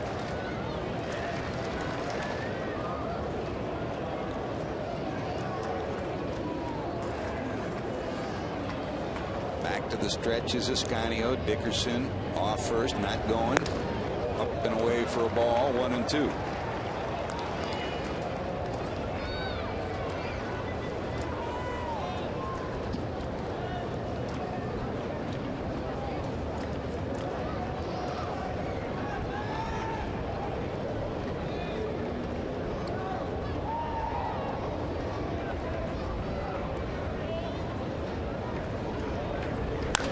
That's a shot to center.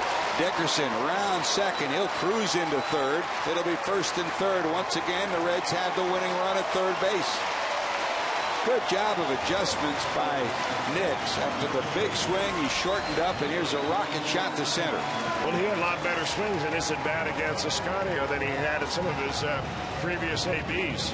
That ball lined very sharply, and Dickerson, who's been getting his sprint practice in, going from first to second, finally gets all the way over there to third.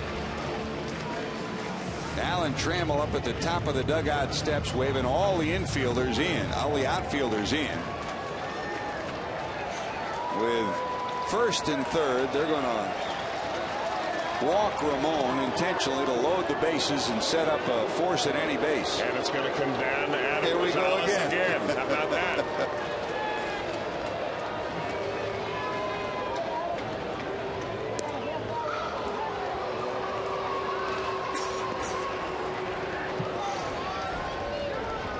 Tell you what, Dickerson might want to stay alive right here. The way Ascanio's throwing these intentional walk pitches, he's firing them up there. Fernandez today sacrificed his last time up and has a single in 4 plate appearances.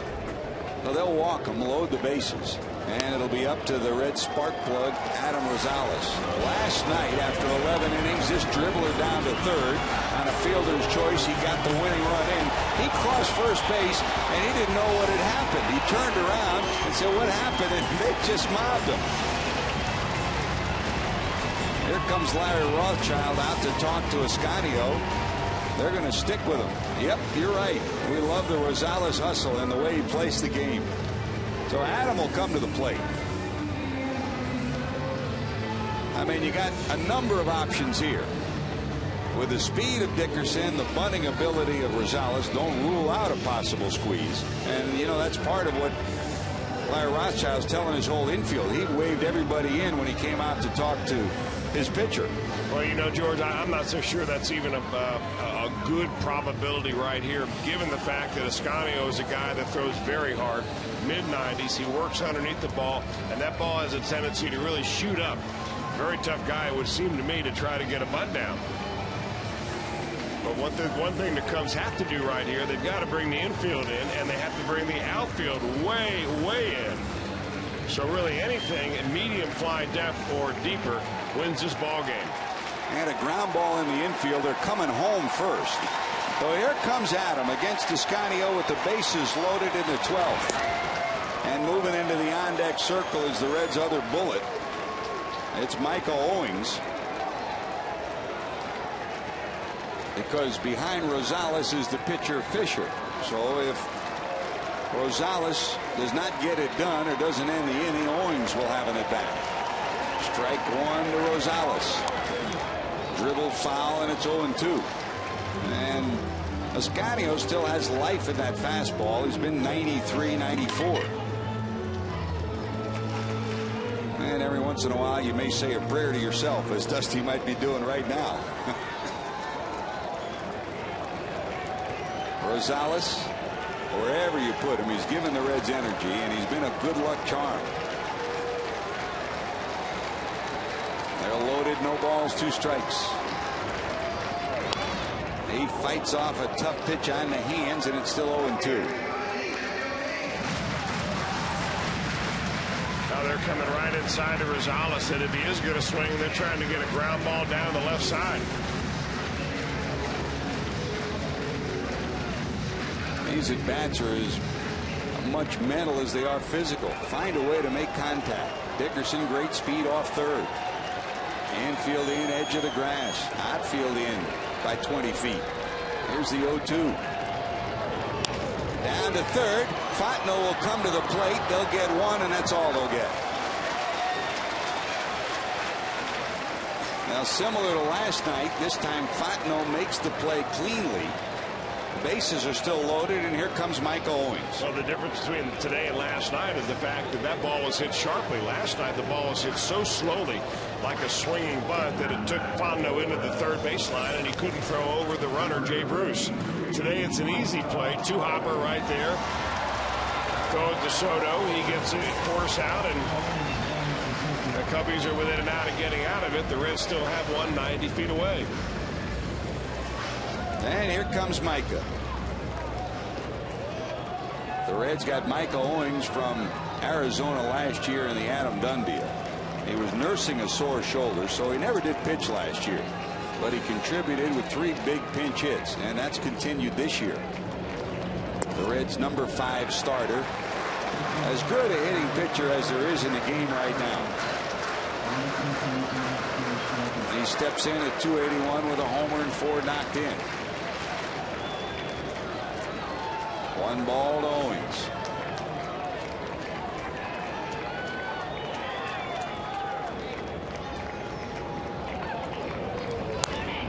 That's slap foul, and it's 1-1.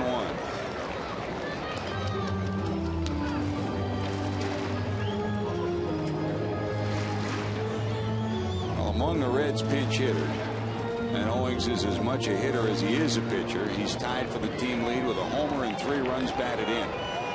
He's had 3 pinch hits this year.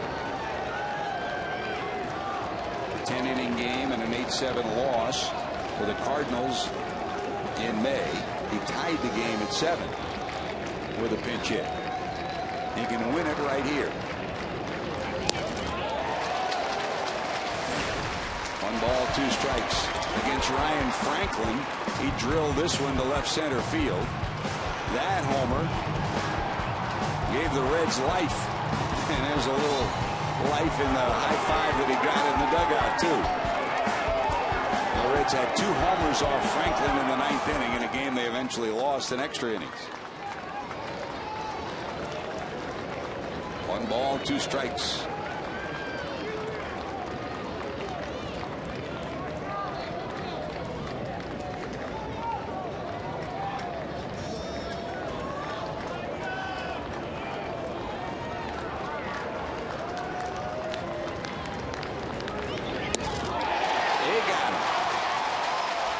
Bullpenners keep rising to the occasion.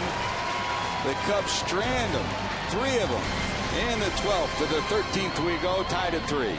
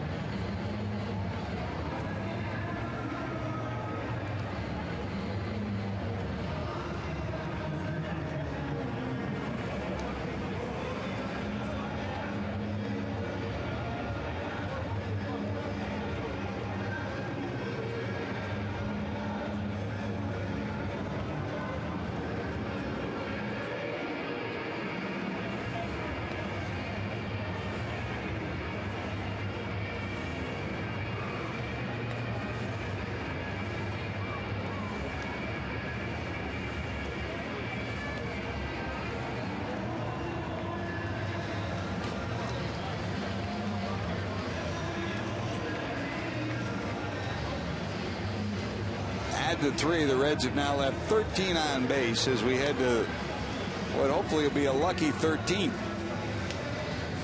This year, longest games. Of course, the Reds have been involved with one. That was the 16th of May out in San Diego.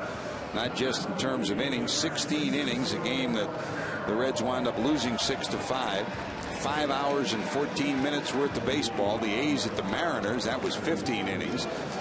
Reds and Marlins, 14 innings back on the 4th of May. And here we go again to inning number 13. And Coco Cordero will come in. So the Reds running out of bullpenners. Bring in their closer as we go to the 13th inning. Coco will face Reed Johnson, who will lead it off. Johnson, then the pitcher spot, Escanio due up, and Fox has moved into the on-deck circle. Fox, the last regular position player available for Lou Piniella. Johnson, 0 for 5, reached on an error in the 10th inning. That kept inning alive in the 10th. His error loaded the bases before Jared Burton got the final out on a pop-up.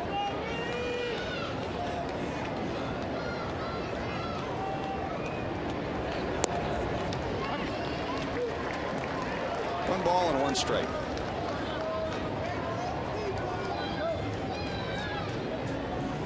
That'll be Johnson, then Fox the pinch hitter, and then Blanco due up.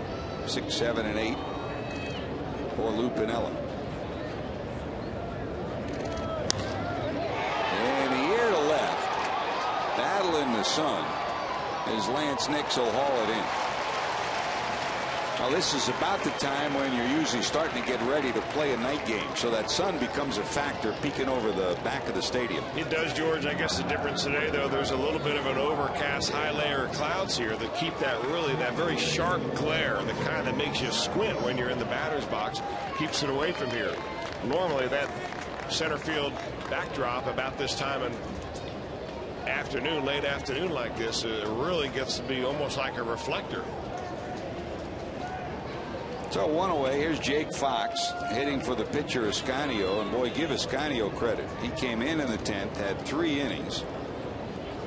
The 12th, a lengthy one, and under 2 pressure situations, struck out the final batter in the 10th with the potential winning run on, and again in the 12th. Patton starting to loosen. 55 pitches for Escanio today.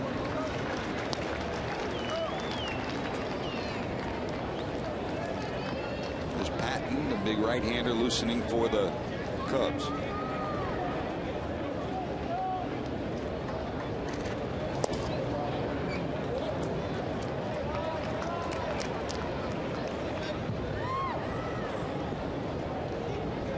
And neither team at this stage really has what you would call your spot starter. And last night Nick Massett came in, and if he was available tonight, he would be the guy that would go 2, 3, 4 innings. He went 2 yesterday, and they may have to use him, but they're going to try not to use him today.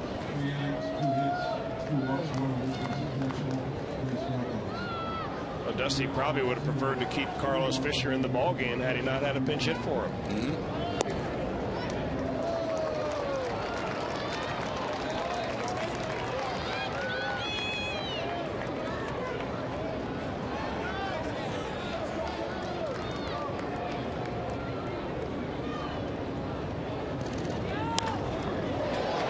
Into center, that's going to drop for a hit. So Fox with 1 out, pinch hits a base hit here in the 13th. And here comes Blanco.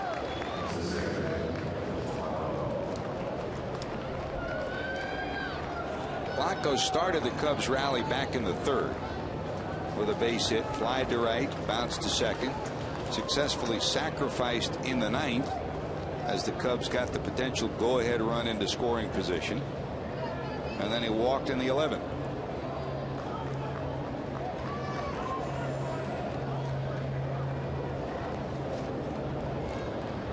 Behind him is Giovanni Soto.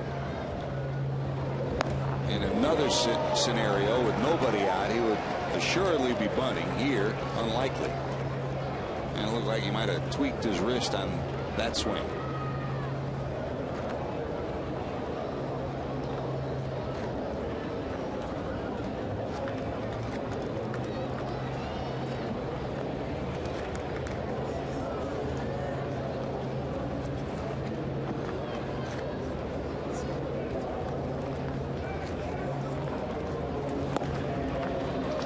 and in for ball, 1-1.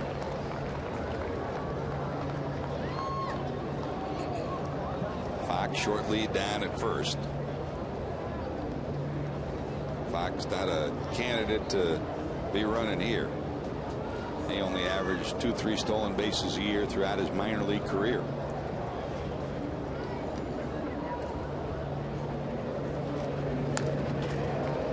Big swing, 1-2.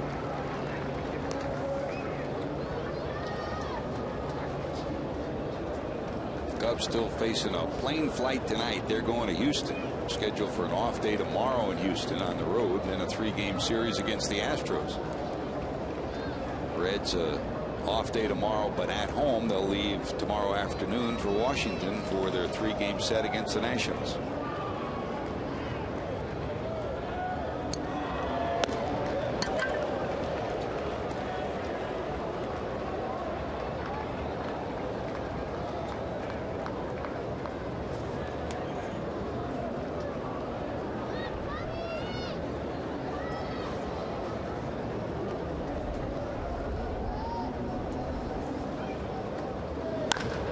Another shot into center and another base hit.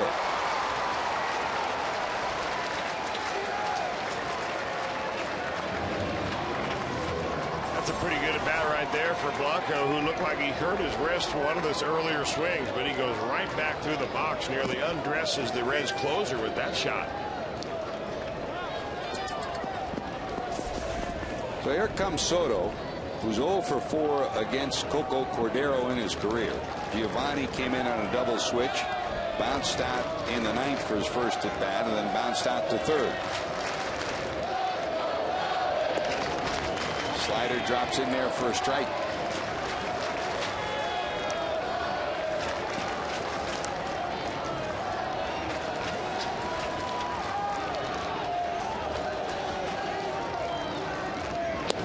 Tries to check it, and he does.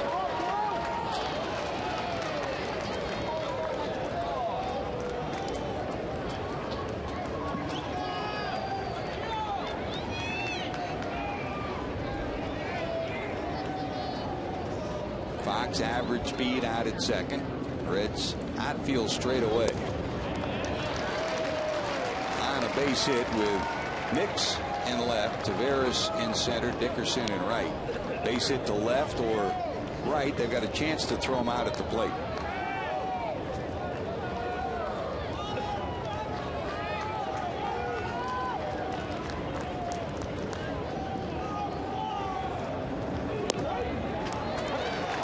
Him up 2-2. Mike Lincoln has started to loosen for the Reds.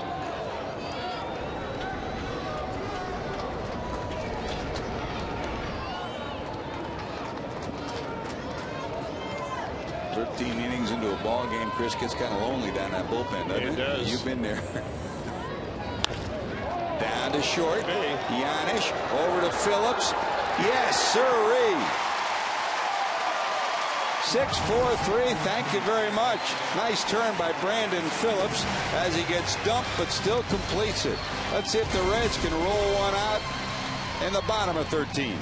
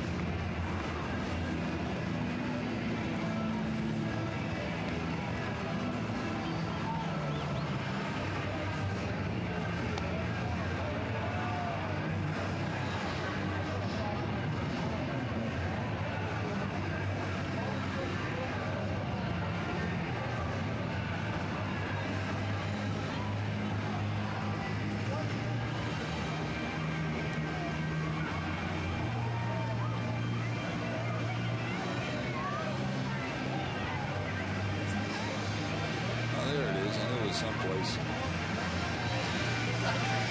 Huh? 8 o'clock.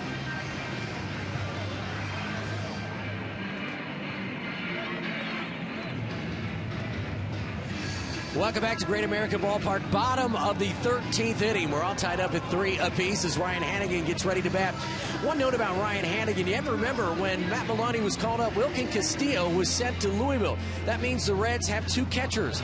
Well, they really have 1 today. Ramon Hernandez is playing first base. Hannigan has caught all 13 innings. Now, earlier in the day, Chris just mentioned how overcast it is now, but earlier in the day it was very hot. In between innings of the 8th, 9th inning, and into the 10th inning, Mark and Steve were really working on him on the bench with the wet towels where they have ammonia in the water and pouring it on him. Thankfully, it's cooled off just a little bit now. It's quite a bit, actually, in the last inning or 2, and so it is a little overcast, but you have to start thinking not only the pitchers, but what about the catcher? And really, you don't have any option because Ramon is at first base, and you don't have anybody else to put in there. So Ryan Hannigan is in for the long haul, George. One of those days, Pick, where you're happy to have an off day tomorrow. Just get through this one. Find a way, right? The young man, too. Here's Hannigan. His ground ball plated the Reds' first run back in the 2nd. He had a base hit in the 7th inning. Hannigan steps in to face David Patton. Patton's 12th game of the season. So Randy Wells started 6 2/3, 7 hits, 2 runs, 91 pitches. A good start again for Wells. Waddell, Marmol, Heilman, Ascanio, and now here is Hannigan facing Patton in the 13th. Willie Taveras on deck, and then Giannis to follow.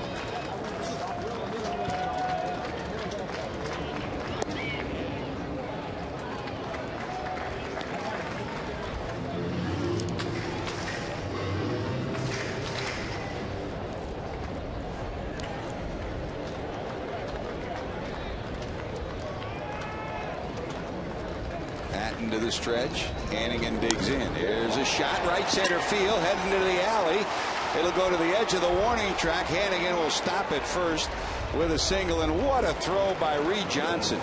A perfect strike to second. Good decision by Hannigan as Johnson got it in on the dime. Well, they're playing a little bit of a prevent defense, the Cubs are, by playing their outfielders extra deep right here, trying to prevent a double. And it worked out well for the Cubs as Reed Johnson was able to cut that ball off before it got to the wall. Otherwise, it would have gotten to the wall. It would have been an easy double for Hannigan. Now the Reds are going to have to push him across somehow. And I would imagine now with Willie Taveras up, a good bunter, that this is an obvious decision for Dusty Baker. Perfect bunt situation for Dusty. Your best bunter is Taveras, who usually is the league leader in bunt hits and infield hits when he plays a full season. And over the last 3 years, he's led Major League Baseball in both of those categories. So Fontenot in tied at 3rd. Taveras shows bunt and dribbles it down. Soto looks to second. He'll take the out at first, and they just do get him. Successful sacrifice for Taveras. One of the different changes of this Reds team this year. The Reds entered today 1 sacrifice bunt behind the Mets. They've led the league in sacrifices most of the year. Something they haven't done since 1969 in the National League. Good job by Taveras. So the winning run out at second, and here comes Giannis. We remember the first game for Paul Giannis. It was a day to remember. A walk-off RBI. That was in his Major League debut against the Florida Marlins back in June of 2003.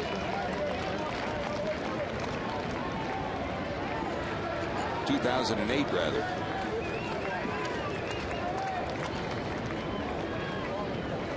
Here's Giannis digging in. Well, the Reds looking for a base hit. Nobody to pinch run for Hannigan with. Here's a shot. He goes the other way. Rolling down the corner, and boy, the celebration was on. Look out, Paulie. They're coming after you. That would look good this afternoon, too. Breaking ball drops in there for a strike. 1-2.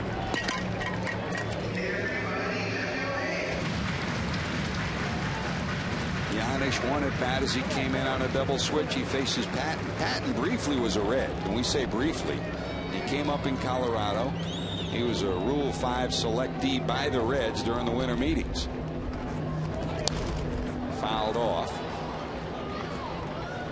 That was during last year's winter meetings. And then acquired by the Cubs from the Reds. Originally a draft pick back in 2004 of the Colorado Rockies.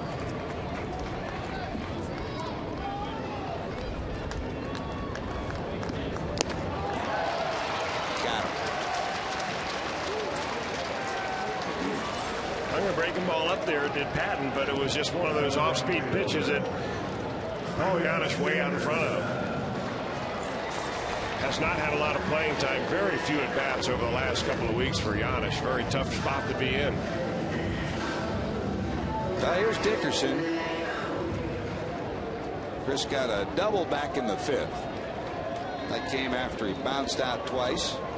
Following that, he was thrown out by the pitcher and flied to right and walked to lead off the 12th. If Dickerson can do it, it would be apropos, because he's really had a marvelous series for the Reds. Not necessarily with the bat, but defensively he's come up with 4 diving catches and 2 fine throws. 1 ball to Dickerson. Hannigan off second.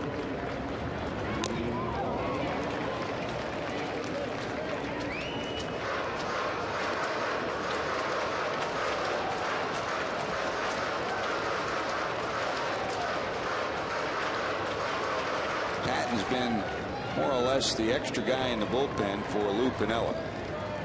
Earned his first major league victory May the 1st. Went from May the 9th through the 25th without appearing in a ball game.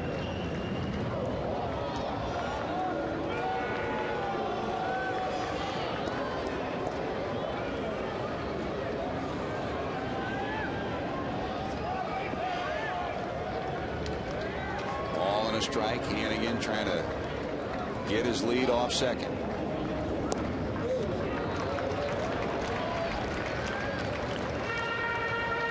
And Chris, when you're not the fastest guy in the world, and Hannigan runs pretty well for a catcher, but your secondary lead is so critical, and he's getting every inch of his secondary lead. You're exactly right. He's a good ball player, George. You know he's tired. He's caught the entire game. He's worn out. He's a grinder, though. He wants that chance to score the winning run. 2 balls and a strike.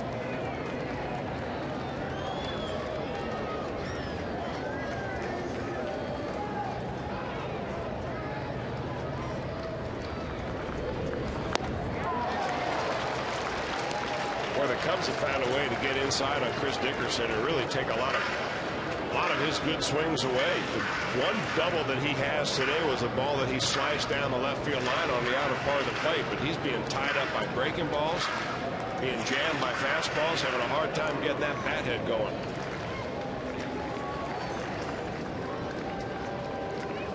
Two balls, 2 strikes to Dickerson. Patton peers into Soto.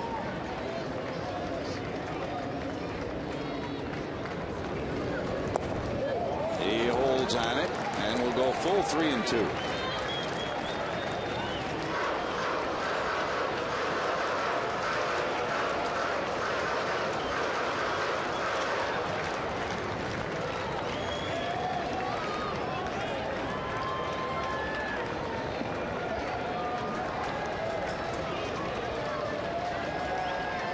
Soto rolls through his signs a 3rd time, and here's Patton to the stretch. Just did get a piece, does Dickerson. We'll try it again, 3-2.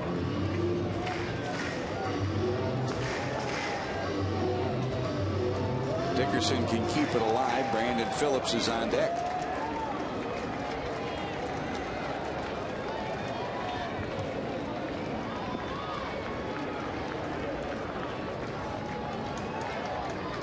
And again, checking Terrio behind him at short. And there's ball 4.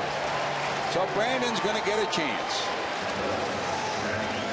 Out comes Larry Rothschild to check in with Patton.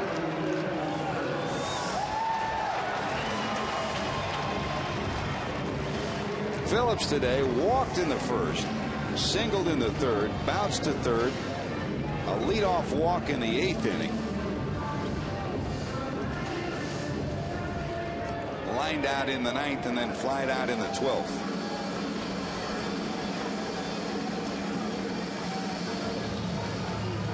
You see his season numbers. What you don't see is he's been the Reds' best hitter with runners in scoring position. Just takes a base hit here to get Hannigan home.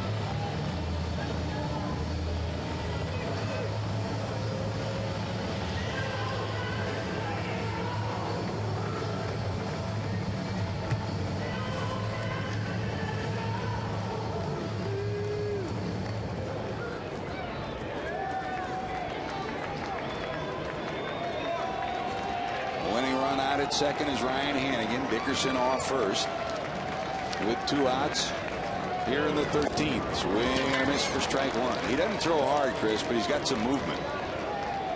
Well, he's got that breaking ball, George. It looks like he spikes his finger up. He's got like a spiked curveball. Some people call it a knuckle curve. He's got good downward rotation.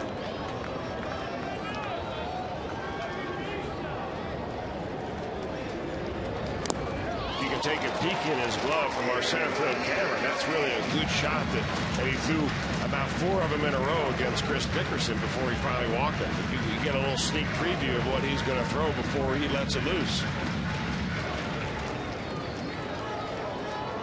And he's ahead, no balls, 2 strikes.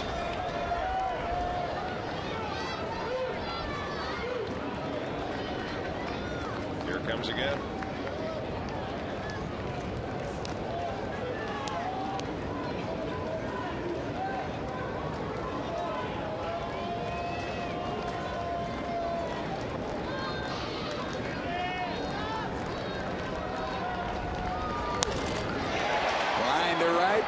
At the right fielder, Fukudome. He hit it right on the button, but it found Fukudome's leather. We're going 14 here in Cincinnati.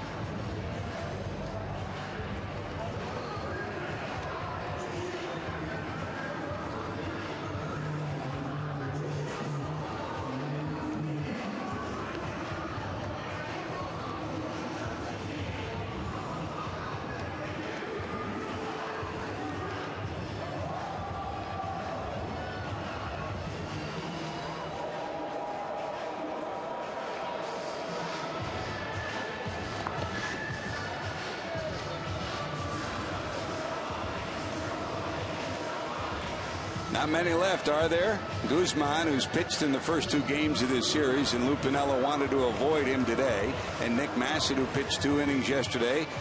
Dusty Baker wanted to avoid him today, but that's all that's left in the bullpen. And for the Reds, here comes Mike Lincoln.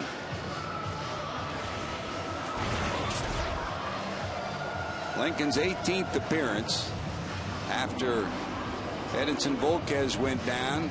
He had an impressive performance in St. Louis, and that was really, you talk to Lincoln, he'll tell you that's what he needed. 3 innings, 2 hits, allowed only a run, and it got him back on the beam. He's hopeful that that'll get him in a groove and back where he was a year ago. He was brilliant for the Reds last year.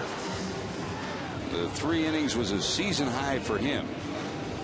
That was a day that Edinson Volquez only lasted an inning. Mike, who started off with an ERA in double figures in his last 9 appearances, that ERA has dipped down to 3. So here we go to the 14th now. Lincoln will face Alfonso Soriano in the leadoff spot. Soriano, Terrio, Fukudome. Not much maneuvering left for either manager as they've emptied both benches. Soriano today reached base on an error in the third. That was a key because it loaded the bases. Fly ball, right center field, going back. It's going to be gone. Soriano's homered for the 14th time.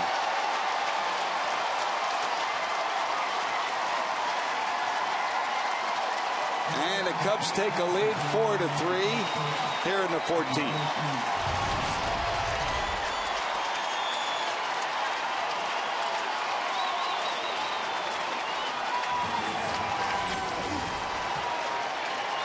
Well, you know, George, you're only going to keep this guy down long enough. You hang enough breaking balls to Alfonso Soriano, he'll find a way to launch it. And launch it he did.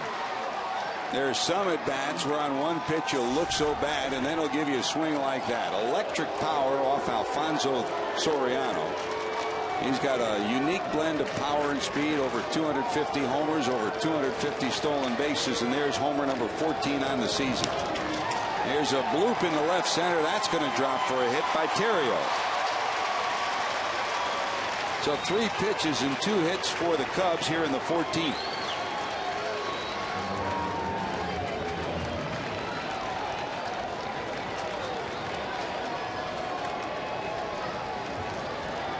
I mean, you know about the Cubs lineup if there's one guy that scares you because you never know what he's going to do when he steps in there.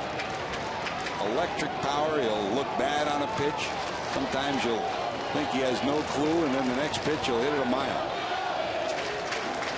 Here's Fukudome. Terrio's hit, by the way, was his 3rd hit of the day, a homer and 2 singles. That's outside to Fukudome.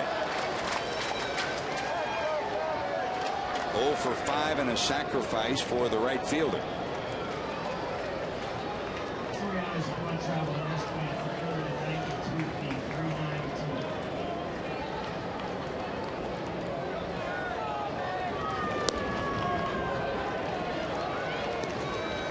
Wide, 2 balls, no strikes. Everything else of the day games completed.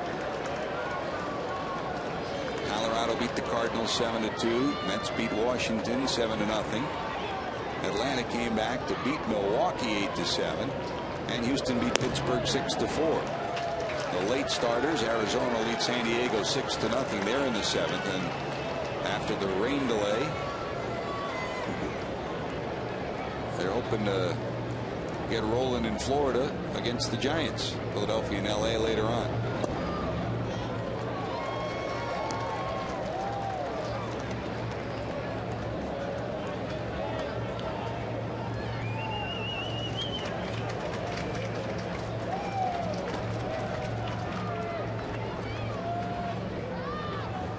Terrio off first.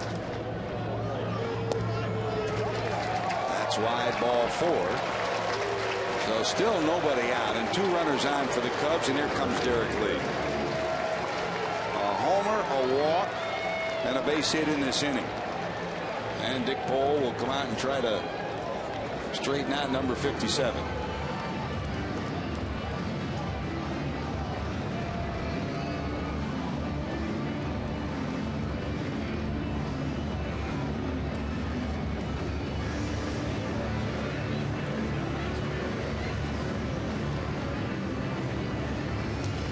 Looking ahead to the bottom of 14, Nix, Hernandez, and Rosales are due up for the Reds. It's not like the Reds have not had their opportunities. They've had base runners on all but one of the last 7 innings. Unable to push that key run across. Derek Lee 4 for 7 against Lincoln.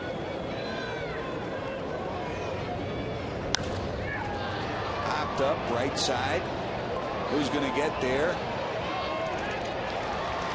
Hauling it in is Dickerson. The runner will go from second to third, though. Terrio tags and advances to third.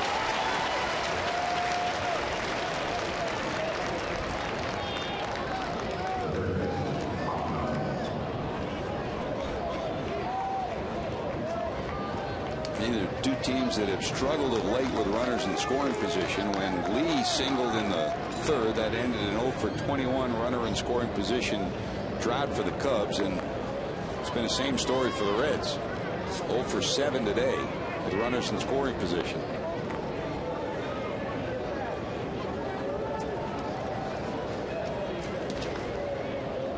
There's Mike Fontenot. Had a hit back in the third and reached on a walk.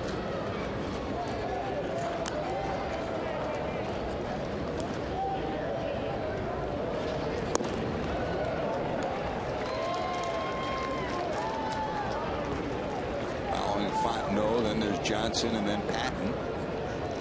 And for the first time today, Guzman has started to loosen for the Cubs if he is needed in the bottom of the inning.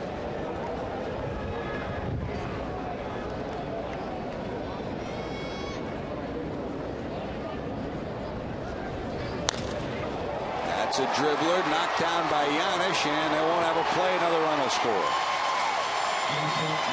Now the extra base taken by Terrio on the foul ball out pays off for the Cubs. Terrio scampers home. And it's a 2-run lead. Tough for a ball club that struggled so mightily with runners in scoring position. It seems like the Cubs have saved it all for Lincoln.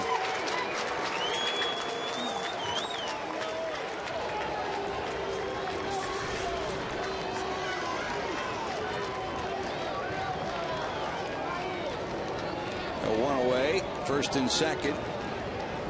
Fontenot reaches on the infield hit, and here's Reed Johnson. 0 for 6 on the day is Johnson.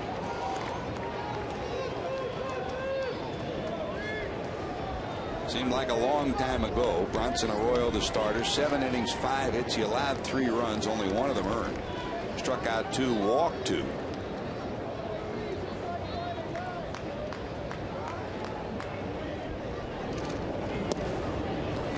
For the Cubs, the starter Randy Wells pitched well. 6 2/3, 7 hits, 2 runs, struck out 4, walked 1. Since then, it's been emptying the bullpen.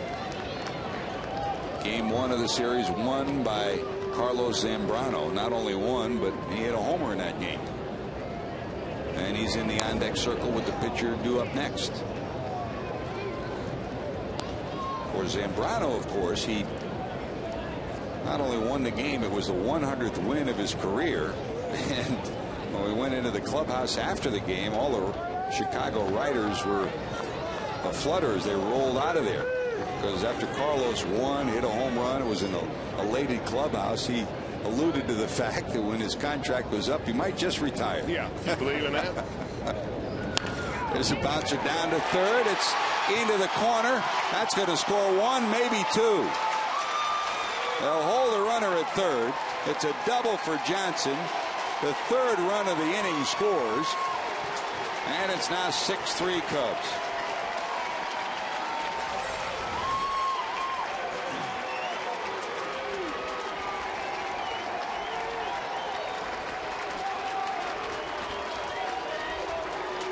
Well, that last base hit right there, I think George is sending just about nearly all of the Reds faithful that are wearing red T-shirts today, trying to outlast and outshout the Cubs fans, sending them to the exits. It seems like the only fans left in this ballpark now are wearing blue. Here's Zambrano. He'll pinch hit for Patton, and it looks like Guzman will close out the game, try to close it out in the bottom of 14. Zambrano, the switch hitter. 2 home runs this year, 17 for his career. Most number of home runs by a pitcher since the era of Bob Gibson.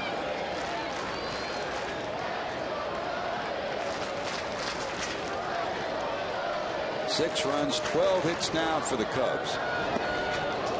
3 runs, 10 hits for the Reds, and what Dusty Baker will lament when this is all over, the 15 left on base by Cincinnati. Time and time again, he had opportunities. No one could deliver a big hit. Ball and a strike. Infield in for the Reds with 1 out.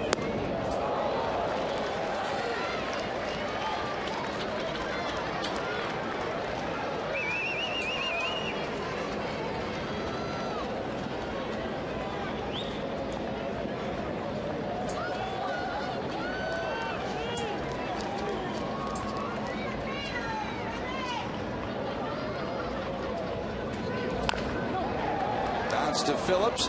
The throw to the plate's going to be in time.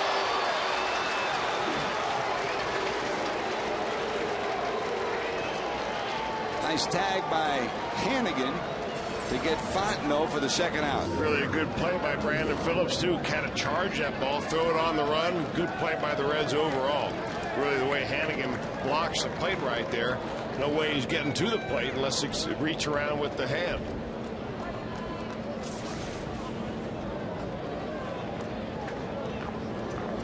So 4-2 is the fielder's choice. Second out of the inning. And here comes Blanco.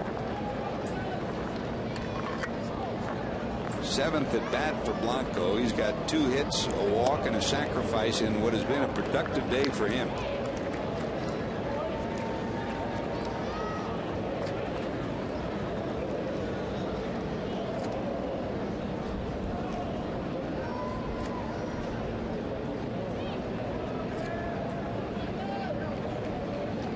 Johnson still on second. Zambrano down at first in the dirt. Good block by Hannigan. Soto, the number 9 hitter, is on deck.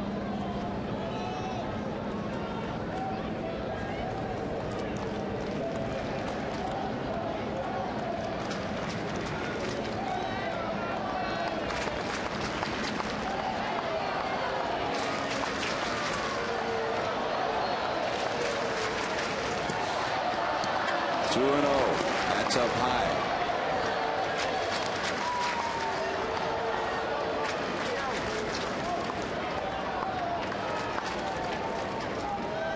Everybody except Nick Masson emptied from the Reds bullpen on this day. And everyone except Guzman used so far in the Cubs bullpen. And there's ball 4. They're loaded. 9th batter of the inning, Soto coming to the plate.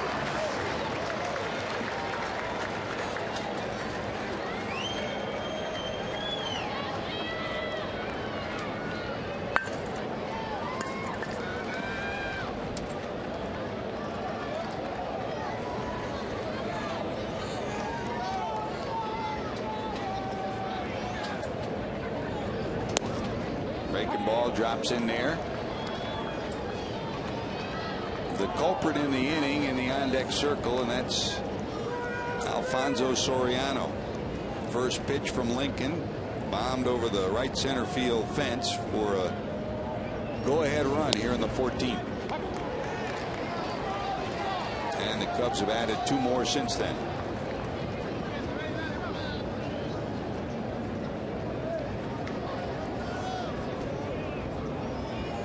Soto didn't enter the game until the 9th, and this is his 4th at bat since then.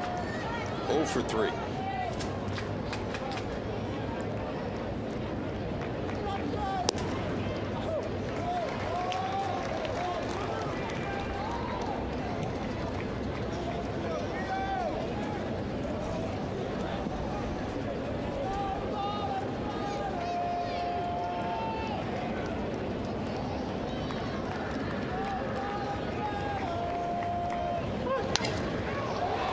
Broken bat, fly ball. Dickerson will haul it in. That'll do it, but the damage done. A homer by Soriano.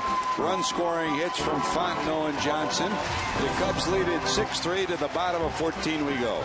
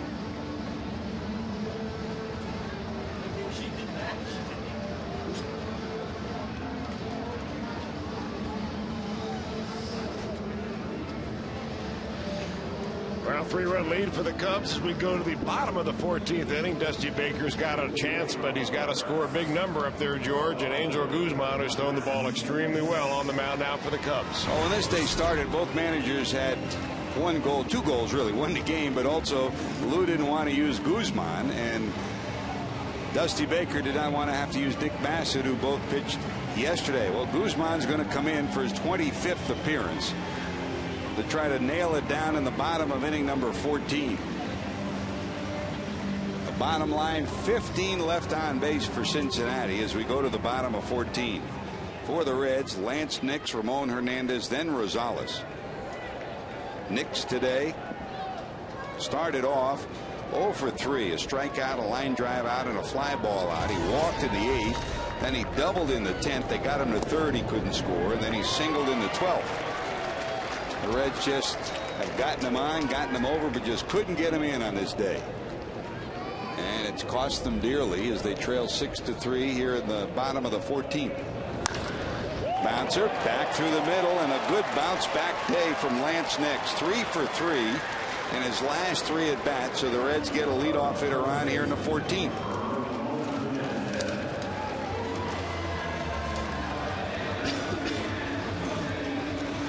Guzman pitched Friday night, a 1/3 of an inning, pitched a full inning yesterday, gave up a hit, faced 4 batters, and here he is on Sunday. Acquired in the offseason last year from Florida, and a major league career, been mostly a reliever. He's been a closer at times, been a middle relief guy. He has 72 saves through his career, and he's trying to save this one. Here's Ramon, singled to start a Reds rally in the 2nd, popped up, flied out, reached on a fielder's choice, successfully sacrificed after Nix doubled in the 10th, and was intentionally walked in the 12th. Rosales on deck.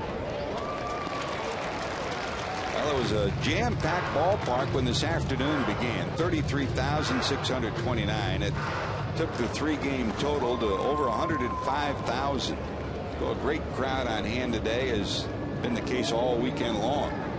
A lot of the Cubs fans who came down from Chicago for the weekend jammed this ballpark, and now with the Reds' hopes fading here in the 14th, some of the Reds fans have gone home, and as Chris said, there's a lot of blue sprinkled around the ballpark. 2 balls and a strike to Ramon.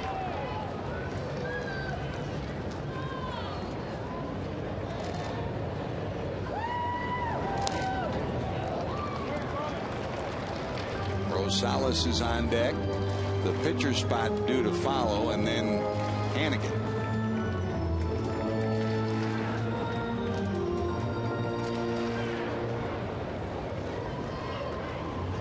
In a pinch hitting situation, of course, Bronson Arroyo has been used, Owings has been used.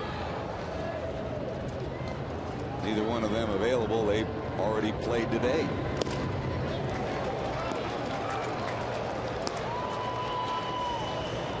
Full count, 3-2.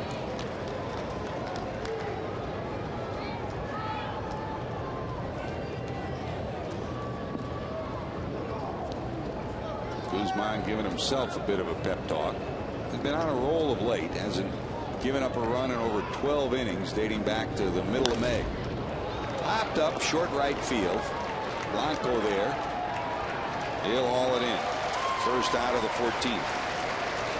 Don't forget, after this one's over, the Reds have an off day tomorrow. Then they'll be heading to our nation's capital to take on the Washington Nationals. We'll be on the air for the first 2 games of that series. Reds Live will begin at 6:30 on Tuesday and Wednesday. Johnny Cueto against Jordan Zimmerman on Tuesday. Aaron Harang against Ross Detweiler on Wednesday. And Micah Owings is due to go on Thursday in the day game. Reds will then go to Kansas City from there for interleague competition. Here's Adam. Rosales, who entered the game on a double switch.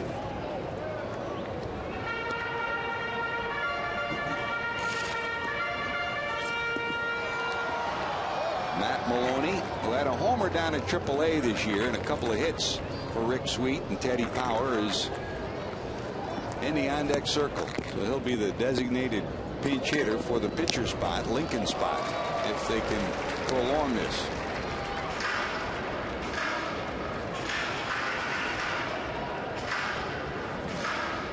What a weekend it's been for Matt Maloney. Pitched well last night. Family and friends down from the northern part of the state flocked to Great American. He pitched brilliantly and basked in that glory today. The Reds trying to find a way to come back here in the 14th of the final of the series.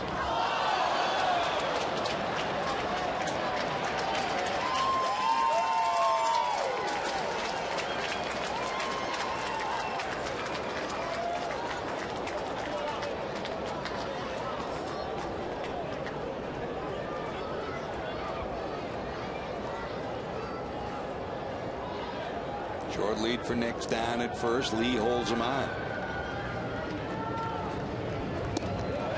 Breaking balls in there on the inside corner. And that'll be strike 3 to Rosales. Well, the rubber arm Angel Guzman is within 1 out of nailing down a lengthy victory and a lengthy weekend for him. Here's Maloney, who will pinch hit. He's the final Reds hope.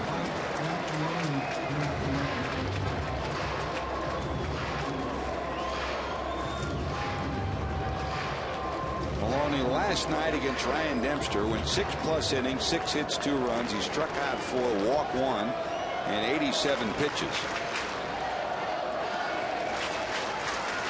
As a minor leaguer for Rick Sweet and Teddy Power down at AAA, he was 2 for 7 and had a home run against Indianapolis.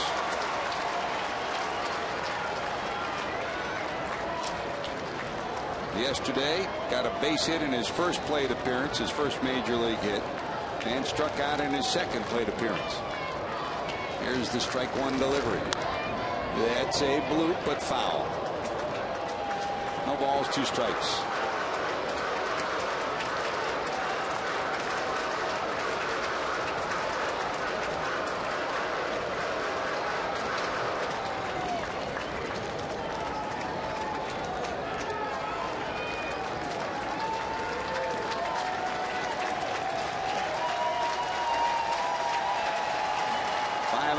Plus of baseball, and the Reds trying to find a way to scratch out a couple of runs to get back into this one. They trail at 6-3 in the 14th. Well, Guzman, give him credit. 3 straight days he delivers. And the Cubs wind up celebrating, taking 2 of 3, the final game of the series, 6-3 in 14. 5 hours and 14 minutes worth of baseball. Agonizing at times as the Reds strand 16 base runners. 6 runs, 12 hits, no errors for Chicago. 15 left on base. Lou Piniella comes home on the smiling side of the scoreboard as the Reds 3 runs, 11 hits, and 3 errors. And 16 left on base. The go-ahead run came from Alfonso Soriano. More to talk about when we return after these messages on Fox Sports Ohio.